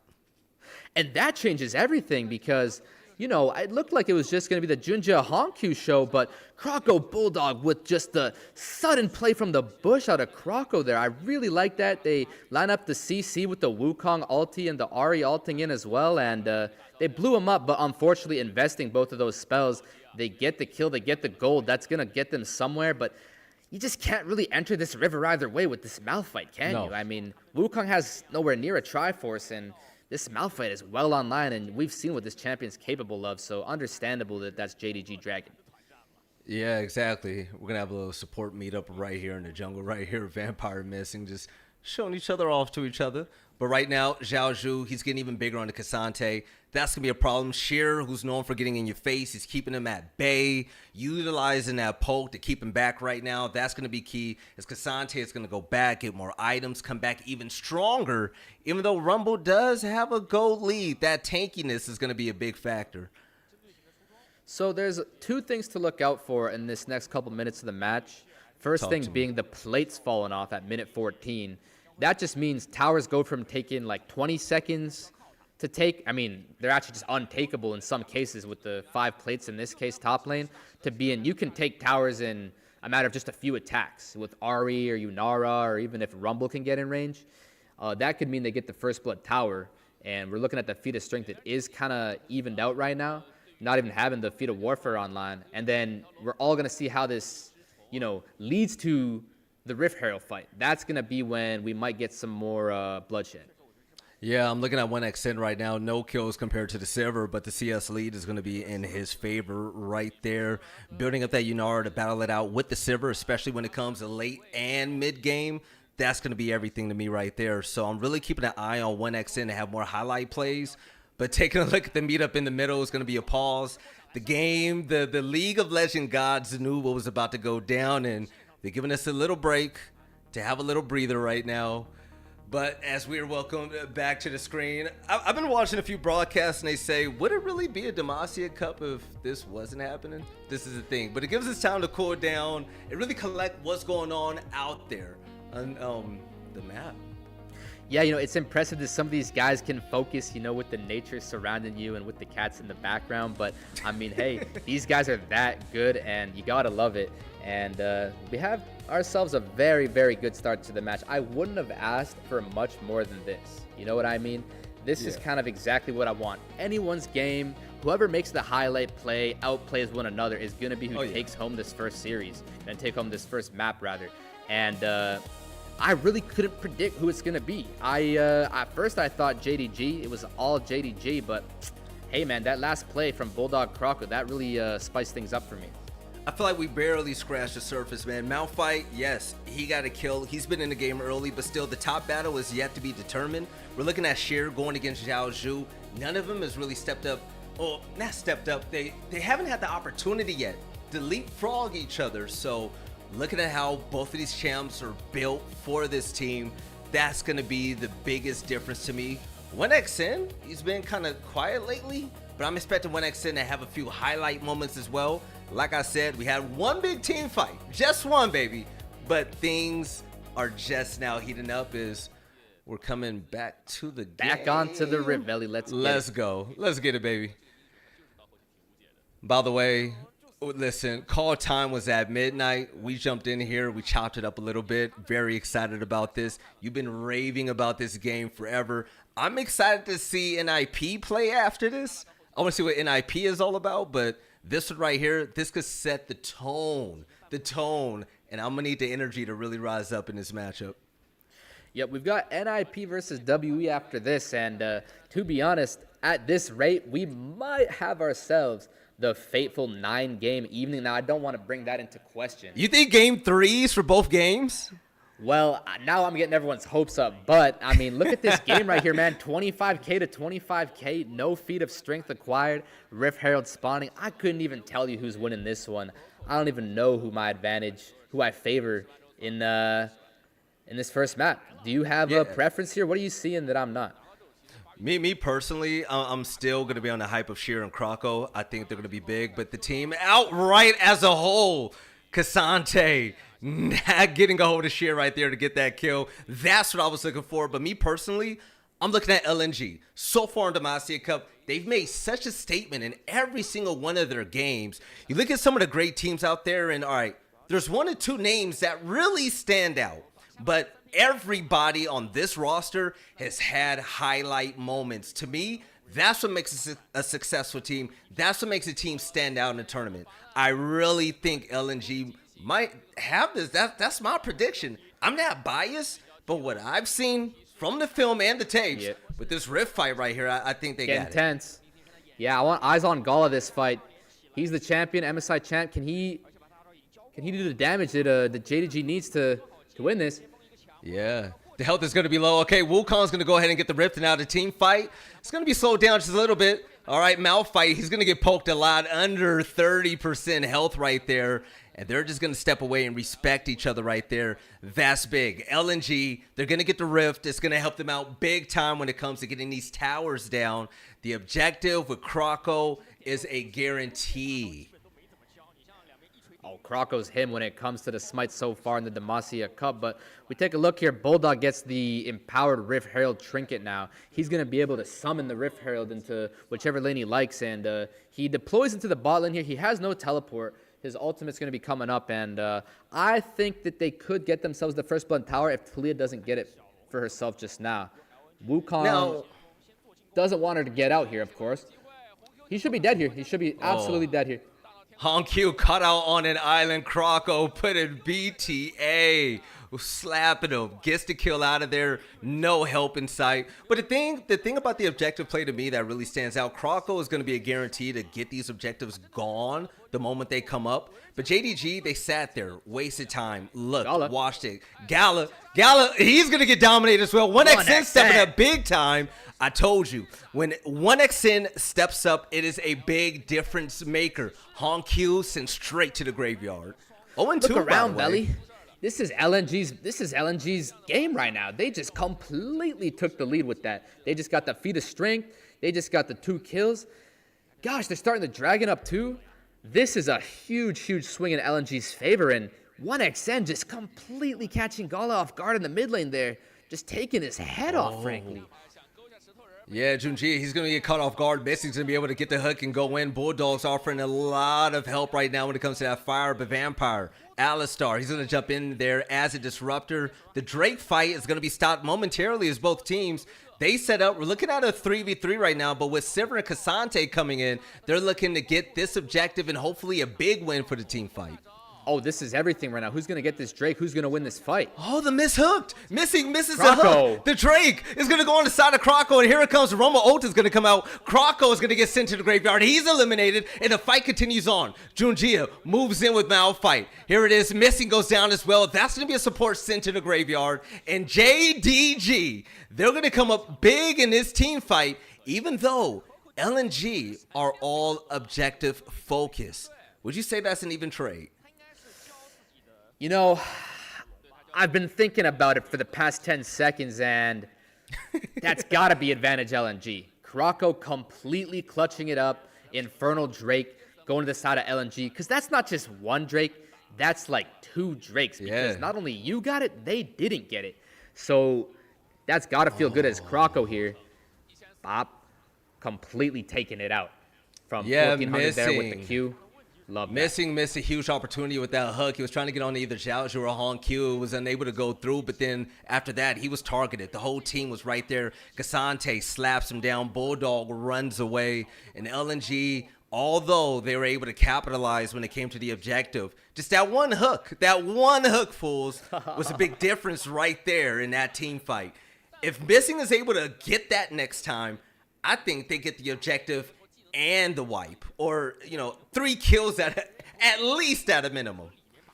Yeah, something about not missing the hooks, but I mean, Vampire He's has living been up to his name, though. You gotta give Vampire credit where it's due. I think him and Gala, they're back in a good spot this game. Gala taking the gold lead even after Yunara slayed him in the mid lane there. So Vampire with the spellbook, completely gonna be disrupting LNG, and yeah, the Drake is nice for your longer-term prospects, but in this kind of immediate future here, this is all JDG. They got the XP leads, they got the gold lead, and they're gonna remind LNG of that. Yeah, Junji, he's going to go ahead and use the blast cone to jump over, and we're going to go to a dramatic pause right there. Gala's able to get a little tap for damages. The first top tower goes down. By the way, Malphite getting bigger and bigger throughout this game. An absolute problem. You see him diving into 2 players. No fear at all. And the Otacon up top. They're going to go ahead and initiate that fight. No fear at all, but probably there should be some, because everyone knows what happens when you start the Otacon. You lose all your stats, and you're just sitting ducks. Croco W's out. Oh, Xiaozhu, he's going to get caught up. He's going to run away with Cassante right there. But take a look at the left side of the screen. Vampire, he's going to run in with the Alistar as a disruptor. Gala, low health. He's going to get shaved. Sheer goes down. Rumble's weak. He's not able to get away, but Ari's going to go down as well. Sivir's picking up the 3rd kill of the game. And there we have it. Croco and his team, they're hunting down Vampire. The support's going to be out the way as well. Xiaozhu and Hong Q, they're going to go right back to their turret for safety as the Otacon fight picks up yet once again. LNG putting in work, but look at this. JDG, they know where Missing is. They're going to utilize that fight advantage to push him out the way. Missing is missing no health right now. He's just going to be there just to be that front tank bully, making sure Xiaozhu and Hong Q, they're not going to have any play when it comes to Otacon going down. And that really looked like JDG had something there. I really thought Bulldog dying at the start of this fight. This pick looks like it's like completely game-changing, but Bulldog lives on 1 HP, gets that redemption, and they just take things slow here. That?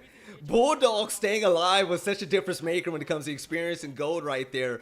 But Missing and 1X, the duo rocking together, getting kills. Vampire had nowhere to go. But Missing's hooks are such a factor in this matchup. The pressure that he's putting on the JDG right now is big. But I mean, now that we're getting on to the 25th minute of the game shortly, take a look at what's happening with both of these teams right now. Croco dominating objectives. It seems like every time one comes up, it goes to LNG. He has first call, first priority, and he calls dibs on everything. Yeah, Krakow definitely having Junja's number so far, though JDG just needs to play their composition a little more wisely. We can't be having Gala just getting assassinated by 1X, you know? We got to have 1XN really shut down here. He's got 0 deaths. Even though Gala has the gold lead, 1XN is the real carry here. He has the flash, though. Yeah, the team fight's going through right now. Take a look at this. Nautilus, he's going to get away with a little bit of his life. A Malphite's going to go down. It's going to be a big factor right there. Gala, Vampire running, nowhere to go. 1X in, getting it done. And as you were saying, Sivir has the kill lead, but 1X in is still in the game. Unkilled so far in this matchup. Currently 2-0 with 4 assists to his name.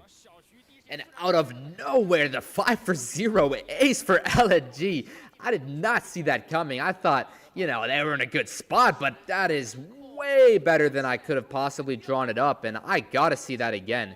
They just took that fight over and pretty much erased all their HP bars in like 10 seconds. That was incredible. Yeah. That was Yunara champion, man. He needs to be nerfed ASAP.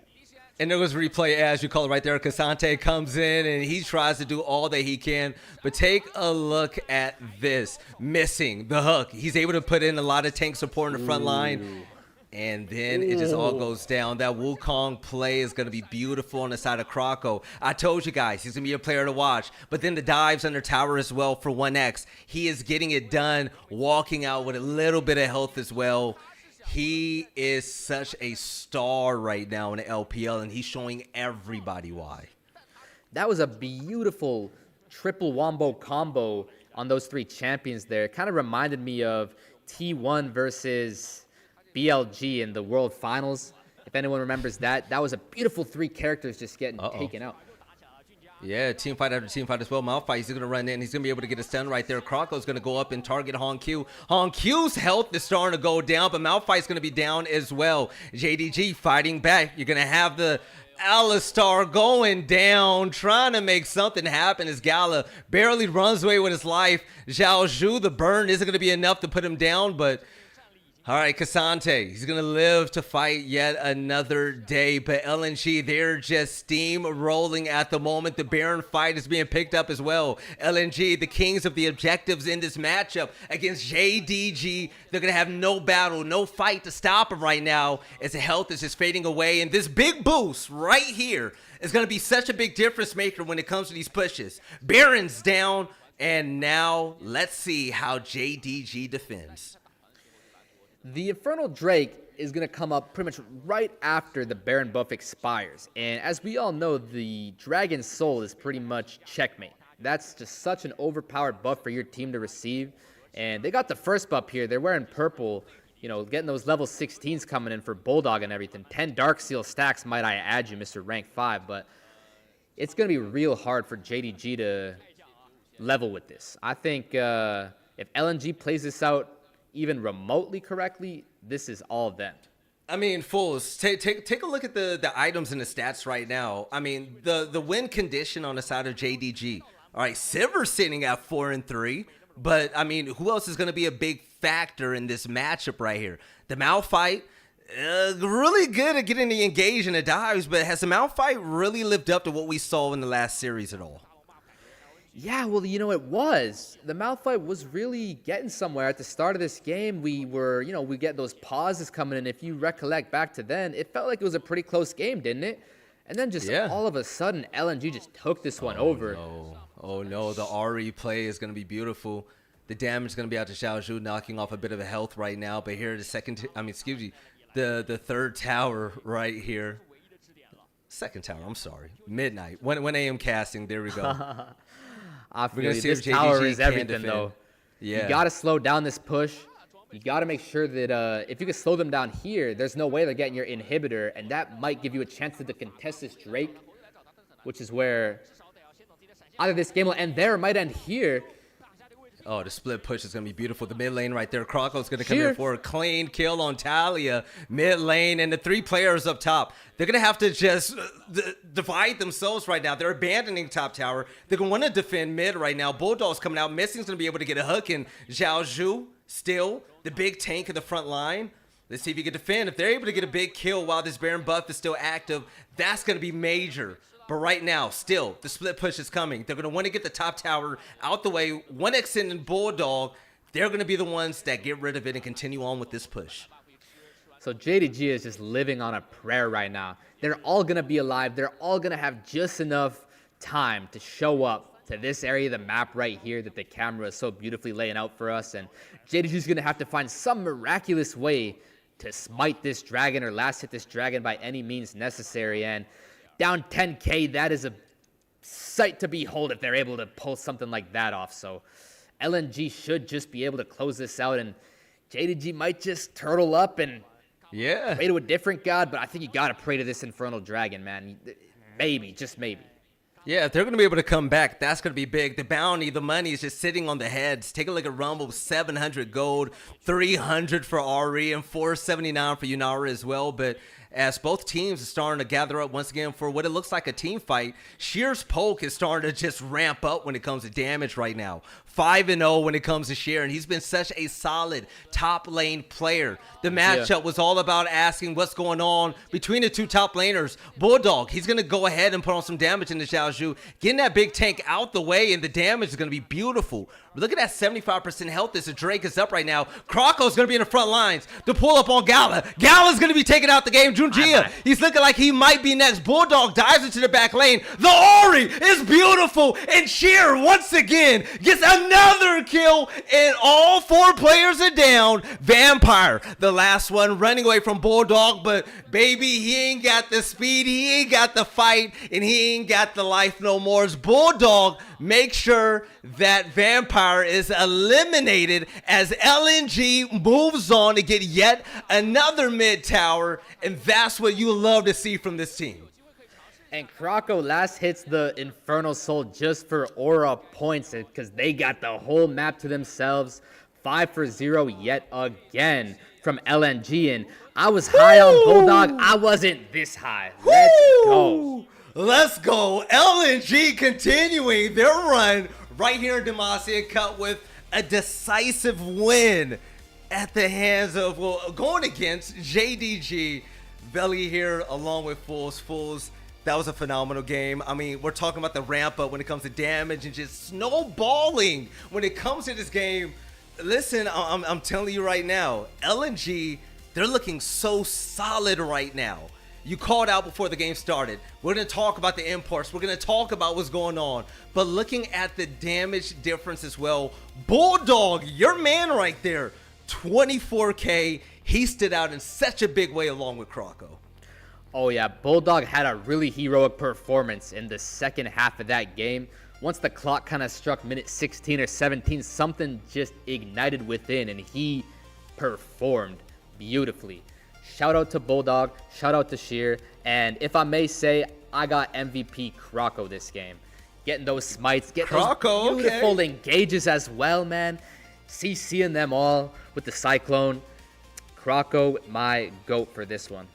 And take a look at the stats as well. Okay, you got 100% kill participation for the likes of Junjia and also Vampire, who, by the way, was such a solid support. Quiet in the game, but doing such great work to stop the snowball effect happening against this team. But looking at LNG right now, Bulldog, Sheer, going crazy. 29% of the damage on their team, and just the kill participation all around is so high. As 1xN was able to get in and get the kills where he could, especially in those 1v1s under the tower. As you see right here, Gala was no match for him, and 1xN put him on an island with anybody, and he gets the job done. If you ask me, Veli, this game was simply just an AD gap. And I hate to say it because AD gap. Gala was one of my favorite players, you know, growing up and playing League, watching him play for RNG and all that. But this game, Gala left way too much to be desired. I mean, look at these highlights. I don't think I've seen one good fight from Gala this game. I really don't. And the funniest part is that he's the one who dealt 30% of his team's damage.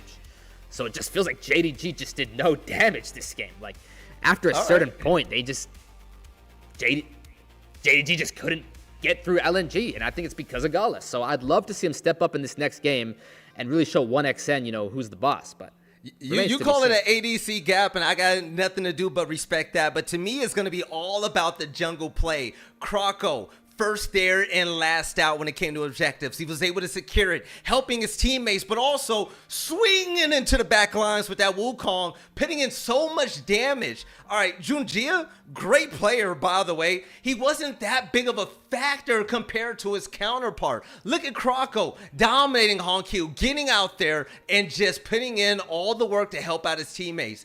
I think Croco was so big, but also silent mention. I don't even think he died this game. Sheer on Rumble, by the way, going against Cassante, he was so solid in his role. There was no point in the game at all where I could look and say, Sheer is getting outplayed, or it's even at this point. Sheer always had the advantage.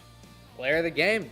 Hey, I could see that too. I mean, Sheer with the 0 deaths in the middle column, you called that out. I called it. He was just pressuring them all game. At first, it looked like Xiao Shu had a better laning phase at the start, but eventually Sheer just kept accumulating that gold, that advantage with that first strike, and he must have done so much damage with those equalizers that game. You saw him and Bulldog both coming in with like the 24.5k. Not so much team fighting that game until after the first few objectives. And in this upcoming match, I just really want to see if this story continues with Croco just carrying with the engages and 1xN being the better marksman. That's going to be interesting for me. I mean, don't listen, the lady isn't singing yet. JDG, the last series that they played against WBG, they lost the first game, but they came back in the second, and that was from the big jungle play. So the question is, can Junjia step up to match up against the one and only Croco, or is Croco and the squad going to run crazy? 6-0-10 when it came to share the MVP of game 1. If he can continue this as well, it's going to be a problem. I believe we're going to have a break coming up very soon. I'm waiting to hear word from that right now, but Fools, you said this was going to be the game of the night. I'm just saying, last series was beautiful. This one, I got to see it map 3. Ladies and gentlemen, take a little break. Don't go anywhere too far soon, because we'll be back right here for the Demacia Cup.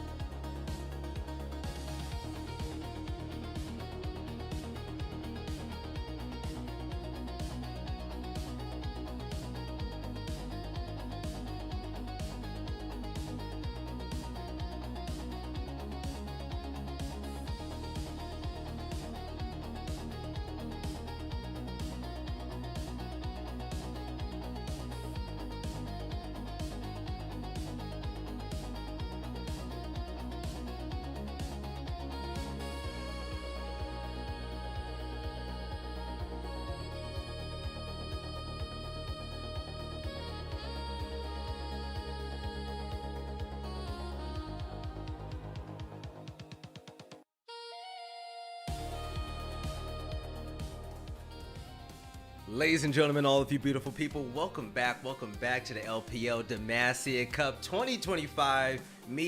I'm your boy Velly, but I got Fools right next to me, the Azir God. Fools, so far, we worked together, we commentated game 1 between LNG and JDG. How are you feeling about game 2, man? What's coming to your mind?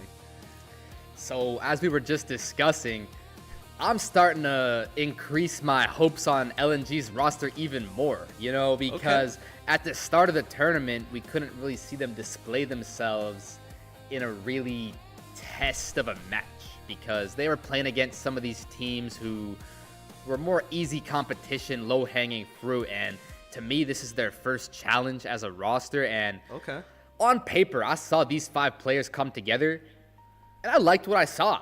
It just kind of added up to me like that they really could be a contender for not just the Demacia Cup, but to go really far in the LPL this season. So I don't want to get too ahead of ourselves here, but game 1 goes to LNG, and let's see how they can keep doing this. Yeah, I gotta tell you now, all that yelling from the play-by-play, I woke up my wife. I'm gonna have to make it up for her later on in the day, but I can't help it, baby. This game was too good. LNG putting out the spanking like that. Yes, we like games that are balanced, but seeing LNG just jump ahead and take every advantage, sit their way, that's what a pro does. They man. left the Azir open. You got to get Azir it open, done. Belly. Oh my gosh, you know if what I'm they saying? don't pick Azir, man, no way. Okay. I understand you. I'm the same way, man. You got to bring the energy, and it's been a pleasure so far to cast with you, Velly. And hey, keep this up. We got a crazy set of bangers on our hands here with this JDG LNG, followed up by the WE versus NiP. We got a really good docket tonight. That's interesting. Bulldog with the crowd control. We're going to see what happens with Syndra in this matchup, especially going against Orianna. All right, Orianna's going to have the range, but I don't know. I'm really feeling Syndra in this matchup as well. 1x in, he got his ADC as well. Let's see if he could pop off with him. Now, I know I've already mentioned his name twice, but just once more for the 3rd time, how could neither of the mid laners not pick Azir, man? To me, this is sacrilegious, man. That character is just way better than every other character in the game. So that just speaks some kind of volumes to me about Honky and Bulldog's champ pool, what they're seeing here. You know, maybe there's a little bit of bias going on, but hey, man, if you're Bulldog as red team here, you got to take the Azir. I like the Syndra, though. I will speak on that. It's a good champ. You can get some good prio. You can actually force the Orianna to recall first.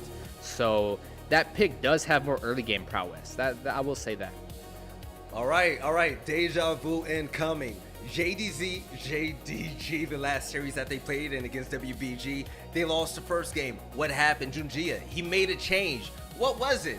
He brought in Vi, and to see him on Vi once again, that's going to be so big. The way he was able to just dive into those back lanes and being a part of every single fight.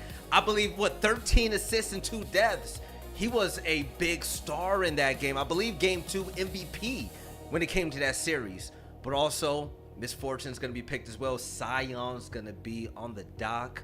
That's going to be major for Sheer. I think Sheer's going to go crazy with Sion. Sheer on the Sion, I really like the pick. Something about Misfortune is she doesn't really puncture tanks so effectively. Sure, the bullet time is a really good wombo tool, though to do 7,000 damage to a 300 armor Sion, she's not really cut out for that nearly as much. Nor is Sion really too concerned about being Vi-ulted, right? You know, Syndra and Varus, they might be a little bit afraid having to buy Edge and Knight or Zonias or something, but Sion's like, all right, bet, just ult me, man. Get it over with. And that's an interesting pick. As you highlighted, it's going to be eyes on Junjia this game. And let's see if he does all this domination you've been referring to. All right, I wonder what the counter is going to be top as well, okay? Sheer, a dog, and he's a beast up top. And we just saw him just take advantage of Xiaozhu. Xiaozhu, I'm going to need to see more, baby. We know you're capable. Let's see who he's going to pick to go ahead and counter that. But right now, the clock is ticking for 1x in. And all right. Missing on Leona. I'm not mad at it. You get a Sion in the front and a Leona by his side.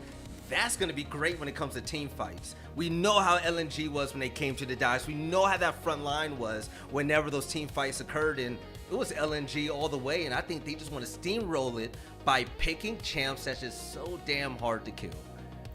And that's truly fascinating, leaving the R5 last pick for the jungle. That really means they're putting the eggs in the Croco basket, wouldn't you say? That's an interesting to see. You don't really see that too often. It could be the Scion jungle flex, though. You do want to keep that in mind. Very fascinating. No, you were telling me you're the Mordekaiser player, and they give you the Mord. You're going to be a happy man this game. As the resident Mord main, I gotta say, I love this pick. I'm just going to say it outright.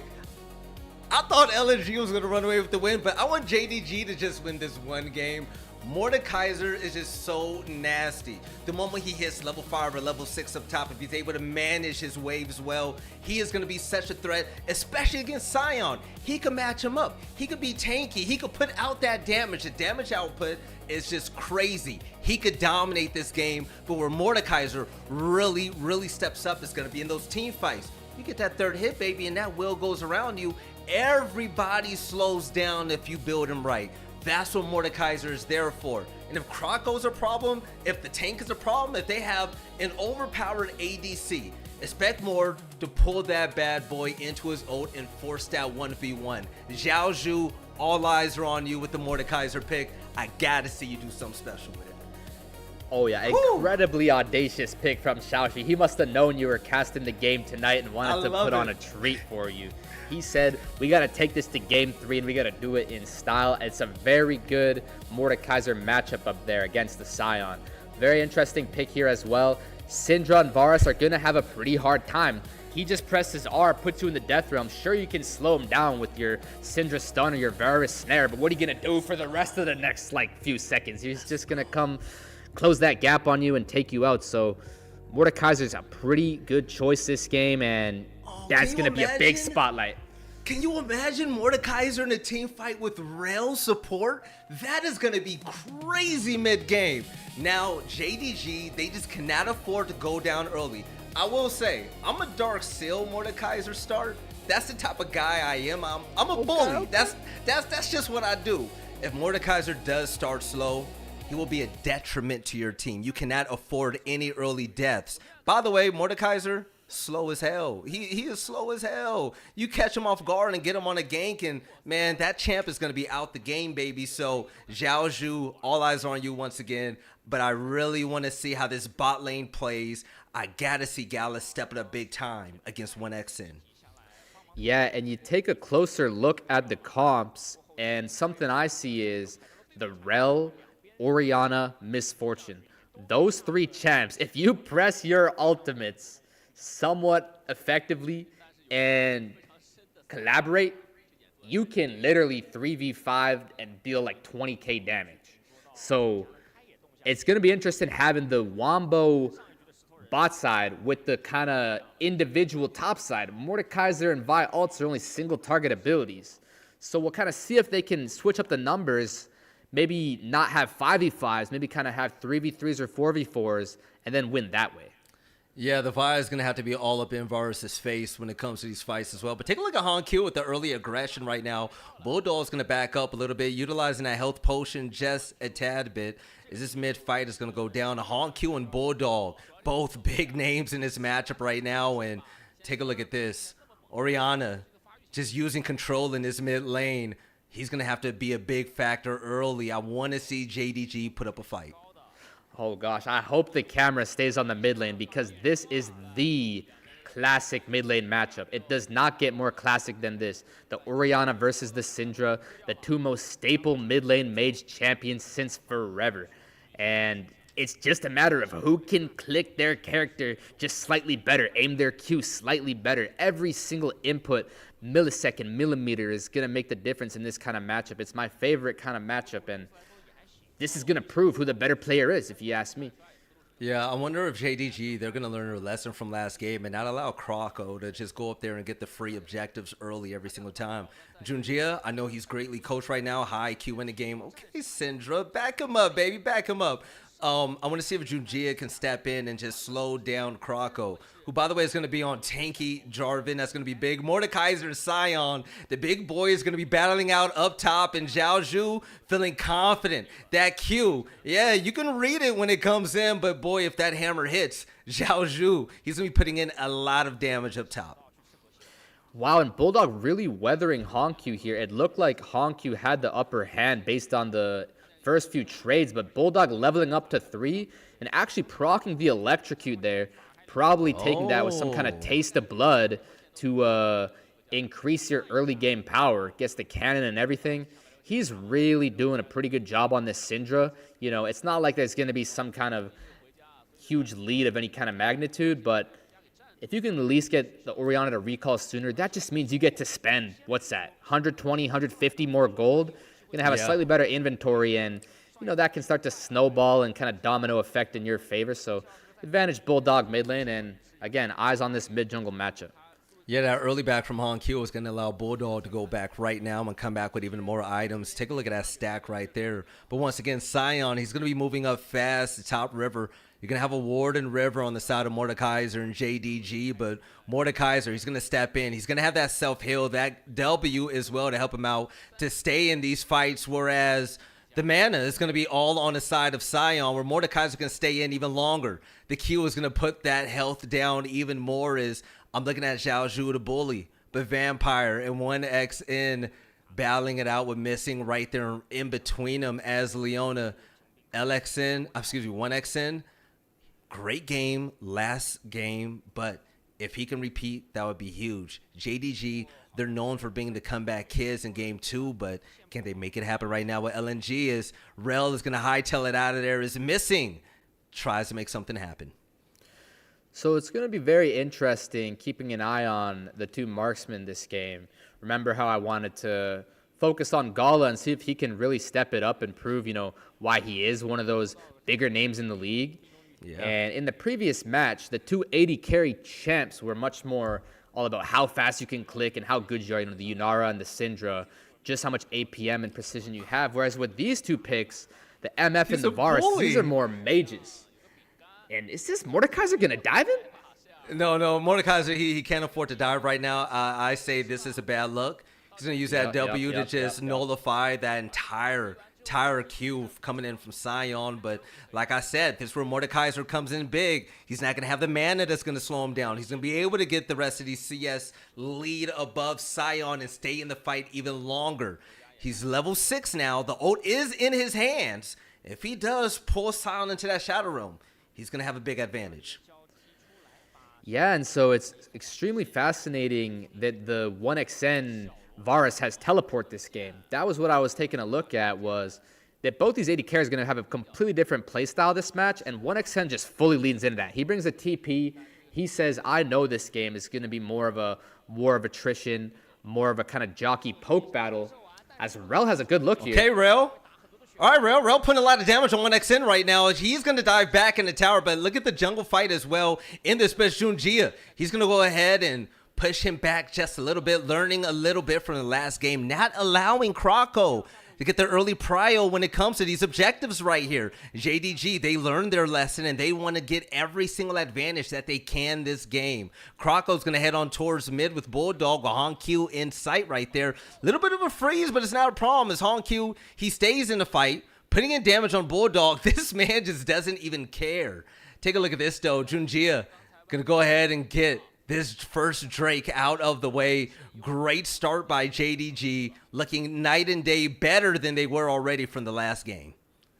Yeah, we've heard word from the producers that there's different pronunciations like Junja and Xiaoshu, but we are doing our best, chat, so we're sorry if we get anything slightly wrong by any kind of syllables or anything like that. But yeah, these are some really good start of the game plays here.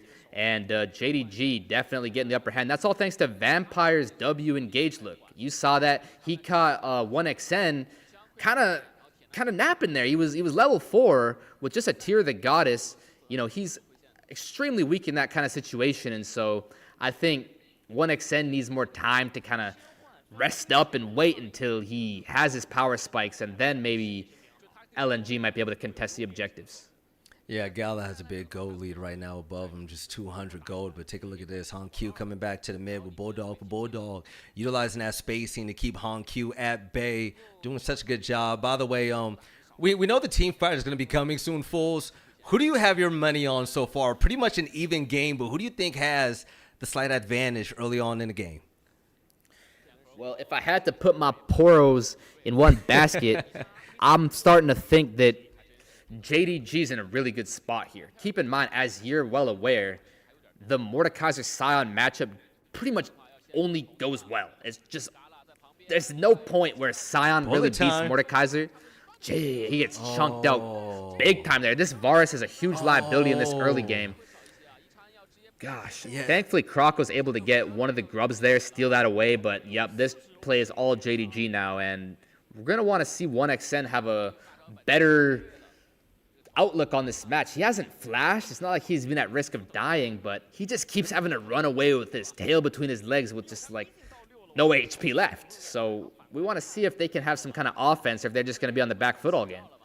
Yeah, it's going to be a bit of a lane swap. We're going to see the bot duo head topside right now. Scion and Mordekaiser are going to head bot lane to continue their fight right there. But take a look at this. Missing. He's going to get caught out immediately. Vampire going in for the engage. Missing's going to hit a few shots, but there goes the stun. Gala waiting for the right moment. Now remember, the bullet time was used earlier to push a player away from the Void Grub, so the ultimate is not going to be in the hand of Misfortune right now.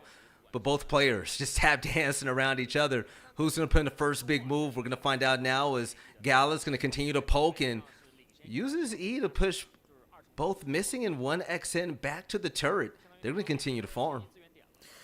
Yep, and so if I think back to the draft, it was the MF picked into the Varus, and yeah, I think that's an extremely good pick because you see here he's building first item Bloodthirster, and this Varus has Arcane Comet.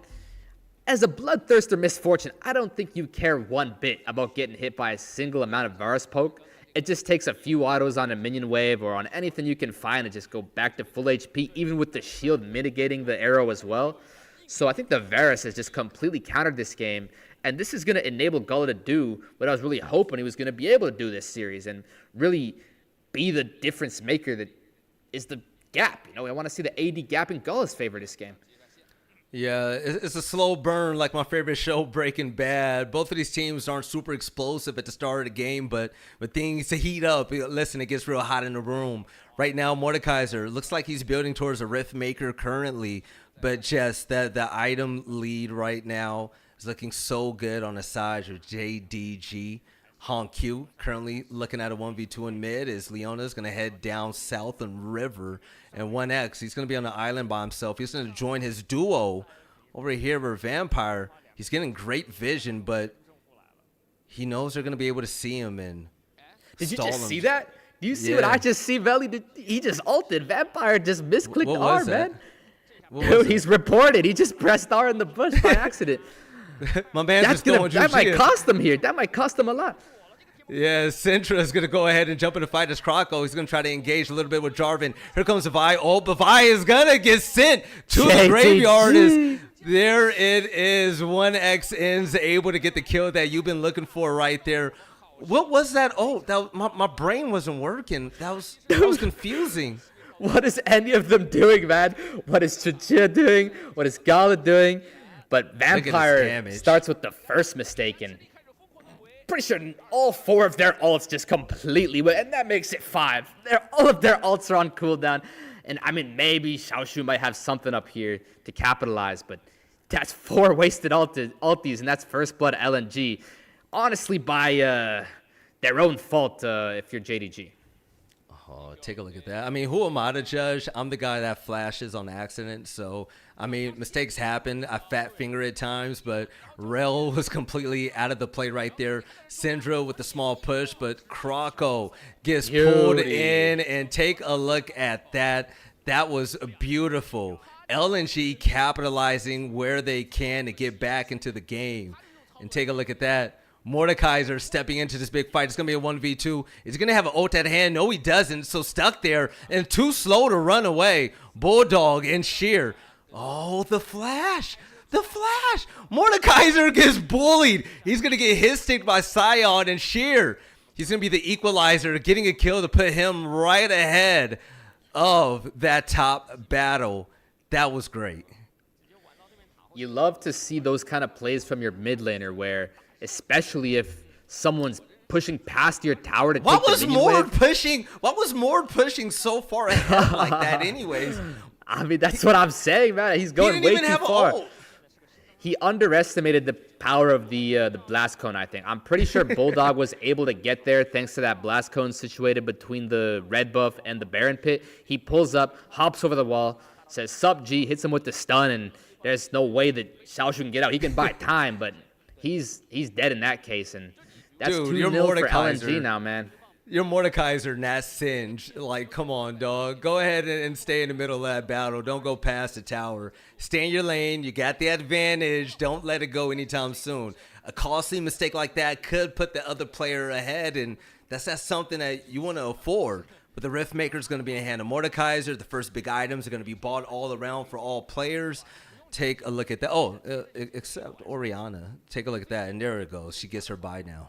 Yep, she's in. And she's got pretty good CS. Respect to Honkyu doing his part here in the first 14 minutes of this game. And you can only wonder if Xiaoshu went too deep there because he felt that he needed to compensate for his teammates' mistakes. You know, that was a really poor execution in the bot side. And perhaps that's what led Xiaoshu to overextending to try and make up for it. You know, we're going to have to see if JDG can even out this game, perhaps by getting some kind of play up here. And again, same story as last game. Just because one team has a good start, this game completely hangs in the balance. You know, the feats of strength aren't even close to being completed technically because we only have 2 kills on the board. So we'll see if it's a similar story where everything kind of erupts at around like minute 17, 18 until 20 with the Otacon. But for now, we got a bit of a slow game, and we'll see if JDG can get sort of the 3-for-0 kill count to get to that feat of warfare first. But it's going to be a tough challenge, that's for sure. Despite the hot start and a good lead from JDG early in the game with the objectives and such, both of the kills that you called out is going to be on the side of LNG. Right now, JDG, they're looking like Team Owen, 0-2 right now. They're going to have to pick it up big time, missing, you know, testing the waters right now, getting some vision right there in the river. But still, the big boy battle down bot, Xiaozhu fighting from behind. Sion is a player, especially as a Mordekaiser main. You get behind, he is going to be very hard to kill. His hammer is going to do a lot more damage than yours if you let him get ahead. And you really can't afford that, especially in the game 2. Yeah, and unfortunately, I think that Junja might not have the agency that we really wanted to see from him this game because Vibe being a bit of a one-dimensional champ, you know, you can make some pretty flashy inputs, you know, but at the end of the day, you kind of are just a... He's decent Arbot, with her. you know what I mean? I like her. You know, Junja is decent with her. You know, he did really good the last series when it came to her. That is true. This That is was very the champ where he was the MVP. But now the Battle of the Rift is going to be coming through. A little bit of a slowdown to let us catch our breath. And there we have it. We're going to be back into the game. Yeah, back into the game. Rift started up. Deja vu. I was going to say, am Junja I keeping tripping? it there. Let's see. Looks like JDG going to have this one in a smite fight. This is big. Is this Kroko again? Yeah, Kroko is looking at a perfect time to go in. He's going to go It ahead and is. dive on in. But yeah, it's going to get taken by Kroko. He's going to go ahead and get the objective. And Junja is going to go down. LNG picking up yet another kill against the kill list. JDG, Kroko. He's trying to run away. But as he gets pulled over back to his teammates, Zhao Zhu, he's trying to make something happen with Mordekaiser. The big tank is going to be in the mix. He could walk away with 2 kills missing. He's going to barely get away from the Not the grab as thumbs up, man. Mordekaiser goes down. Sheer running on Q. All Vampire doing the best that he can with Rel, and Bulldog joins his teammate Sheer as Vampire gets sent to the graveyard. Great play from LNG as they go up 5-0 with such a huge lead in the game.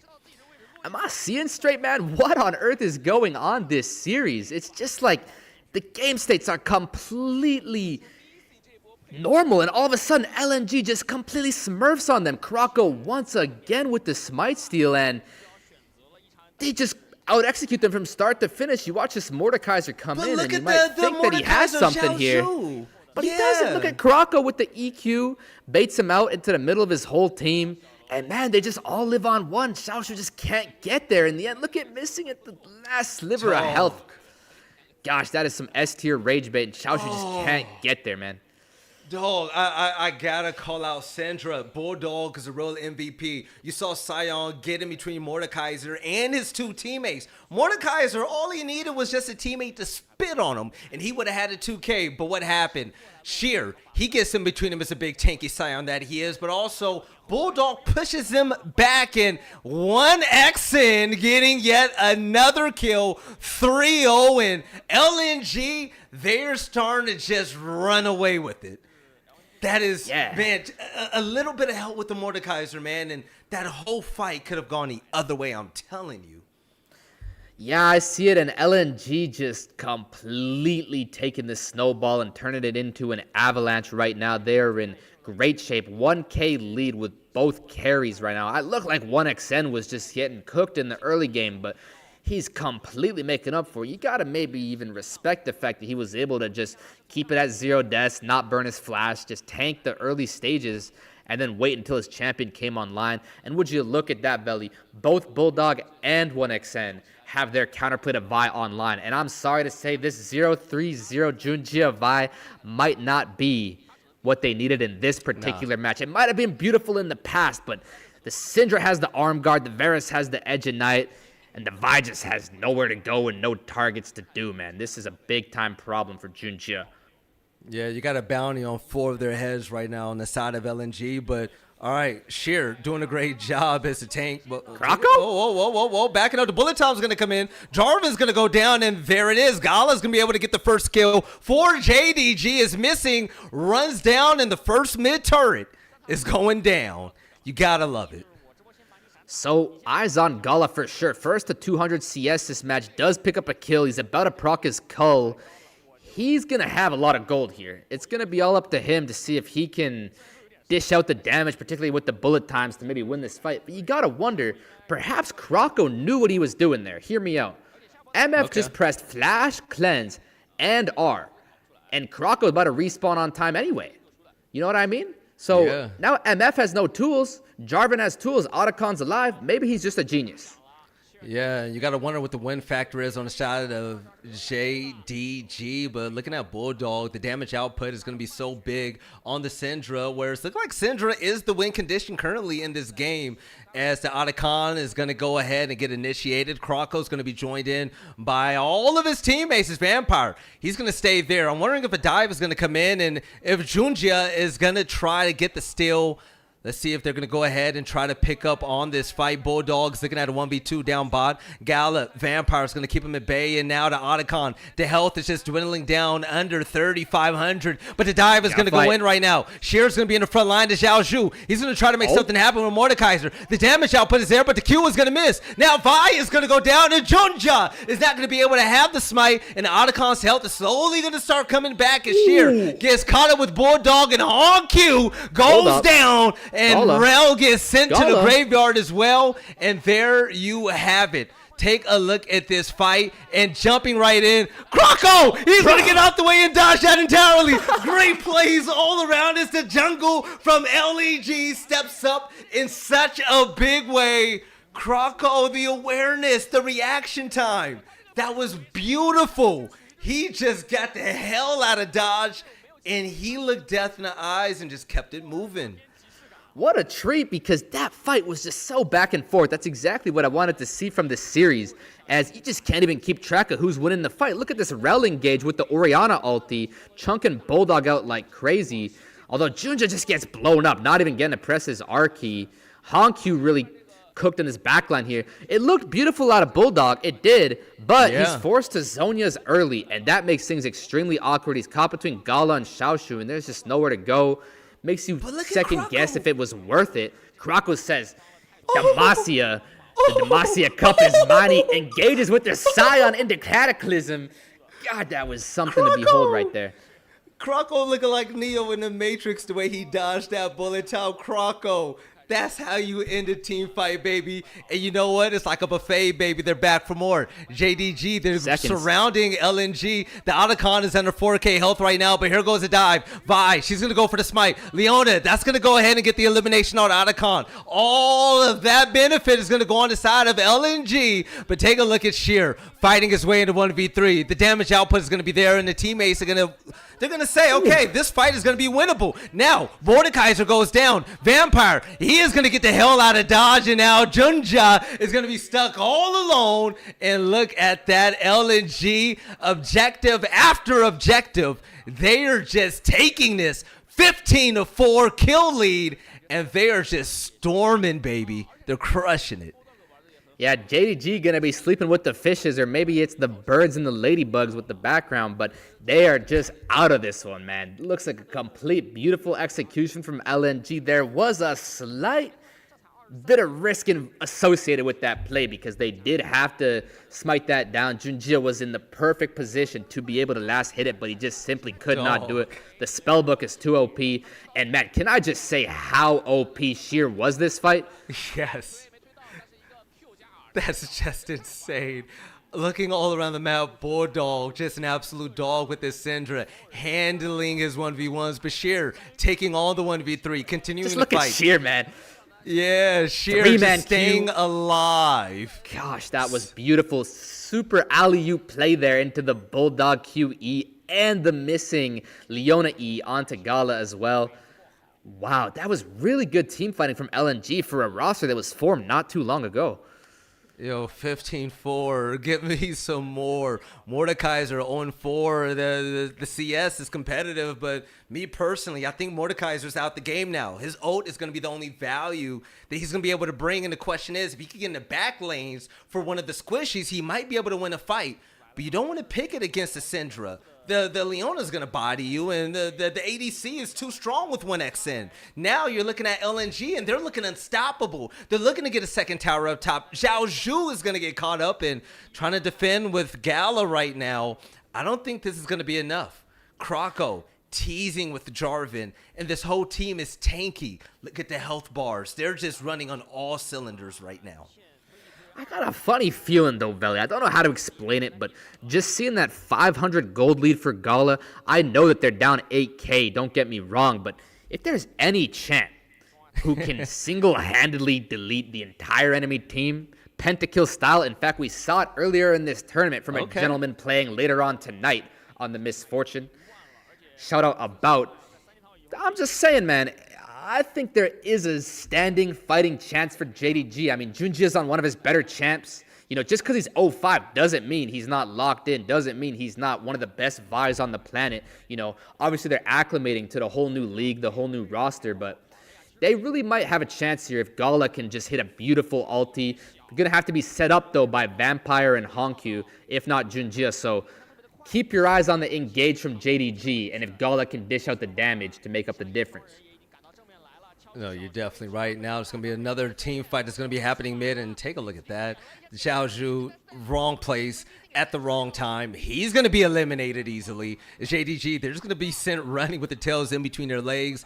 LNG looking like Rift bullies right now, dominating the map. The vision is going to be great up top, and they're just having their way with JDG. And that's how you know it's chop. When you're Mordekaiser ulting the enemy support and you're still dying. I'm pretty sure. I told you, Leona's better than Mordekaiser right now. It's crazy. Beautiful look. Honkyu with the phase rush flash, though. They might have actually been able to delay this Baron if JDG can get out of dodge here. They're going to collect. Oh, how far do they chase? Gala no flash. Bulldog answers. Gala. Oh, no. Gala's going to stop the bullet time early, and here it goes. Him and Vampire are going to be shot down and ran down low by the tanks. Sion is going to go ahead and get the kill on Rail, but missing. He's going to lose a lot of health. Junja comes in and saves the day. Leona's going to be down. That's going to be a big support player that's going to be out of the game. But this is an opportunity to get the bounty from Sheer, Zhao Zhu, Gala, and Junja. They're going to go ahead and leap forward, and pound by pound, they're just going to rip away at the flesh of Sheer, and he goes down. Bounty collected, and Croco, he's going to be joined by 1X. They're not going to get engaged. That's not a fight that they want, but still, that is going to be a big win for JDG. That is exactly what they needed. And I can't quite remember how that happened, but there was a look in the mid lane there where JDG just barely tethered them out of range. And honestly, kind of LNG baited themselves a bit too far into the bot lane there. Bulldog, as a matter of fact, is the one we got to be calling his name out for what happened there, because he went, and we can talk about it a bit more during the pause, but the QE scatter from Bulldog there, you see he flashed after Gala as Gala flashed into the tri-bush, and it wasn't actually that good of a play because Gala hit him with the cleanse bullet time, saying, I'm not stunned anymore, as in a matter of fact, good luck running towards me, good luck running backwards, you're caught between two walls and a bullet time. And yeah, Bulldog low-key sold right there, man. Bulldog low-key sold. Yo, fools, I got an honest question with you. LNG, big lead right now. Yeah, they lost that team fight. Is there any hope at all for JDG? What exactly needs to happen? The Mordekaiser struggling. The ADC battle, not as bad, but I say 1X has an up on them right now. But what exactly do they need to do? The team fights look like a wash, and the Scion play, he's too tanky, man. Yeah, so as a matter of fact, what was going on through my head is I was thinking, well, the problem is that LNG is on Soul Point, and that dragon's coming up in under a minute from this frame we're going to pick back up on. And you did say a champion's name who can kind of help decomplicate that situation, and his name is Mordekaiser. So what you do is you get the Mordekaiser and you position him right near that dragon, okay? Because it's going to be tough to get close because presumably LNG is just the stronger champions at this stage of the game, and they're not just going to give up territory so easily. But if you're able to sort of encroach the river, get the Mordekaiser in range, what you do is you ult the jungler. Everybody knows you ult the smite, and that pretty much means that LNG can't really start the dragon if that's a variable to play here. Yep. Then Junjia gets the free smite, and that's going to be a complicated play to execute. But the bright side of that is they won't immediately lose the game because the souls are just way too OP, and you got to stop the souls by any means necessary. So this is all they got to do is stop the soul and then make sure the play is good enough that they don't lose the Baron as well. It's really tough, but they got that. They got that. Do you think Mordekaiser is strong enough to get rid of the Jarvan though? Like, okay, now that's the thing I'm talking about. Jarvan's already tanky and strong, but even if you utilize that Mordekaiser to cancel out that Jarvan, right? All right, you still got the Syndra you got to deal with. You got the Scion you need to deal with. To me, that Ray Charles can even see that's a team wipe. I'm still looking on the side of LNG. LNG, the chat is saying, oh, if they choke one time, they lose. They choke that team fight. They slip, things happen, but I still think they're holding on strong. That Mordekaiser is really going to have to zero in on that ADC in my eyes. You have to get that going. By the way, 15 assists for Krakow. 15 assists for Krakow. That's a lot of assists, man. He's that guy right now. He is that guy, and he's the guy who's got to smite this dragon.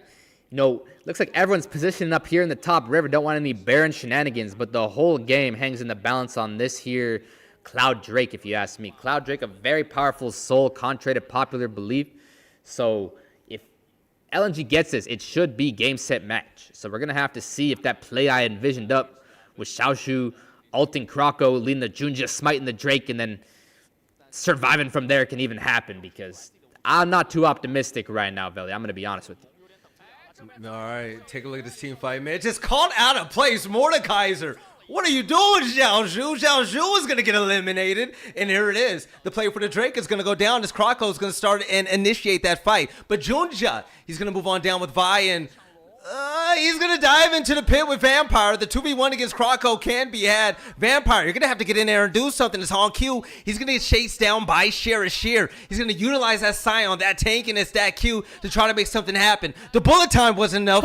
Gala's going to be the last one alive right there. And there you have it. On Q is dead. Gala is going to go down, and look Look at that. Sheer is running crazy on this team, and LNG, they're going to get the eliminations. They're going to get the towers. They have the lead, and they're going to continue to run on through into JDG's base. Yeah, I mean, you saw exactly what we highlighted in the draft. The Scion just ran straight towards the MF amidst the bullet time. Dog. Not a care in the world for sheer Scion. LNG wants to end it right here, right now.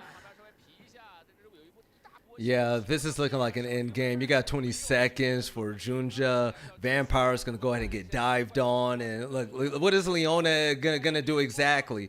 This is going to be it. The game slows down. The game is trying to end it before we do. And the second to last tower goes down, exposing the rift. And Gala trying to make something happen. He's going to go ahead and help out and get the kill on Leona as the game is ended. And LNG run away as the victors in game 2. And Fools. I thought this was going to be a close game, baby. What's going on, man? Yeah, man, I really had much higher hopes for the JDG roster, and it seems like the 3 players who I really had my eye on just didn't really step up tonight. I had my eye on Junja, I had my eye on Honkyu, I had my eye on Gala, and you know, as much as they had their moments, they kind of just got outperformed across the board, did they not? With Croco, Outperformed? Gosh, Outperformed? That's an understatement. Look at the stats, man. Scion dominating the damage up top. Bulldog going crazy. And your boy 1XN was looking nice, man. Fools. LNG ran a clinic against JDG. They ran that clinic, man. I told you Bulldog is... He's the guy to look out for, man. He's the guy to keep your eye on. You know, there's a reason he's ranked 5 for a reason. You know, I really think he's got a lot of potential. His career is just off to the start. That's the thing with these 2 mid laners here. Bulldog and Honkyu. You know, if League is around in like 2040, technically these guys could still be playing. Like, this is just the starts of their career, man. And, yeah, it's a great LPL debut for Bulldog. This is their first series that was a real tough challenge, at least on paper, and they completely delivered. They got the job done. Bulldog performed really quite well this series, if you ask me. You know, there are some inaccuracies, you know, with maybe the flash or whatever it is, but overall, he completely outperformed Honkyu, and it makes me question maybe the nerves of Junja and Honkyu coming into a big org like JDG and how they weren't able to play like themselves tonight. I'm watching these replays, and you're looking at a bunch of misses from JDG. The bullet time wasn't really effective. The miss 2K when it came to Mordekaiser, when he needed more help. The Rel popping an ult for no reason. Rel is sitting in the bush, chilling, popping ults for no reason. Nobody's around. It's crazy.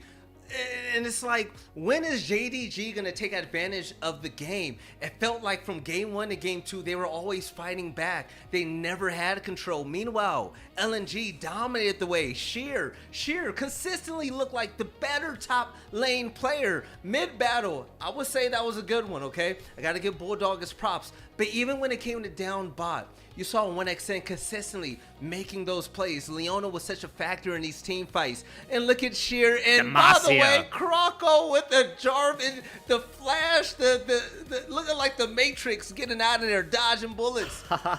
Croco to me is the true MVP of this entire series. That he was able to do to put his teammates in such a better position to stay alive, to help out in these fights. He was so vital, man. He's a heartbeat for this team. And I must be in agreement with you there because Croco completely carried this series. I'm pretty sure he won like 3 smite flips. I'm pretty sure him and Bulldog were able to hold down the middle, but once again, Sheer, and I can't blame them. I cannot blame them. You saw what that Scion was doing, man? I gotta give praise to Sheer, the top lane GOAT of the series. Dominated, man. He made my Mordekaiser look stupid. Wasn't my Mordekaiser, but he made him look stupid. He dominated before with the Rumble, not even dying. That's what you call dominance. And LNG looking like one of the best teams in the Demacia Cup.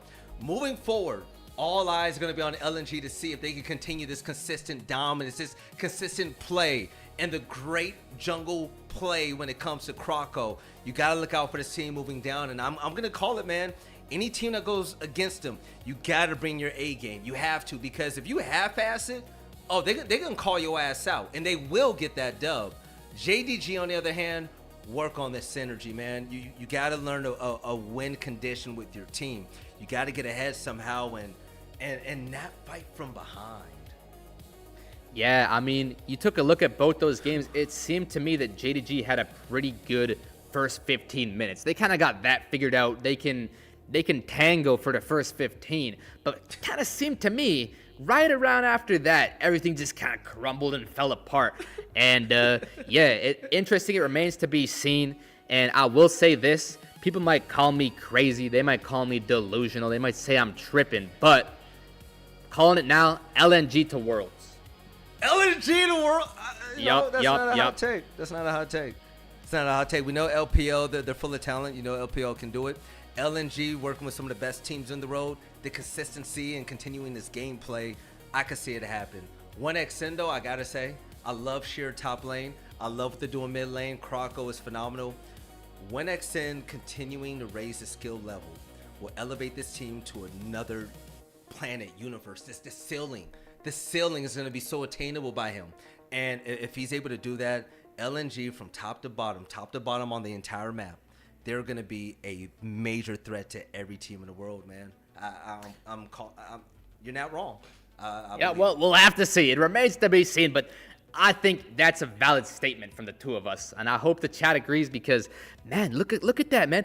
Bulldog and Krakow, that's the Korean mid-jungle duo. You know, they took out the LCP representatives across the board, and yeah, just being a complete staple up there, missing, you know, being also another just rock, a solid foundation, an anchor in the bot lane, if you will. You know, the Nautilus even thrown back to that. And 1xN on the best roster of his life. So it's really, well, at least if you ask me. And so it's really interesting to see this organization here and just what they can do in this upcoming season. I love the preview from the Demacia Cup. And speaking of preview, we should let the folks know about what we got coming up next with WE versus NiP. Coming up next, baby, all right, the kitchen is hot, but things are still cooking. We're going to have NiP Ninjas in Pajamas facing off against WE, another great matchup of the night to close out our day. I'm your boy, Veli. This right here is my homie, Fools. We're going to be back after this break. Don't go anywhere too far. We'll be back with some more top LPL League of Legends action. See you there.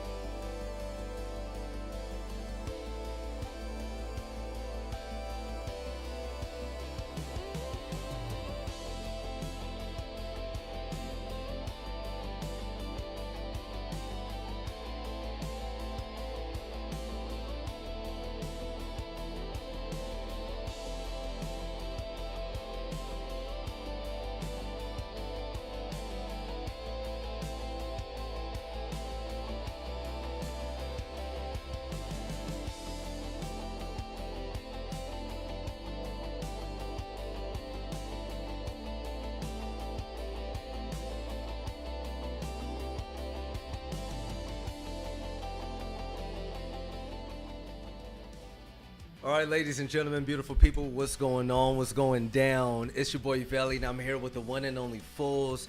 We just got off of a crazy series watching LNG just smack JDG all around the map. But now we're moving on to the last game of the day. We got NiP versus WE. Fools, when it comes to this matchup, what's the first thing that comes to mind? Well, if you look there at the scoreboard, you can see it says 0-2 NiP. And that's going to be something to keep our eye on because they have yet to find themselves a victory, and perhaps this might be the chance that they get to do so. A positive. Okay, I like that. Let's go ahead and talk about the teams as well. The first team that we're going to bring up on the box, let's go ahead and call them out. NiP, Ninjas in Pajamas. This is going to be a very interesting roster, okay? You have Awesome, you have Zhuo, Hoya at the top, the Korean import, but Guwon is going to be the big name on this team that you're going to have to really keep your eyes on. I call this Guwon or bust. We're going to need a good game from him. How do you feel about him? Yeah, so we were talking about Guwon during the break, and you told me that he is the star, he is the hope, he is the flag wearer for NiP. And I'd like to see him prove that point tonight. It's interesting to see they both got Ali and Hoya as top laners on the roster, so we're going to see which one they're fielding tonight.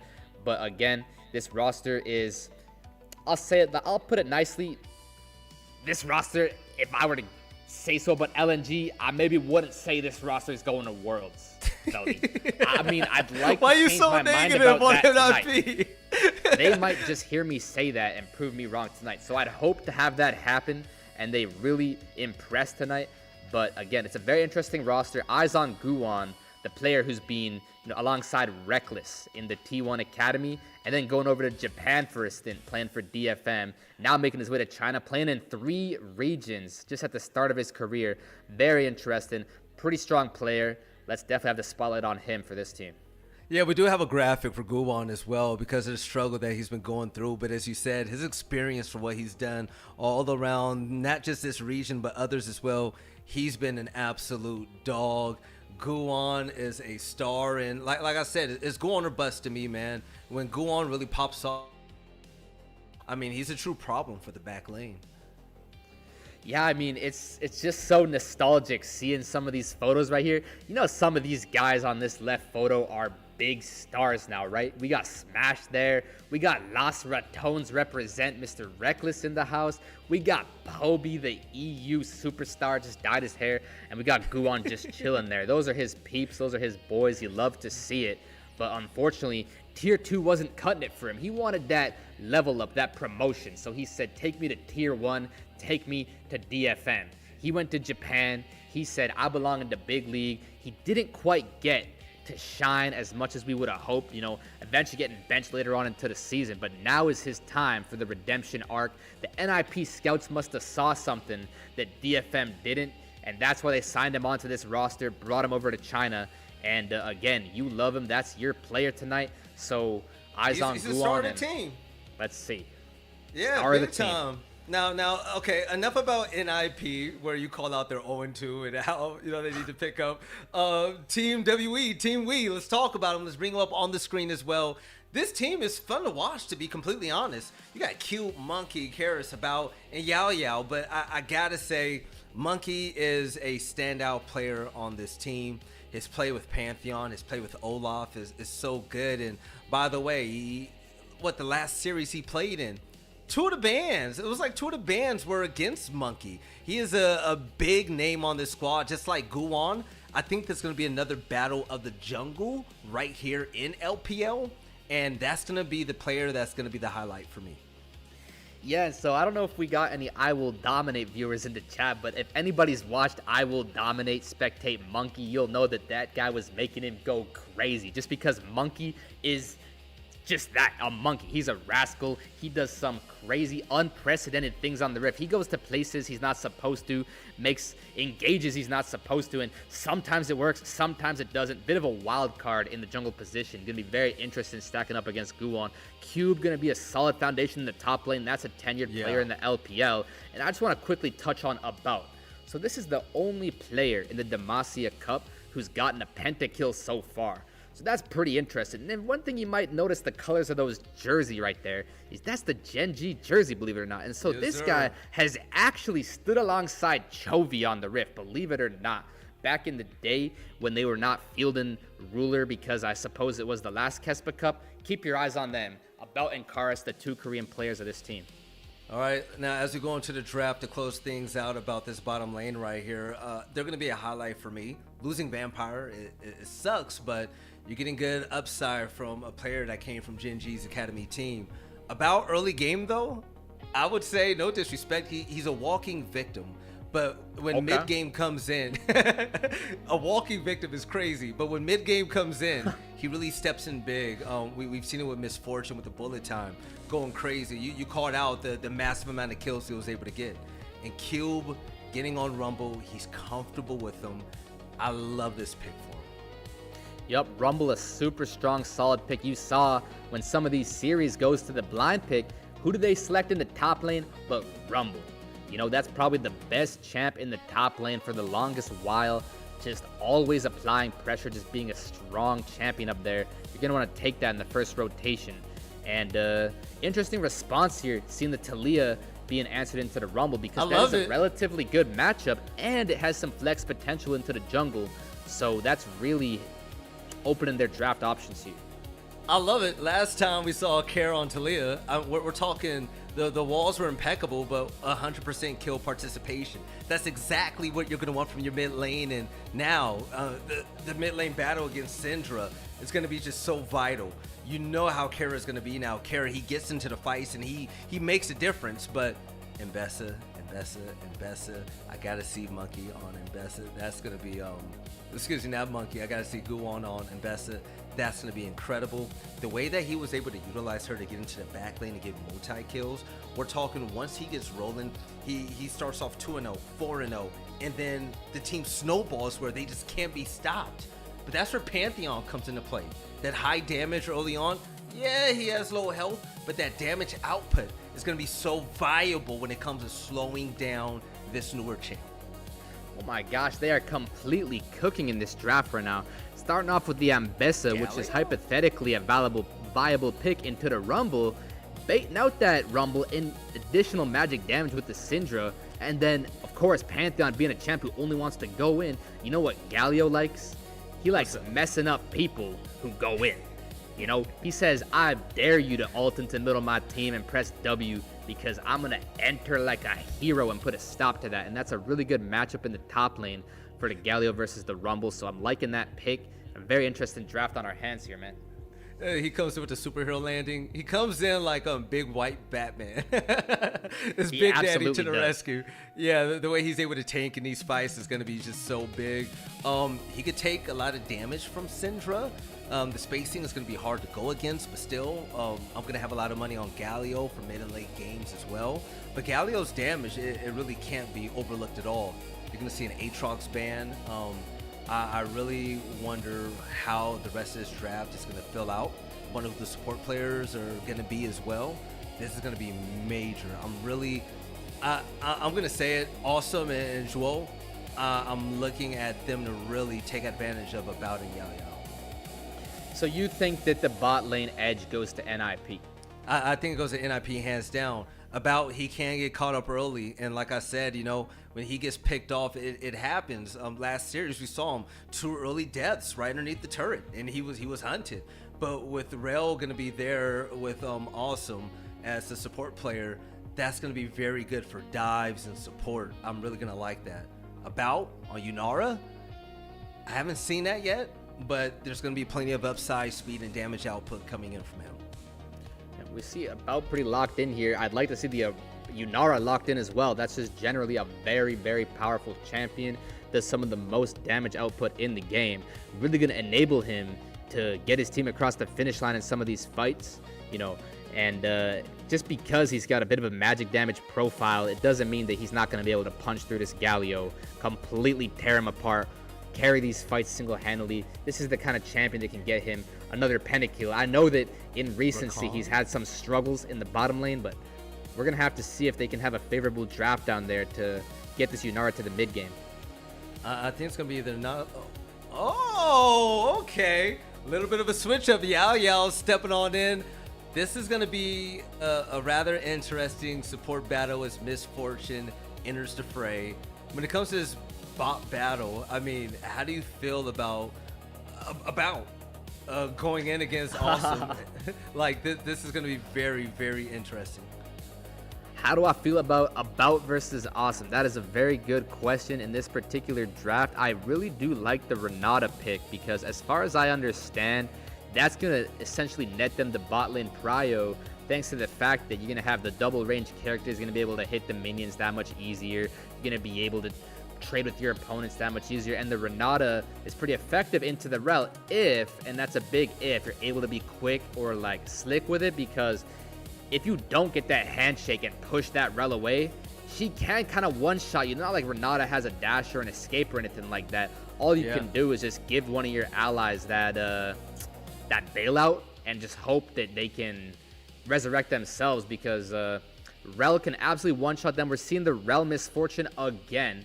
A really, really powerful combo down there. And that's the kind of combo where come mid-game, come dragon fights, again, they can just carry the whole fight single-handedly with 2 buttons. So definitely keep your eyes on the MF, and if the Yunara can keep up from the mid-game and be the DPM winner. Yeah, all right, ladies and gentlemen, once again, Ninjas in Pajamas going off against Team We. Let's see how things battle out. My eyes are going to be okay. My eyes are going to be on top lane as well. Cube, phenomenal top laner, is going to be on that Rumble. I'm excited to see Pantheon putting a lot of damage early on as well. But ladies and gentlemen, here we are, Game 1, NiP versus We, as we rock on into the Summoner's Rift. Christmas time, ladies and gentlemen. Let's see how this game goes down. Once again, we got Foles and Veli on the mic for commentary. This has been a phenomenal day so far. Quacks and Rafa did an amazing job with that first series, and they sure did. Here we are on the 3rd series to close things out. And how lucky are we to watch Team WE versus Team NiP? This is going to be good. I think these teams are pretty evenly stacked up so far. I understand that NiP has played some extra games and accumulated some extra losses, but overall, if you assess the skill value of these teams, I think we are at a pretty close standstill in terms of the skill levels. And so it's just going to be a matter of who shows up tonight or this morning. By the way, NiP needs to show up. I just remembered they lost a 9-kill lead mid-game versus EDG to lose 1-2. It was a major choke on their end, and they can't afford to throw like that again. But hiding in the bush right here, they get some prior if they could put in some good damage. But yeah, Joel is going to go ahead and dive on in, putting in a lot of work on that Renata right there. Is awesome. He's going to run back, and the pokes are there is about. He's trying to keep players at bay with this Yunara. The damage is going to be beautiful, and the CS are going to get picked off quite easily.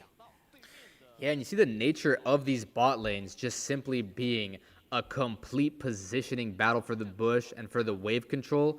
And that's probably why this Renata pick is just so effective, because you saw there, even if the rel hits a pretty good W for engage, just being able to slap his back as he's running away with those ranged auto attacks evens out the trade, and in fact makes it favorable as they can't even stay in range to be the first to level 2. So it's advantage WE bot lane with the current draft they have.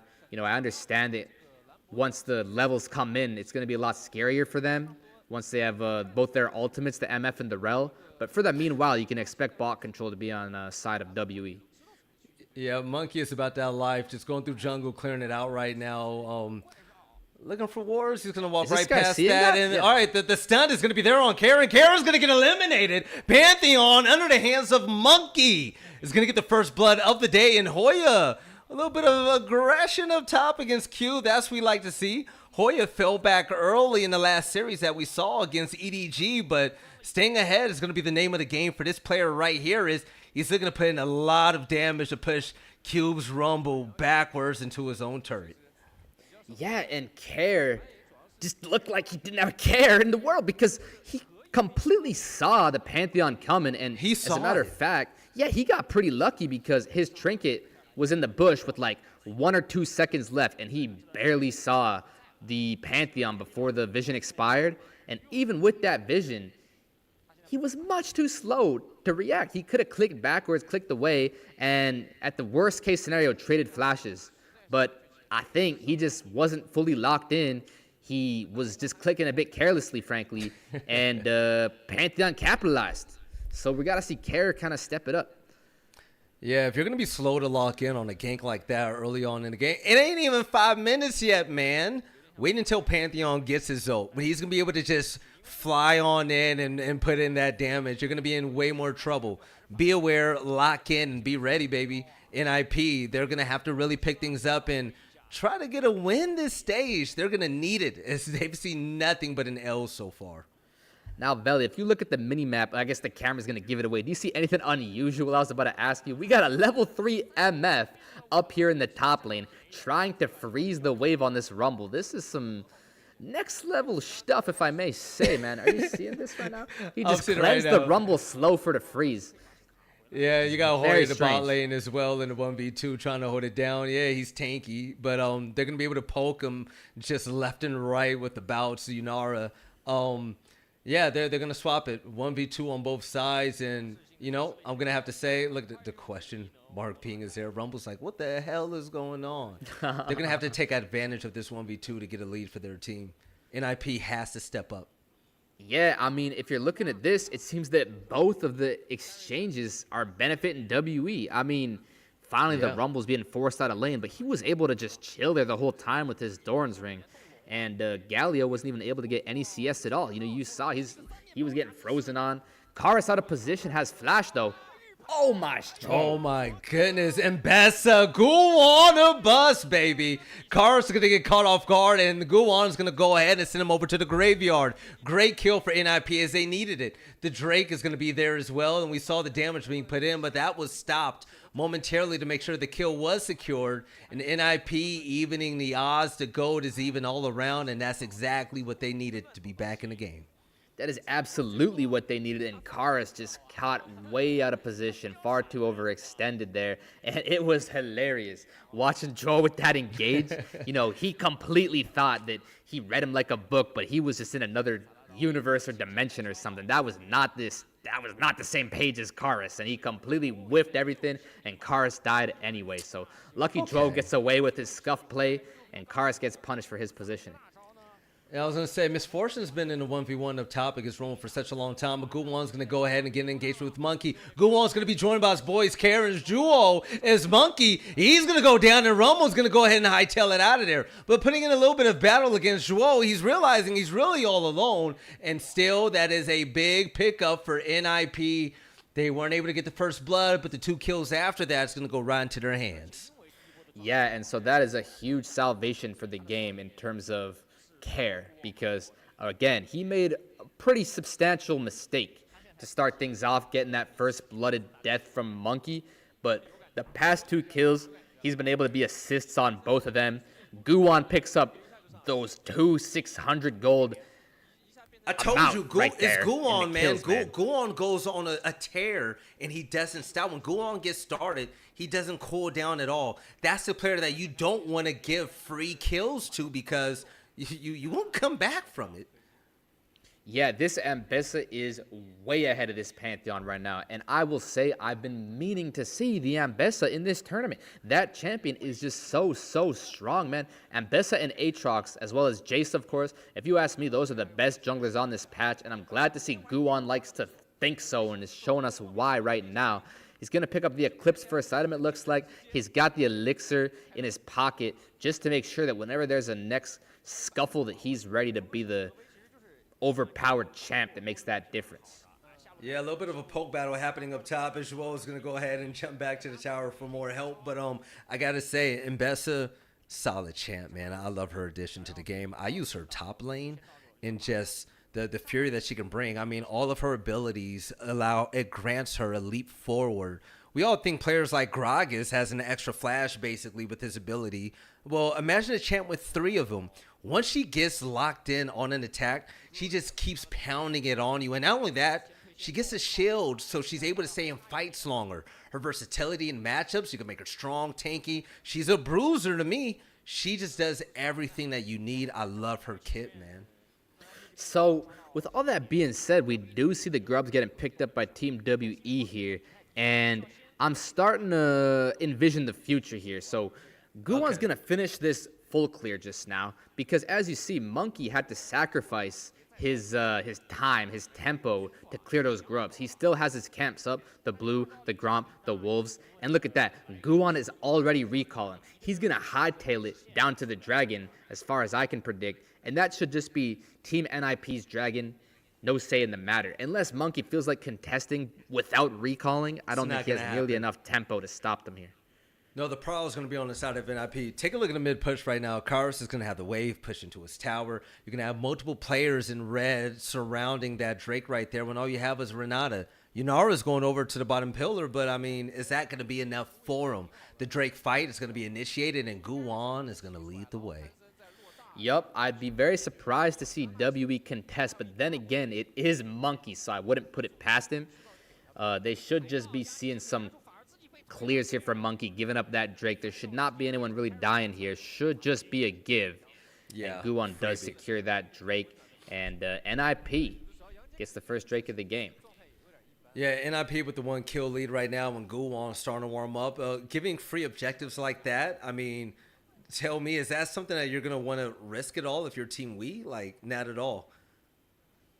Yeah, so, I mean, it's an interesting first 10 minutes here because Pantheon was able to secure those grubs, and it is a one-for-one trade. It's about getting engaged on.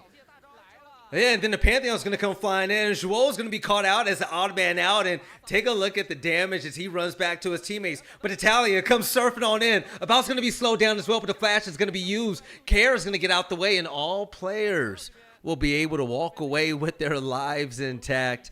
That was hot and heavy for a second in both teams.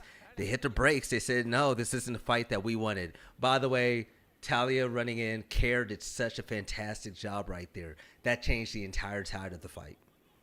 Yeah, that Weaver's Wall was really able to equalize that fight. No pun on the rumble intended, but yeah, we'd love to see if maybe some of these next ultimate cooldowns here with Guwon or Cares or Awesomes coming up, if they can actually lead to some kills next time, because we saw About was forced to burn the flash and the barrier, as well as the ultimates there for the bot lane. We see that the Renata has the spellbook, so he's going to have some extra tools to sort of help About stay alive. But yeah, we do see the supports having a shaky warding battle, man. I think that's going to be the highlight of the game. The supports just poking each other mid lane. But take a look at this Talia. Yaya is going to get caught off guard, and then comes Joel. Joel offering great support and care. He's going to utilize that flash to get in close, but Yaya is going to get away with his life, nearly avoiding 1v3. But Guyon isn't going to be as lucky. Karis is going to utilize that Syndra to get that kill as Hoya flashes away. That's going to be another flash burned in the fight. And there you have it. Team Wii getting one more of their own, evening the kills 2-2. And as much as that was sort of two separate plays, you can only wonder if that could have transpired in a much different way had NiP not completely sold there, engaged there. You saw Zhuo completely miss. You know, you saw Care flash in and not have the way to finish him off. That was a really ugly set of spells there from Care and Zhuo. And that meant that they weren't really able to reinforce Guwon, who got perfectly punished by that well-laid carpet from Cube. And even though he had the magic damage shield from the hero's entrance from Hoya, it just wasn't enough. Guwon gets caught out. That was supposed to be their strong point. That sets him back a lot, and that's really going to help change the tide here with these two objectives coming up in a couple minutes. Yeah, the Scuttle's going to go down, giving some added mobility and vision when it comes to this bottom river right here. But also as well, Hoya holding on strong. Not set behind like he was last series, top lane, as the Galio is able to tank a lot of damage. But with the bat coming in, he's going to be able to farm for free as Monkey continues on with the Pantheon. I want to see this Pantheon in more fights. I want to see this Pantheon jump ahead. Monkey's going to have to step it up big time to make sure that he's able to shut down the likes of Guwon. And speaking of which, now looks like a pretty opportune time to do so. He leaves the fountain with his Sundered Sky. He's ready to go. He's got the Grand Starfall ready. So if any single member of NiP steps up too far, they're going to immediately be ulted by Monkey and outnumbered. So they got to be really wary of that in this next 90 minutes here with these objectives coming up. All right, Guwon looking like another gank is going to happen, but Monkey's going to beat him halfway. It's going to be a jungle versus jungle battle. All right, there it is. The stun is there, and Monkey is going to go ahead and get the first hit as Guwon is going to nearly avoid this fight. You see Yao on the bottom side of your screen. I could offer great support, but Zhuo running away as well. These fights, these engagements, they get started by WE, but then, you know, they're not able to connect fully. 14 minutes into the game, and both teams pretty much at a standstill. This is a really good even battle compared to what we saw last series right now. Yeah, I mean, this one does have some more haymakers than the first 14 minutes of the past few games, but this one, again, is still pretty tight. It's a really close match here. You know, we see Guwon still not picking up the boots. He's going to be real slow this game. It's unfortunate for Hoya. He had the cheeky hide-on-bush look there, trying to catch Karas sleeping. Karas did not get caught out, and this dragon spawning in here looks like red team is well positioned to secure this one. And I'm looking at the team comp as well. I'm very much a fan of what NiP is doing with the tanks. You have Talia there, but also that Galio is going to be so good to help out Guwon as he dives into the back line, offering that added protection. As Guwon is going to work on this Drake with the help of Care right here. This is going to be a good stats boost to help out the likes of NiP as they look to take game one. Yeah, and that's going to set them to 2 objectives taken for the feat of Monster Slain. We still have yet to see who's going to claim that so important feat of warfare with the score being 2-2 here. I wouldn't be surprised if that changes real quick. Mbessa dives on in. Talia cleans up the kill, but Rumble's going to be taken out of the game. Cube just gets caught with his pants down, nowhere to run, nowhere to hide, and no help available in sight. That's what Guwon is good for. That ult, by the way, fools, is so damn fast, man. The moment it's activated, you barely have any time to run away from it, and that's what makes Guwon so deadly on this champ. Yeah, it is a really effective draft because that public execution, as you said, it is extremely hard to dodge. I would say as soon as Cube is hit by that, he's dead no matter what. It's just that effective of a spell. It's beautiful. It gives NiP the feat of warfare. They got themselves 2 Drakes. They're beautifully poised in this game, regardless of that gold lead. And Guwon going to be a force to be reckoned with. And as I was saying, the draft is so beautiful because you can use that engage tool to help deliver the Galio into the enemy backline. So we can keep our eyes on that for one of those next upcoming Guwon ultimates and see if him and Hoya can double dunk them. Hey, fools, can we even be mad at the invested build from Guwon right now? You called out there's no boots, but with the 800 gold lead and what Invest is able to do with the dashes in, I mean, do you really need to boost when you have 3 dashes? Is they dash on in the Cube here in the top lane is Hoya and Guwon. They get another elimination on Cube. Cube is being caught out of place so often. It is becoming a problem as Rift gets popped mid.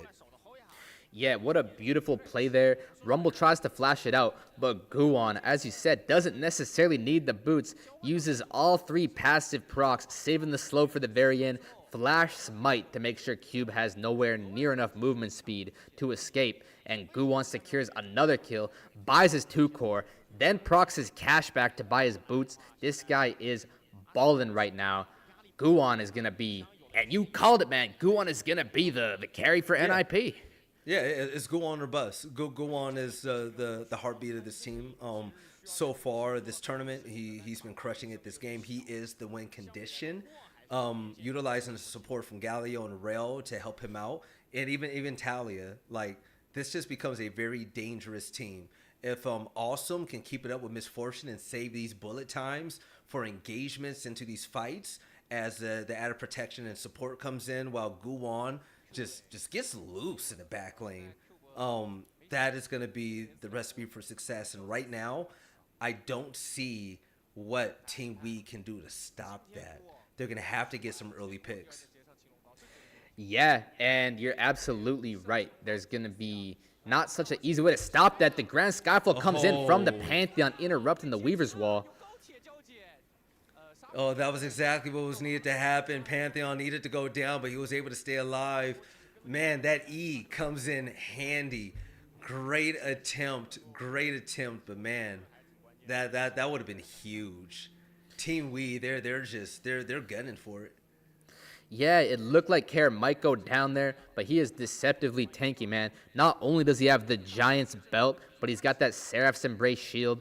This guy probably has like 700 HP more than the average mid lane champ mage is supposed to right now, if you think about it like that. And so Care is having just enough hit points to survive that engage from Monkey, not even having to burn the flash or anything, just the Weaver's Wall. You'll take that ult for ult trade any day of the week. Completely chilling right now, if you ask me. And that's going to buy Guon more time to make use of his agency, because I suppose once Guon reaches 3 items, if you ask me, he should go something along the lines of Merc Tread's Death Stance. If he has some kind of inventory like Death that, Stance, any kind of variation, he's just going to be unkillable. He's going to be the X factor.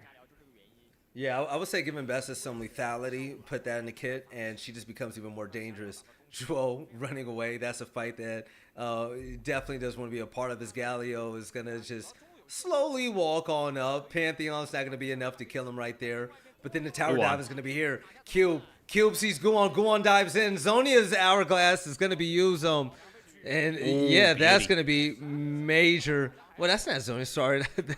But yeah, that was going to be major. He stayed alive for a little bit, was taken down. Guon once again with the dives. It's just so useful for his team. Yeah, and that's kind of where a lot of the problems are coming up for WE, because Guon is not supposed to have such an easy time just killing Cube like that. I mean, it's only so easy now because he got away with it the first few times. And now Cube with 3 deaths there breaks his arm guard, uses his stasis. He is extremely weak and extremely behind now because the Galio already outscales him anyway. Otacon looks like it's going to be picked up by NiP. This could be critical mass here for the Ninjas in Pajamas. This could be a big lead for them here. Yeah, the dive comes in and Monkey's going to go straight to work right there. And there you have it. WE, they're pushing in. Guyon is going to go down, and that was a big one for Team Wee. But the fight isn't going to end here at all. About utilizing that Yunara, he's going to go against the tanky Rel. Is Rel going to hightail it out of there? Is she going to live? No. She's going to go down. About doing such a good job, and Care barely gets away. That would have been beautiful. By the way, 4 a.m. casting, yeah, Seekers, not Zonias. That still... Team Wee fighting their way back, now down 1 kill. That was absolutely beautiful. And I wasn't paying full attention to when the feat of strength went over, but it looks like WE actually has that, so that's going to help decrease that gold lead. And what a beautiful fight here from WE. You know, I think Karis completely carried this fight, man. You look at this Syndra, he's got the 2-core spike, that Blackfire Torch, that Cosmic Drive, that's infinite move speed. He's got so much haste, he's flashing in, he's scattering them.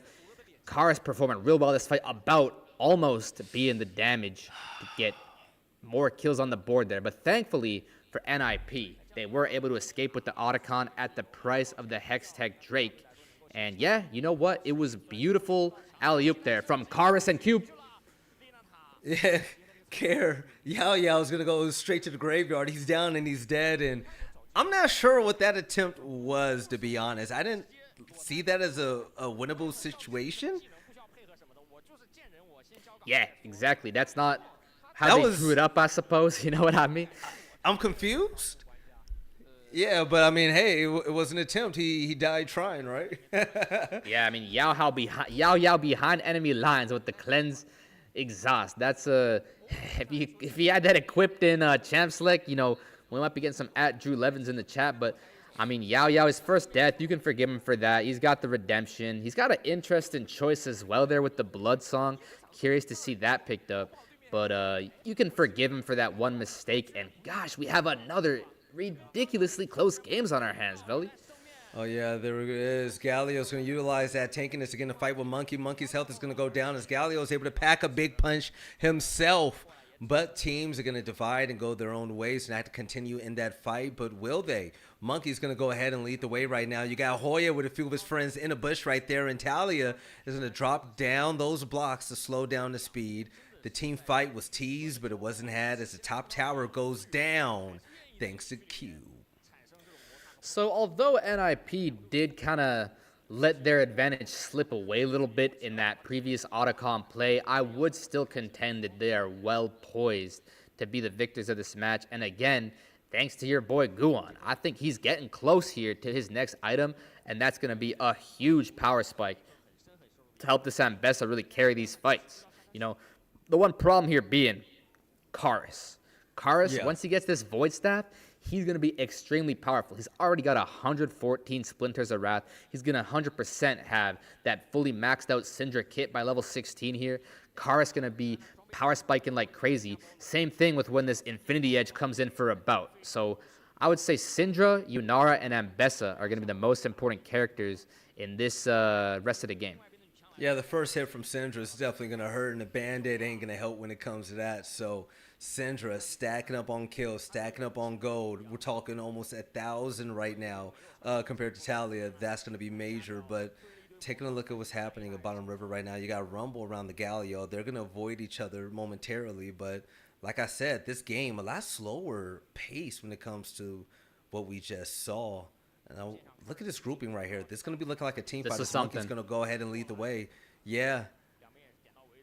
All right. You really thought that they'd go in there, but again, just a really tense look. Anyone can go in at any moment now. So we just got to be ready. Keep your eye on One Zhuo. button. Keep your eye on Zhuo. Can be all the Zhuo's difference. looking to dive in. Yeah, Cube is going to get You know caught he's out. ready. Ooh. Any given moment, this Rel going to flash in. So it's Yeah, just it's a gonna be question of coming. who goes first, Belly. Who goes first? Yeah, you got the pokes and the flames coming out from the side of Team Wii right now as NiP. They're moving back down. The setup is coming in for the Drake, and this team fight is going to be all they're going to need. Is Hoya. He's going to dive on in, and he's going to get the opening stun. That's what he majored. Cube is going to burn a flash, but take a look at what's happening with Monkey on the top side of your screen. Zhuo, he's going to be caught out on hand, but Team Wii, they're going to take a ton of damage, and they're going to back up, but Hoya, he's going to be a big victim. As one of the big tanks is going to be hard to take down. Monkey doing his best, but it's not going to be enough. Awesome's going to be able to get that kill, but take a look at what Camera's doing as well with the splitting of the map. Great play from NiP, getting the kill, knocking out Monkey, and getting the Drake objective. That was so clean. They lost no lives. I love that execution and setup. And you know what? I know we didn't consider this the main event title game of the night, but this has to be some of the closest match teams I've ever seen. And Bessa doesn't even hit the ulti, and they're still coming out barely ahead on this fight. You know, Monkey completely there, blowing up Zhuo, but he gets back, and the Galio ulti is just building so much space here. You see Hoya backing all three of them up there, getting the exhaust downlit onto him, flashing it out, and that's one tanky Galio, man. Talia even sealing the deal with that Drake, making sure they can't contest. And not again, Yao Yao, not again. Yeah, Awesome's being a standout ADC right now as he's over here securing kills. And take a look at this. Monkey's going to try to run away, and Monkey is going to get eliminated. Guan tearing things up, looking like his old self right now, dominating. NiP, big kill lead. We're talking 5.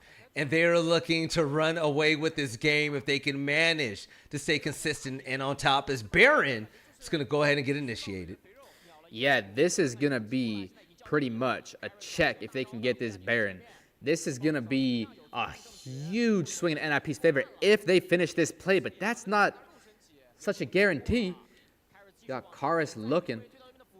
Rumble is down the equalizer. That's a dead Baron, though.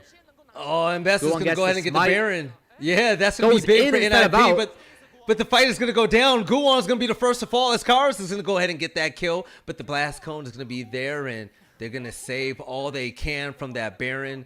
Man, Guwon, okay. All right, Guwon is a dog this game. Him going down, but NiP getting that Baron, that's key. They're going to be able to push these lanes now fulls, and they're now looking to separate themselves from Team Wii. Yeah, and you can tell that Guwon is an aggressive player, man, because his whole team was able to position themselves in a way to super easily slip out of that Baron pit and escape. But Guwon had to stick around in smite range to make sure that they'd secure the Baron. He had flash up. He could have easily just retreated, flashed over the wall, took his win and called it a day, but he said, no, sir, I got to try it out. I got to go back in.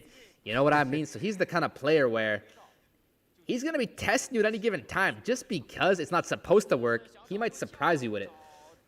Yeah, but take a look at this ult right here. Monkey's trying to make the most of it. Hoya's going to knock him back and back up into Guwon. Guwon's going to be ready to get some more kills. Joel is going to come in with the support's going to be there, but the ult's going to be in by Guwon. The split fight is going to be here thanks to Talia. And take a look at that. Cars is going to knock down Mbessa. Then Pantheon goes down. Take a look at this. 2 kills apiece for both teams. It's Team Wii. They're going to go running away. It's 3v2 for NiP in the mid is going to be the advantage that they need to push in. And they're going to eliminate this first middle tower. NiP, such a big fight. Players were everywhere. Talia making things difficult with the spacing. That's what that champ does best. I gotta say though, Pantheon, Monkey trying his best. I saw Brian in the chat saying, man, Monkey just turned into a monkey. Trying his best, but just things aren't able to go his way. Yeah, I mean, this is a really back and forth fight though. Like, these are some incredibly close like inputs coming in here. You see the ulti from Guwon really just 1v3 in that backline with that death stance, and all that damage was finally catching up to him. And that's what exactly Syndra is designed to do. You get too low, he presses that unleashed power button, and you just get dematerialized. You just disappear from the face of the rift, and that's what happened to Guwon there.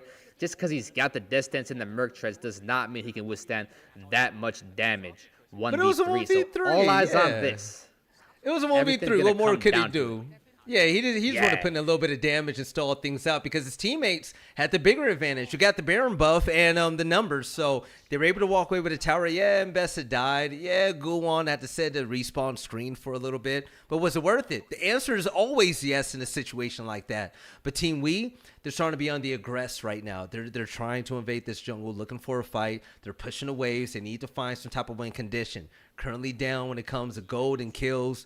They're looking for that one advantage, but the thing is, man, NiP's lineup, they're too tanky. The damage output that's needed to take down just one of the champs is going to have to be a lot of focus effort from everybody on the side of Team Wii. Yeah, but you see the Baron buff falling off, and this MF does have both sons. Really strong MF right now, 4-0-0 for awesome. For NiP. Looks like they're going to go ahead and call the bluff. They're going to go straight down mid lane and say, take that dragon and see where it gets you. NiP with the much more favorable map position right now, but at what cost for WE? Yeah, they got the tower, the map control. They got 2 towers at the cost of a Drake, but even if they want to push in even more, it would have been great.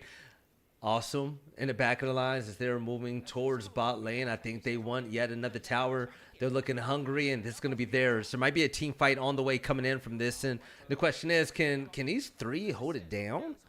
Maybe. Yeah, it looks like they ran out of positioning there. They were able to kind of make a WE dance around the map, forcing them to recall, but the recalls did come in. There was no way they could keep up the pressure there, and not to mention they got all this extra gold to spend from those 2 towers from staying out on the map so long, the Baron buff and such, and so, you know, they're going to revisit the fountain, and they're going to redeploy. You know, you got the Baron coming up, the second Baron of the game, and yeah, this game, although there is a 3K gold lead for NiP, this really is anyone's match, and it's really exciting to see what happens next. I think Kerr has a bunny ears buff. Wait till he pops back up on your screen. I don't know who's in charge of these filters, man, who sets them up, but they're hilarious. NiP, they're in full control of this game right now.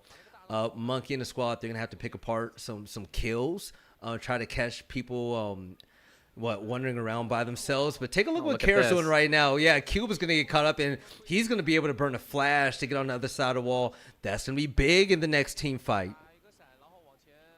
Yep, no flash for Cube. He does have the defensive tool of the Zonias, but, you know, that's not quite the same effectivity of the flash. The flash can do a lot more things than the Zonias can, so definitely keep your eye on that. But the Weaver's Wall will be on cooldown for the next kind of 70-80 seconds or so, if I were to guess. And maybe that might give WE a chance to do something with maybe the Pantheon ult, for example, because now Kare's not going to be able to answer it so easily. They might be able to mismatch the numbers. There's got to be a way for WE to create a advantageous fight right now. There must be a way, or else NiP will just close the deal. No, that's fine. Kare's wall could go ahead and regenerate. We're not going to see another team fight in about a minute anyways. Team We, they're not really applying any serious pressure when it comes to NiP. They're just reacting. Oh, okay, yeah, we'll go get Drake while you take our towers and map control. Okay, we're going to let you ward and handle vision around top river and give you priority. So Team We, they're not offering any type of threat right now. They're just playing on their back foot to try to find a way in. As you see Joel, like, Joel ain't even worried. He's like, hit me, baby. Like Britney Spears, hit me, baby, one more time. Like, what are you going to do? Are you really going to step into this fight? You're not big enough yet. And look how quickly they're burning down this Baron. That's the Infinity Edge MF. That thing's just gone, but Pantheon ults in. Oh, Pantheon gets killed. Go on, slaps the Pantheon. He's dead and he's down. His team NiP, they're going to get yet another Baron buff. And they're going to move on in. Like I said, they're not worried about this fight against Team We because they're just way too small. Hoya's going to go to the graveyard, but it's okay. His teammate's going to avenge him. Then you're going to have the big go down when it comes to Hoya as Guwon moves forward with his teammates. 4 players shoving their way down the middle, and this could look like an end game. Awesome right there, just completely killing everybody. You saw the bullet time, follows it up with the flash, closes the distance, gets in there. That's the 4 item, 7-0, 1k bounty MF, and he's going to put the finishing touches on this base and call it a 1-0 series head start for NiP. Yeah, ladies and gentlemen, here at Game 3, Game 1, NiP are going to run away winning the round against their opponent's Team We. A decisive victory, a slow burn that ended still quite hot with NiP looking to get a 1 in this column right here where you called out, Foles. Yeah, and it looks like they're well on their way towards doing so. With that being said, it was a bit shaky, it was a bit rocky at some given points, you know. Guwon being the guy with all the onus and the agency to really carry the game, and he did absolutely do so, but there were some times where he was dying. We saw top lane from that Otacon, we saw that 1v3 mid lane flashing over to Raptor, but in general, Guwon held it down, and you called it, man. He did his thing. Yeah, I mean, was it really shaky? Okay, like Monkey did have the first kill, if I'm right, but it was Guwon after that. Guwon went 2-0, and then we saw him at like 4-1, 4-2, and just kept on just going over. But Karus and that Syndra, a lot of kill participation there, still wasn't enough, even though Karus did have the most damage on the team. But take a look at Guwon and Awesome, 30% just about for both players when it came to damage. This is where Monkey really stepped up big, and I thought Monkey was going to get a big lead. I'm a huge Pantheon fan, but that just wasn't the case because we have Mbessa on there. I mean, the dash forwards, the flash, you're able to secure these kills, the ult to stop you right in your tracks with just support from Care with that extra added damage. You can't run from it. There's nothing you can do. You're going to have to battle it out. But by the time mid-game got there, all the players on the side of NiP, they were too tanky, they were too big, they were too strong, and it was just way too much for Team We. Yeah, and so replays like this are where you do gotta be NiP's coach, and you gotta say, you know what, guys, you played well. Congratulations, you won the game. Nicely done. But we can clean a few of this stuff up. We can be a bit more precise, a bit more surgical with it. Make sure that we give, you know, with an advantage like that, WE no way back into the game. And in general, it was very clean. You know, again, something like this. Guwon chooses to ult in instead of flash out. You know, that's certainly a questionable decision. Did it pan out in the end? Absolutely. But you definitely want to see Guwon coming out of his shell, coming into his own here in the LPL. And I would say that we're seeing exactly that. Yeah, I would say, by the way, big shout out to the one and only Care mid lane. That Talia was just absolutely beautiful. The walls, especially in a situation like this, put his team at such a big advantage. But even in the last series, Care had 100% kill participation with Talia. You get into this game, and how many times did Talia come in to save the day, wall things off, and put the advantage in NiP's hands? It was more than less. It was more than often. Like, he was always in the mix. Man, this team check out Awesome just, here, man. Yeah, that bullet time was great. This team, they were just rocking on every single level. And that's your guy right there, man. Guwon, you called it. Guwon or bust, you said. Guwon or bust. Player of the game on the Mbessa, man. 80% kill participation. He was making all those plays happen in the early game, and he was dealing so much damage on the Ambessa, way ahead of everybody else. He had that Shojin, he had that Eclipse, brought in the Death Dance as well, and he was just accelerated, ahead of his time, if you will, and simply not possible for WE to keep up with him. You know what makes Guon scary? If you look at that game and say, okay, ban Ambessa, get her the hell out of here. He picks a Nocturne. When he's able to get these global champions as well, he is all in your face, and that's what just makes him so dangerous. Ninjas in Pajamas, ladies and gentlemen, looking to walk away with their first win here in Demacia Cup after being 0-2. Team We looking to fight back. Do they have it in them? I believe so. Belly and Full is here. We're going to send this on over to a break, but when we come back, we're going to see if Ninjas in Pajamas can bust out a clean sweep and walk away with their first big win. We'll see you on the other side. See you then.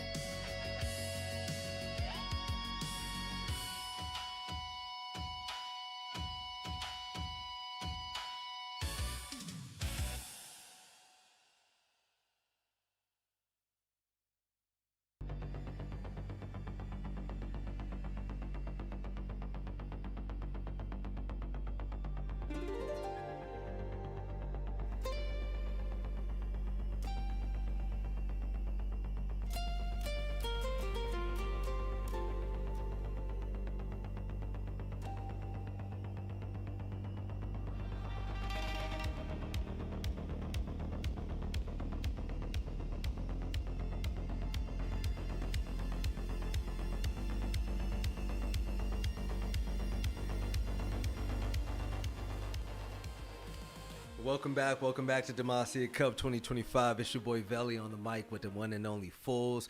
We're looking at Ninjas in Pajamas battle it out to get their first big win right here in Demacia Cup. As you see, they're 0-2, but the team that's trying to get in their way is a team that's down and one map away from losing it all.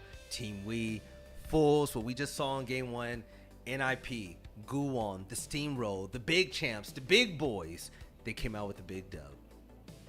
Yeah, and man, we've been really fortunate tonight. We've been really blessed with some really back and forth games, at least for the first 15 minutes. Because if you recall back to that first series we got, it was, again, really tense, really close. And I think this past map was kind of able to show us what it's like for that to be a continuation, for the intensity and the suspense to continue past the 15-minute mark into, say, the 22-minute mark with the Otacon and such like that. And it was a much closer game than our past series, and we'll see if WE can equalize the score here going into map number 2. All right, so take a look at the bans right now. Akali off the board. Nico, very annoying player. Good off choice, the board. man. Yeah. Thank God. Jace is going to be out the game as well. Zahin, I really like Zahin, by the way. But if you're not going to use him, it's really good to get him out of the opponent's hand. So NiP's bans, well-rounded all around. But if you're Team We, are you trying to target the jungle at all? Well, I think you are actually. You know, you see the Jace ban, you see the Aatrox bans. In traditional patches, that wouldn't have been a jungle target, but in today's day and age, those champs, those bans right there are directly targeted towards Guwon. And so that's going to at least disable some of the better picks that could be at his disposal. And see the Orianna first pick come in. I would love to see the Kara Azir. I think that has to be the best answer, but remains to be seen, man. So bad. So you know bad. I do, man. You know it. And it's overdue, man. That champ belongs in this stage of the draft. Yes, man, please. We got the... Get a Q. I hope he Come switches on. off. If this is Switch rage off. bait, I'm going to tweak, man. All right, bet, All right. bet. Thank goodness gracious, man. Somebody realized that that's the best champ in the game, and he was just going under the radar for no reason. The Azir is locked in for Karis, and we love to see it, man. That's a pretty decent matchup. The Orianna is going to have a lot of poke early, especially with some kind of Scorch and some kind of, you know, early game harassment. Azir clears, though. Azir clears. You just got to make it to like level 9 Nashor's Tooth, and from there you're just a superior champion, man. I love the Azir Wukong R1, R2 here. That's exactly what we want to see. And Monkey picks a monkey, so living up to his name right now. Let's see if Monkey can pop off. The Pantheon early play was beautiful. We saw great Wukong play in the last series with LNG and JDG. If Monkey can play this well, especially with Azir in the mid lane, I think this is going to be a very good duel, especially when it comes to ganking and spacing. We saw the way Italia manipulated the game with her spacing. I think Azir does it on such a better level.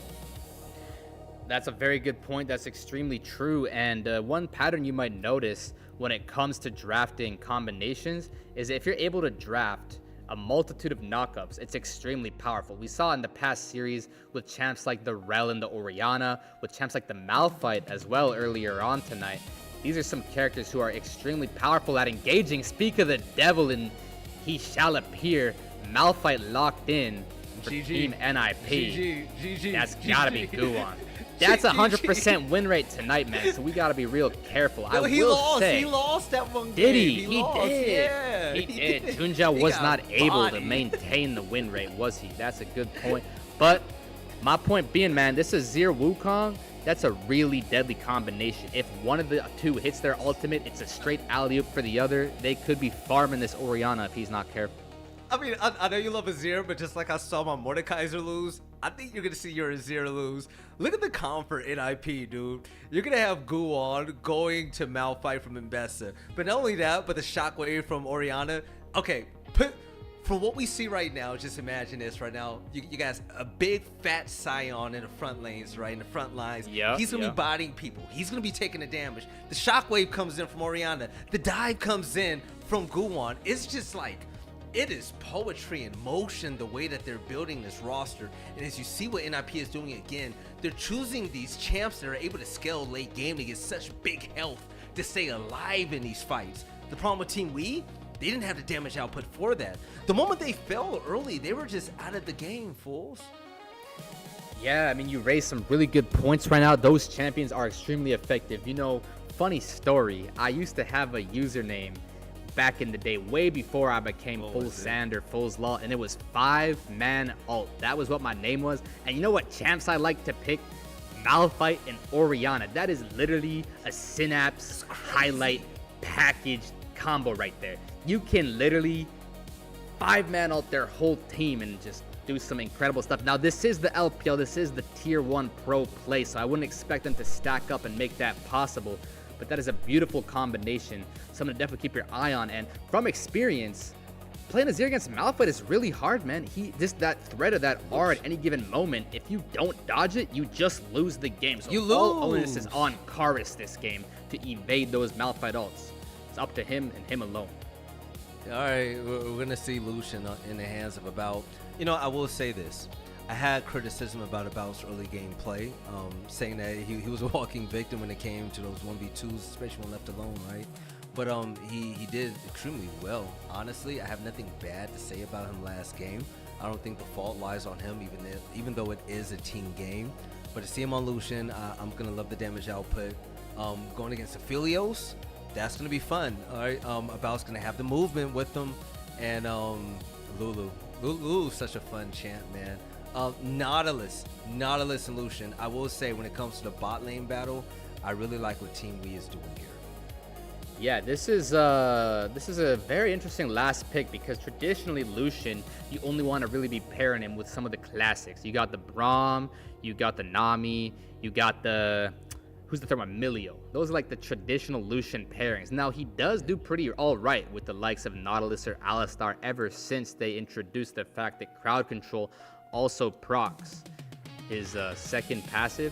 But yeah, that's very interesting. I would like to say though, the composition out of NiP, it's as much as it seems intimidating and as much as you might think it's just objectively better, I'm starting to have some thoughts here about, I feel like if this Aphelios gets targeted. Team We got it? Yeah, because think about it, they got no champs left. If you have a Sion, a Malphite, and a Lulu, what are those three champs gonna do? Those champs don't do damage. So, but like, shit, Lulu don't gotta do damage. Lulu just gotta turn you into the little dude, and then you're powerless, right? Like, yeah, but even if you're a squirrel and he's a freaking giant mountainous rock, it doesn't matter because you just transform back into yourself, and those champs just don't have the damage. So it's all gonna be up to the carries of NiP. The onus is gonna be off of Gu on this game. He's gonna have the onus to press R and engage, but it is completely up to Care and Awesome to make sure they stay alive. I'm not gonna take the Lulu slander. Lulu is off the chain. Lulu turns you to the little thing, and then you're gone. And every second counts, right? And in those seconds, you're just hopping around, being cute, little tiny thing on the map. You're getting bodied by Hoya. You're getting bodied by Guon. Kara's in your face, just throwing the little Orianna ball. Like, what you gonna do? I don't know, man. I see what you're saying. But it's not gonna be up to me. And it ain't up to you. It's all up to Team We, and they're going to have to convince themselves that they are not going to be the first victims against NiP. And it's all up to them, and they're already off to a bold start. That's a flash trade for the supports. You definitely take that as Nautilus, because Lulu being a pretty vulnerable champ. Sion level 1, though. Oh, my goodness. About's going to be first blood? Is that going to happen? Oh, shield okay, is the in there barrier. Time. Yeah, Yaya's going to look like the first victim as well. Run, bro. Yeah, these abilities are going to be used early. That's going to be very major for NiP as they're going to start off very hot with the invade coming in as well. Look at Lulu leading the way. Lulu is not playing around. Lulu's going to be the MVP. I'm calling it. I see what you're saying, because I tell you, man, that champ is extremely obnoxious to play against because it just feels like none of your damage is ever sticking. You can't seem to blow up any of the targets you want to kill. Everybody's just unkillable. And as you mentioned, you're just getting turned into squirrels and miniature sheep. Like, you're not even going to get to play your character anymore. So it's a pretty good champ. She did have to burn the flash level 1, so perhaps a lot of the eyes should be on the bot lane to see if that Lulu prophecy comes true or if that no flash actually comes to matter. Okay. And Casante's bot, might I mention. Yeah, they love sending Casante bot, especially in this region. This is Double Tang bot. The range isn't going to be there, so I want to see Awesome really take advantage of that with the pokes, try to get him back, get the CS lead. That's going to be major. That's going to be big, but I want to give you a chance to nerd out right now. Azir going against Orianna mid lane. What is going to be key for that matchup right there? Okay, so I should have looked more closely at the runes to be able to answer that question as well as possible, but the main thing you're looking at as soon as you load into any given game in this matchup is which keystone did Orianna take. If Orianna took Arcane Comet or Summon Airy, you know that he's there to try and go all in on that early game poke to try and force you out of lane, and that is extremely obnoxious to play against as the Azir. But just keep in mind, if you over-index into the Arcane Comet damage, you're going to have the absence of Phase Rush, which just means you're going to be extremely vulnerable as this Orianna come level 6, come mid-game. So Kair's going to have to push a meaningful lead at the start of this matchup, or it's going to be not worth it to take that keystone. Okay, am I ahead of myself when I say that Team Weed, they're putting themselves at a major disadvantage with this lane swap? I don't know about you. I'm not putting Lucian up against Sion. The damage is just so lopsided. But even if you take a look at bot lane as well, the range and the pokes, I mean, Aphelios is getting all that he can out of this. By the way, Azir is going to go ahead and back below health right now. I can relate, man. That's how it is with this Orianna Scorch, man. Yeah. He just weathers you down. Your HP just decreases by the minute. And yeah, you can't stick around for much longer as Azir there. And I get it, though. Like, you really want the cannon.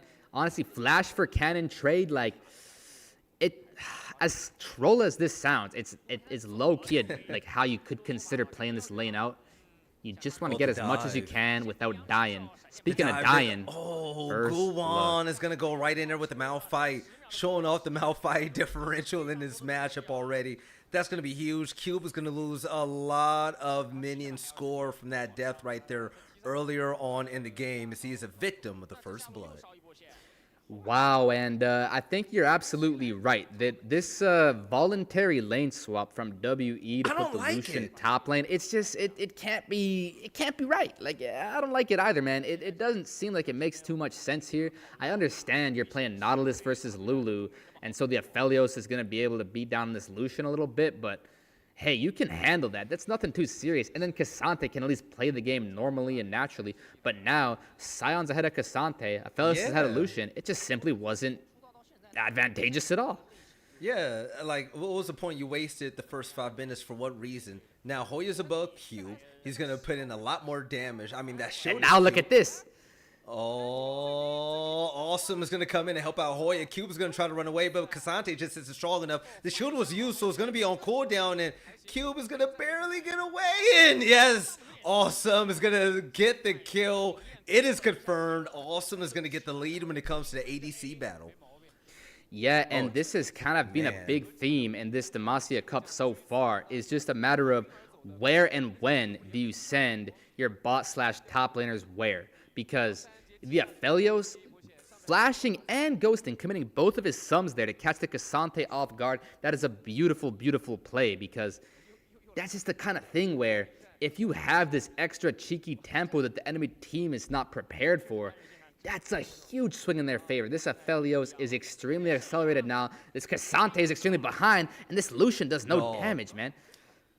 Team Wii, they put themselves at a disadvantage, and NiP caught up with that. They tried to flip the lanes back to normal, and NiP was like, nah, baby, bring that butt back here. So now, what? They're sending Hoya to the bottom lane as well. Yes, Nautilus is going to come in and try to disrupt that fight a little bit, but still, Cassante is so far behind, and this is the thing. You get him out the game. We saw this with the Mordekaiser. We saw this with other tanks as well. If he's too weak to do anything, then, I mean, you take your strongest tank out. And here goes Guwan against Monkey. A little bit of poke here and there as Guwan is going to get some help. This is going to look like a 3v3 battle. And here it is. Joel is going to go in a head-to-head with Monkey. But here it is. One player is going to go down. Sion going big with Hoya. And that is yet another lead. Another step forward that Hoya is going to have over the opposing top laner. I mean, yeah, at this trajectory, at this rate, this is exactly what the NiP comp is going to be able to capitalize on. If you have these champs with this much of a lead, I mean, look how much this Orianna is stomping in this Cassante right now, need I mention. So NiP is primed and golden to run away with this game right now. They have yet to even claim the objectives, but I would imagine that the Dragon and the Grubs is going to be theirs, and the feat of strength is pretty much already written in stone. Yeah, when your Cassante starts getting stomped out by Oriana early game and there's nothing that he could do, there's no reach available. I mean, that's just that's it, right? But now taking a look at the bottom lane as well, about still moving up and teasing Hoya a little bit of a ward right there with Yao Yao, you know, pacing up and down when it comes to River. What's the answer? Drake is currently up. We see Monkey moving in. He's going to get the engage to get this objective for his team. They're seriously going to need it. Yeah, it's fascinating that they're able to get away with this. The Aphelios Lulu is right there in the mid lane. Yeah, Hoya doesn't seem too fond of this, but for some reason, Aphelios and Lulu want to hug more towards the top side. I do kind of see it, you know. If you play for these respawning camps, those Krugs, those Raptors, that red buff up there as Malphite, the advantage you get in terms of XP is a lot. But first things first, they're going to have to clear out these Grubs, and honestly, if it's a one-for-one objective trade, I actually think you take that as WE, because especially as Azir, being able to get dragons to prolong the game is exactly what you need. Grubs are threatening, sure, but everyone knows the power of the dragon's soul, and so if you can delay the dragon's soul here, Azir's going to at least have a chance to do some miraculous carry performance. So keep your eyes on Karis.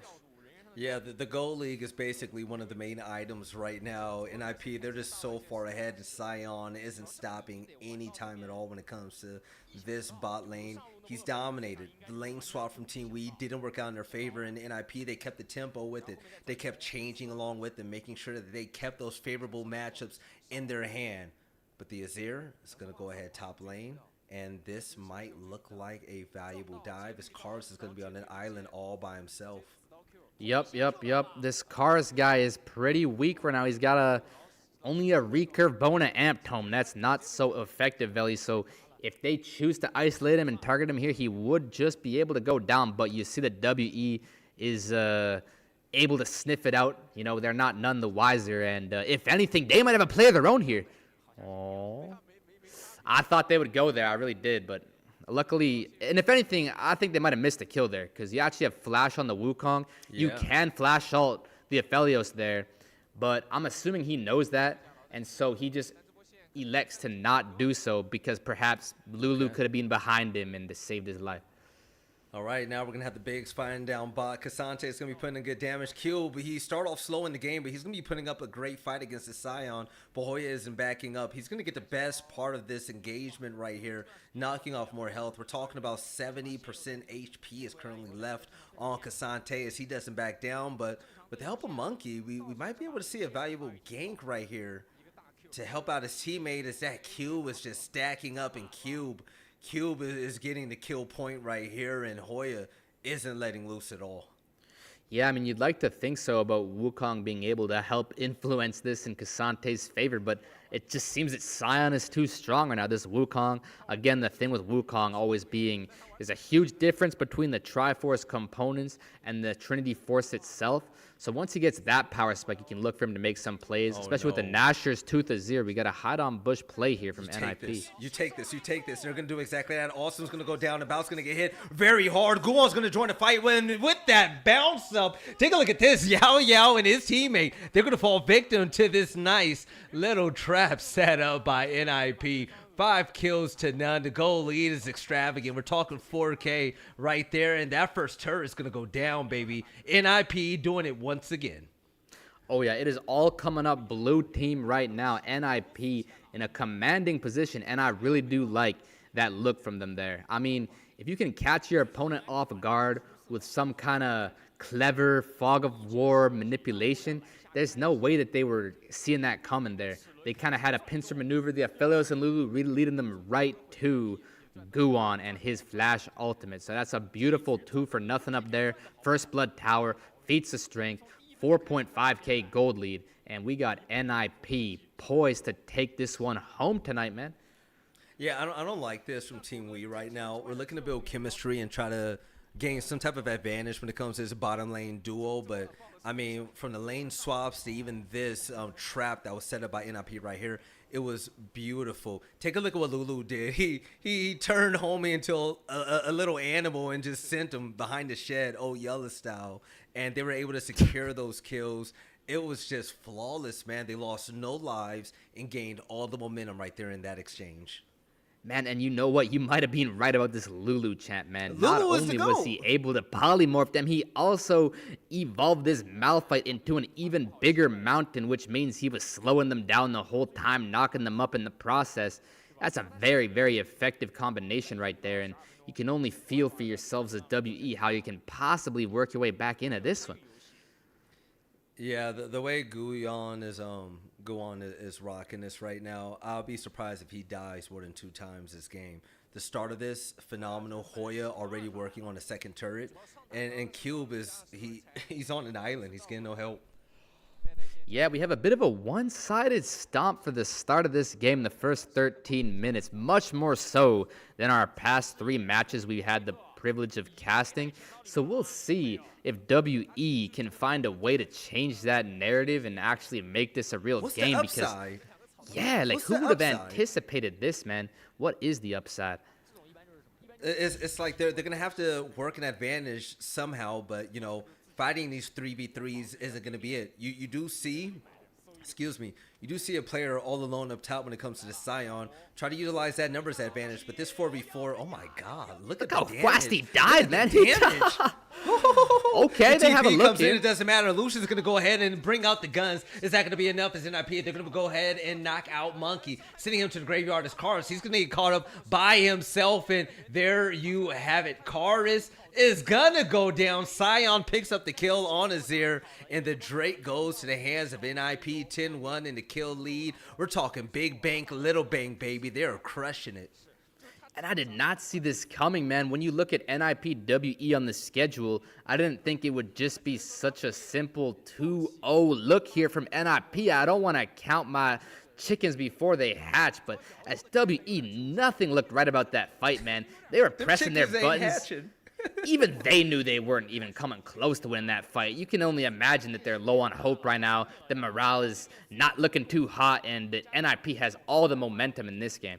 I'm going to keep an eye on Yao Yao to see how the support player is playing, but just as the support player, as a Nautilus, your health falling that fast and you dying that early in a team fight, that just ain't it. Yes, Lucian tries to offer in his ult to offer in a little bit of attack damage support, but that's not enough. And poor Karis, what is there to do when it comes to you? He gets flicked like a fly in NiP. They just run crazy on him. NiP are way too strong. Like I said, these team fights ain't it. You got to pick up that Scion. You got to try to work out a 2v1, a 3v1 up top. You got to try to flip it. But they were set so far behind from that early lane swap, and they just can't seem to come back from it. Yeah, must say, what a beautiful, beautiful Orianna Shockwave in that previous fight, followed up marvelously by the Scion Q. You saw them just get completely wiped there. I believe it was Monkey and Cube. Karis and Abelt did their best, but there's no way you can recover from that, and we'll see if they can possibly recover at all in this game. I will say, if there is any hope in the world for them to win this game, it would be Azir, and he is the one who has their kill. He was able to set Awesome back a little bit by slaying him, so maybe if Karis can get to, I would say, 3 items this game, he might be able to carry them all, but, I mean, that's a bit of an optimistic take, though. Yeah, if you're asking what can they do this game, you got to ask Team Wee what god do they pray to, because they're gonna need him to queue up in Summoner's Rift and help him out right now, because this is such a major disadvantage. The kill lead, NiP. The gold lead, major. We're talking, what, 6K, just about, almost 7K. And the damage that they're able to bring. When your Nautilus can get destroyed in a matter of 2 seconds, you're in doo-doo, sir. You need help, and they just have no solution for this. They're playing back, they're not getting control, and the Rift Herald is here. This first tower is going to go bye-bye now. Yeah, that's kind of a predicament, kind of a dilemma for Team WE here. If your front line can't even withstand 1 second's worth of damage, we'll see if Guwon has the Drift King Tokyo style. Is there a tower here? There is, man. Oh my gosh, he's that good. Tokyo Drift in the house, baby. He swerved that thing. The tower's gone, and they're gonna work You on love to see the it. second bottom tower. The help is coming in. Yao Yao, level 7. I'm not sure what he's gonna do. He's so far behind. The lane swaps, the roaming around maps, not being of great assistance to even get an assist this game. There's a chance that Yao Yao can end this game without a kill or an assist. And to be completely honest, the way that he vanishes, the way he melts in team fights, I don't see it happening. Yeah, you raise a completely valid point right now. Yao Yao, not so good of a performance thus far. With that being said, in terms of accumulating some kind of points on the board for his KDA, at least his champion is very cut and dry, very clear objective with the Nautilus. Find the carry who's most vulnerable and get the depth charge on them by enemies necessary. Flash R, Q, passive, slow, shield, whatever you got. Just throw all the kitchen sink at whoever you can. You can target carry, you can target awesome, and you can target Zhuo. You're going to want to make sure that Zhuo is not able to thwart your play with his shielding, his healing, his ulting, though. So, yeah, Yao Yao is just kind of outscaled at this point. His champ is just inferior at this stage of the game. I'm calling game in 10 minutes, not to be biased here, but when one of your tanks isn't even tanky to the other team, okay, then all you have left is cube in these team fights. The spacing from Cars is going to be valuable, but can it really be enough when the damage output is really all on the hands of monkeying about? It's not going to be enough. This tower's not going to be there for long either. The TP is going to come in as NiP. They're going to be able to scrap up a kill. Nautilus goes down quite easily. Once again, Monkey gets into the graveyard, and the Monkey ain't going to be swinging no more. Cube is going to get caught up with that slow speed, and yes, that Cassante is just barely escaping death. This NiP, they're moving forward effortlessly in this battle. Like I said, you have one tank on this team now. Your support player is out the game. Yeah, we're going to have to see just how high that middle column goes for our boy Yao Yao this game. But, gosh, I don't know who it was. It might have been Zhuo. It might have been Hoya. I'm not sure. But Monkey, you saw him. He had a low-key decent bit of a look there onto the backline. But he just gets fully interrupted, crowd-controlled, and chopped right here. Let's take a look at how Monkey's engage gets stopped. Yeah, Monkey sees two players in the back line. He goes back in. But take a look at that. Malphite says, get over here, and just bodies him. Kara's going to go ahead and get rid of him, and Cube is just going to go running for his life. About doesn't offer serious damage to make any difference in that as well. But About's going to get caught up. There's going to be a dive underneath the second turn in the middle, and About is going to barely get away. It's Guwan. He's hungry. He's going to keep running, but with that enlarge coming in from Lulu, he's going to stay alive. By the way, man, it's a problem when Azir is the only player on your team with a kill. Yeah, this is a bit problematic to say the least, man. Did you see how much damage that tower was doing to Guhan, man? I'm pretty sure he could have tanked 20 shots, if not more. Gosh dang, how can you play as a About right now? It's again the same thing. This Malphite champ is just so OP if you get ahead. The AD carry is forced to buy LDR, and it's still not even enough. Like, you're just nowhere near enough damage to punch through this guy. You can make it look like this on Sion. I'd love to see you try, man. There's no way you can kill these tanks right now. Yeah, Caddy, the producer, shout out to him. Shout out to Mexico, baby. He said, do you guys think Team Wii is going to have a chance right here? I said, dude, did you see the last game? It looked like a bunch of little people fighting Shaquille O'Neal. It was men versus children. NiP was running the floor with him. And in game 2, the exact same thing is happening. I think that the game ended during the champ select, and it's showing quite clearly. Azir, the only player with a kill. Cassante, not a factor. Nautilus is just an afterthought at this point, right? And Lucian isn't being able to put out enough damage, even with Lord Dominic's regard, to even steal a kill in the front or the back line. Now, I know this is extremely biased, but all I'm going to say is, if you were to take someone like me, who's played the most Azir games on the planet, and you were to spawn me in Karas' shoes right now, I'm pretty sure this game's winnable, man. Take your ass to China. You better take what I'm your talking butt to about, China. man. Dude, they can absolutely win this game. Azir is capable of doing so, man. I told you, remember I said 3 items spike. He's been keeping up with the CS per minute. He's above that 10 mark. He's got his second item in. Once he better buy it, which it looks like he might not. I was going to say a Void Staff is exactly what you need in a case like this, because this Malphite, this Scion, is just going to be so tanky, man. Don't do this. We'll Look, see, they though. waited too long. They waited too long for the team fight. So now that 5v3 is going to turn into a 5v5. Cube is going to get slowed down quickly, and Malphite's going to go ahead and bring him in. Now the Shockwave is going to be there, and the Bow's going to be sent to the graveyard. But now Nautilus, he's going to be the next to go, and the kills just keep on racking up. Sion's going to be able to get a body. Monkey running, trying to do everything he can. Flash isn't there. Guwon has the health. He has the help, but Monkey barely gets away. And how Guwon didn't die, I don't know. But man, NiP, they are just terrifying right now. Now, as beautiful as that looked, and don't get me wrong, it looked absolutely gorgeous, that actually wasn't that good for NiP. Obviously, it was good. They progressed the game, they destroyed the inhibitor, but I thought they were going to end.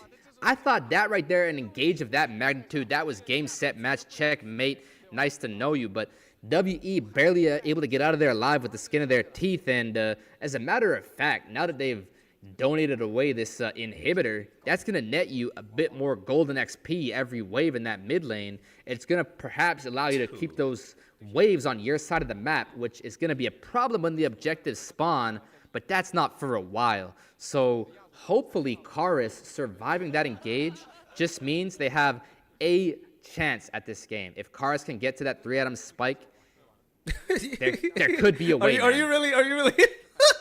Now listen. Dude, it's a 10K kill. It's a 10K There's a goal lead. 5% chance at most that WE wins this game. Yeah, And it's 0.5% dropping by the chance. second, my friend. It is dropping by the second. I need a positive friend like you when I'm in hard times, because the way it looks on the side of Team Wii, they're on the defense and there's nothing that they can even do to defend. Hoya is all by himself on an island and they're even scared to push him. He's tanky. He's big. That Scion is terrifying. But not only that, you take a look at what's happening at the bottom side right here with Guwon is leading the way with his team and Care with Awesome behind him. They're putting in damage. They're fighting the waves. They're making sure the pressure is consistently there. This is not good at all. This NiP, they're going to back up. Yes, I believe the game is going to be over before we hit that 30-minute mark. But before we do, I think NiP, they're going to have some fun en route to their first big win.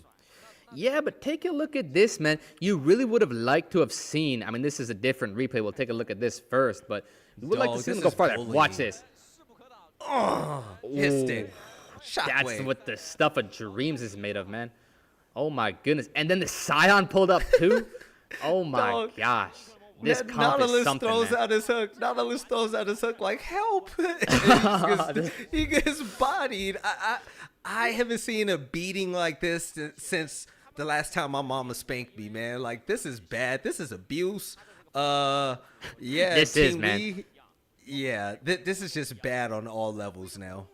Yeah, I mean, is this guy going to get a single kill or assist? I think not, man. You might have been right about this Yao Yao thing. But anyhow, man, if Azir can't possibly do anything, it looks like they're just going to be forced into a bad spot here. So let's see if NiP engages.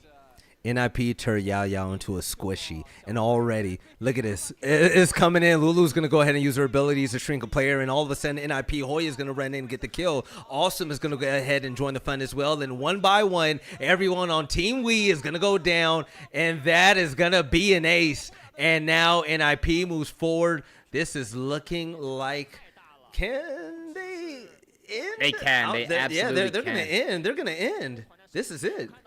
Yeah, you said it yourself, man. They're scoping out that first big win that they've been desperately looking for, and it looks like they're finally going to get it. You're absolutely right. This game was not going to last much longer. 19-1 for NiP, a complete nuke stomp to close out this series and bring the first win on the board for their run in the Damasia Cup. Down but not out, ladies and gentlemen. NiP, they bring it together to go ahead and dominate in such dominant fashion.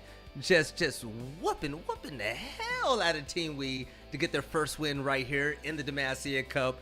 Guwon and crew, the way that they've been playing, Kara on the Scion, they were just too heavy. They were too strong. They were too much. But Fools, I will say, Team Wii set themselves back in the beginning with that lane swap. That's such a good point, man. I almost forgot. They willingly sent the Cassante bottom lane into the Aphelios Lulu, and you saw that Lucian was getting cooked by that Scion. I could see it if it was like a Vayne or something, where at least it's a favorable matchup, but Lucian doesn't even beat the Scion. Look at this, man. Keep the graphic. Oh my god. Oh, I wish we kept the graphic. Did you see the damage difference? Azir was the only one that was hurting people in the game. That is crazy. Yeah, they pretty much dealt no damage. I mean, they got 1 kill, so they might have like lowered their HP bars a bit, man, but they did not get too far this game. If you're Team WE, you're back to the drawing board. Somebody getting a talking to after this one, man, if not all 5 of them. Yeah, Team Wii was looking like me and solo queue. It was just bad all around, man. But take a look at just the pressure that was applied all throughout the game. Cube dominated, Awesome was getting ahead on his kills. But not just that, it was the tanks that were doing such a great job as well. Scion running in, also a mouth fight with his dive, which is so crucial. Nautilus, from tank to squishy in a matter of 10 minutes, he was out of the game. The time wasted from lane swaps and the lack of kills that was applied by his team just left him there to do nothing but die. No assists, no kills, and nothing but deaths. This was a clinic that was put on by NiP. Yeah, NiP go ahead and take the 2-0, and look at some of these beautiful combos. You called it in the draft. You said you were loving what you were seeing. You were saying this Lulu champ is going to be a huge difference maker, and frankly it was. You saw those polymorphs, you saw those wild growths, you saw those champions just being incapable of dying, man. That's a beautiful draft, well executed as well, and NiP going to go ahead and take the W tonight. All right, so NiP was able to get a win in a big way, which is exactly what they needed here in the Demacia Cup. Do you believe that momentum is a thing? You think this is going to carry over to the next series? Well, let me put it like this. You would rather that the conclusive match to the series is this one. You know, you completely and utterly rail them in the final match point game here on map 2, and you're gonna have so much hype and momentum. And you know what else is a factor? After getting such a decisive win like this, you low-key don't even feel satisfied. You're like, my opponent wasn't even that much of a competition. So now they're probably gonna go queue up some solo queue and actually test themselves against some harder situations and just be that much more ready for their next series. They have to be. That's a look in the mirror moment. Hoya is going to be the MVP of the game. 7 kills, 5 assists, and the man died 0 times, baby. That's exactly how it's done. The top laner standing out in a big way, but I think it was just a unified team effort. He did well on the switch up top of the 1v2. He did well switching back down the bot to battle it out with Cassante. He did well staying in the lead with the Scion and not giving up his life at all. That Q, dangerous, and his gameplay was terrifying. Hoya, hats off to you, baby. Yep, extremely well played by Hoya. Completely deserves the player of the game for that map 2 right there. Completely one-sided as we saw. And, you know, I'm glad to see it because for the likes of Hoya, you know, he has been one of the better players in the LPL as far as my personal opinion goes. And it's nice to see that he's getting that starting spot because they were considering putting in Hoya or Ali up in that top lane, kind of a bit of a 6-minute roster, at least it says so on the field report. And so I'm glad to see they're fielding Hoya. He belongs out there. He's really good. As a matter of fact, I encountered him a fair few times on the KR solo queue, and he is a force to be reckoned with, man. I promise you that. Him and Guan are going to have a season if they can keep up this kind of momentum. Who are you telling? All right, so ladies and gentlemen, that's it. Put some respect on their name. NiP, Ninjas in Pajamas. You take out that 0, you put in a 1. They're one step ahead of where they were yesterday, getting their first win here against Team Wii. But other than that, we have some other great matchups today. We saw LGD on the board. We had a great matchup with JDG and LNG. And I gotta say, overall, Fools today, this is my first ever League of Legends cast. It was a pleasure. I loved you being alongside me to lead the way, and I want to say thank you for such a beautiful experience. Yeah, man, it was an absolute pleasure to get to meet each other over such a spectacle of games tonight. Those were some very good games. Although it came out with a 2-0, 2-0 for both of the series, you must admit, some of those games started off extremely tense, extremely suspenseful, And it did kind of all lead to these climactic fights where one team, be it LNG or be it this time around NiP, was just simply better. They executed to a higher level and they got that job done. So shouts out to them, LNG and NiP. Heck of a night. Beautiful bangers tonight, Veli, and it was a pleasure. I wouldn't have asked for anything else. Oh, but it ain't over yet, baby. I got something very important to say. So for all of you beautiful people out there, we really hope you enjoyed the show. You better enjoy the show. This was damn good LPL action. If you would love to support LPL English, consider becoming a Ko-Fi member. Now, hear me out. Ko-Fi is the best way to support the LPL English project, since the vast majority of your contributions will go directly to the show. You saw the production. I mean, we put on, baby. Now, a lot of the initial payments go into upgrading the broadcast. We want to make things better over here, but a huge bulk of it also pays the on-air talent that work very hard and the content creators beside them. So subscribe to our Ko-Fi. Link is in the chat to unlock a lot of dope perks like early access to content and the ability to ask interview questions for our unique on-site interviews. By the way, how cool is it? You subscribe, which costs less than the Chipotle bowl, right? And you could get in on interviews and talk to your favorite pro players. It's looking like a dub to me, man. Yeah, and we got a really hardworking team here, man. We're just coming on for our first time, you know, this Demacia Cup, and we're having an absolute blast. And these guys are working real hard to put on this show, because I know that the standard LPL broadcast, they have been, you know, the budget cuts and such, the esports winner, whatever you want to call it, the LPL English. This the heartbeat of League of Legends.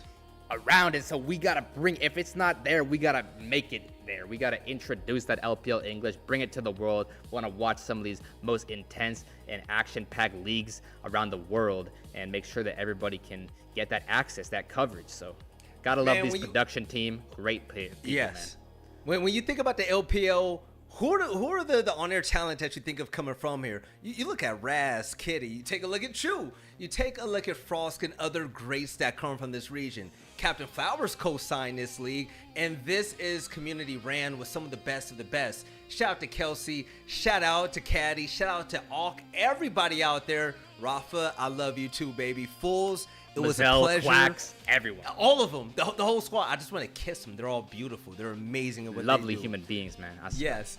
Fools, my man, it's been a pleasure. Once again, thank you for leading the way. You're the GOAT. I hope to see you again very soon. Teach me some Azir mid lane. Once again, ladies and gentlemen, Fools right beside me. My name is Veli. This stream is nothing without all of you at home. Thank you for tuning in to the LPL English stream. This has been an absolute blast. We saw 3 great games, but stay tuned. Subscribe to the channel, because we have a whole lot more with Damasia Cup coming soon. Hope you all have a great night, a beautiful day, or even a great evening wherever you are in the world. Thank you for tuning in. We'll catch you next time for more top tier LPL Yes, we will. Action.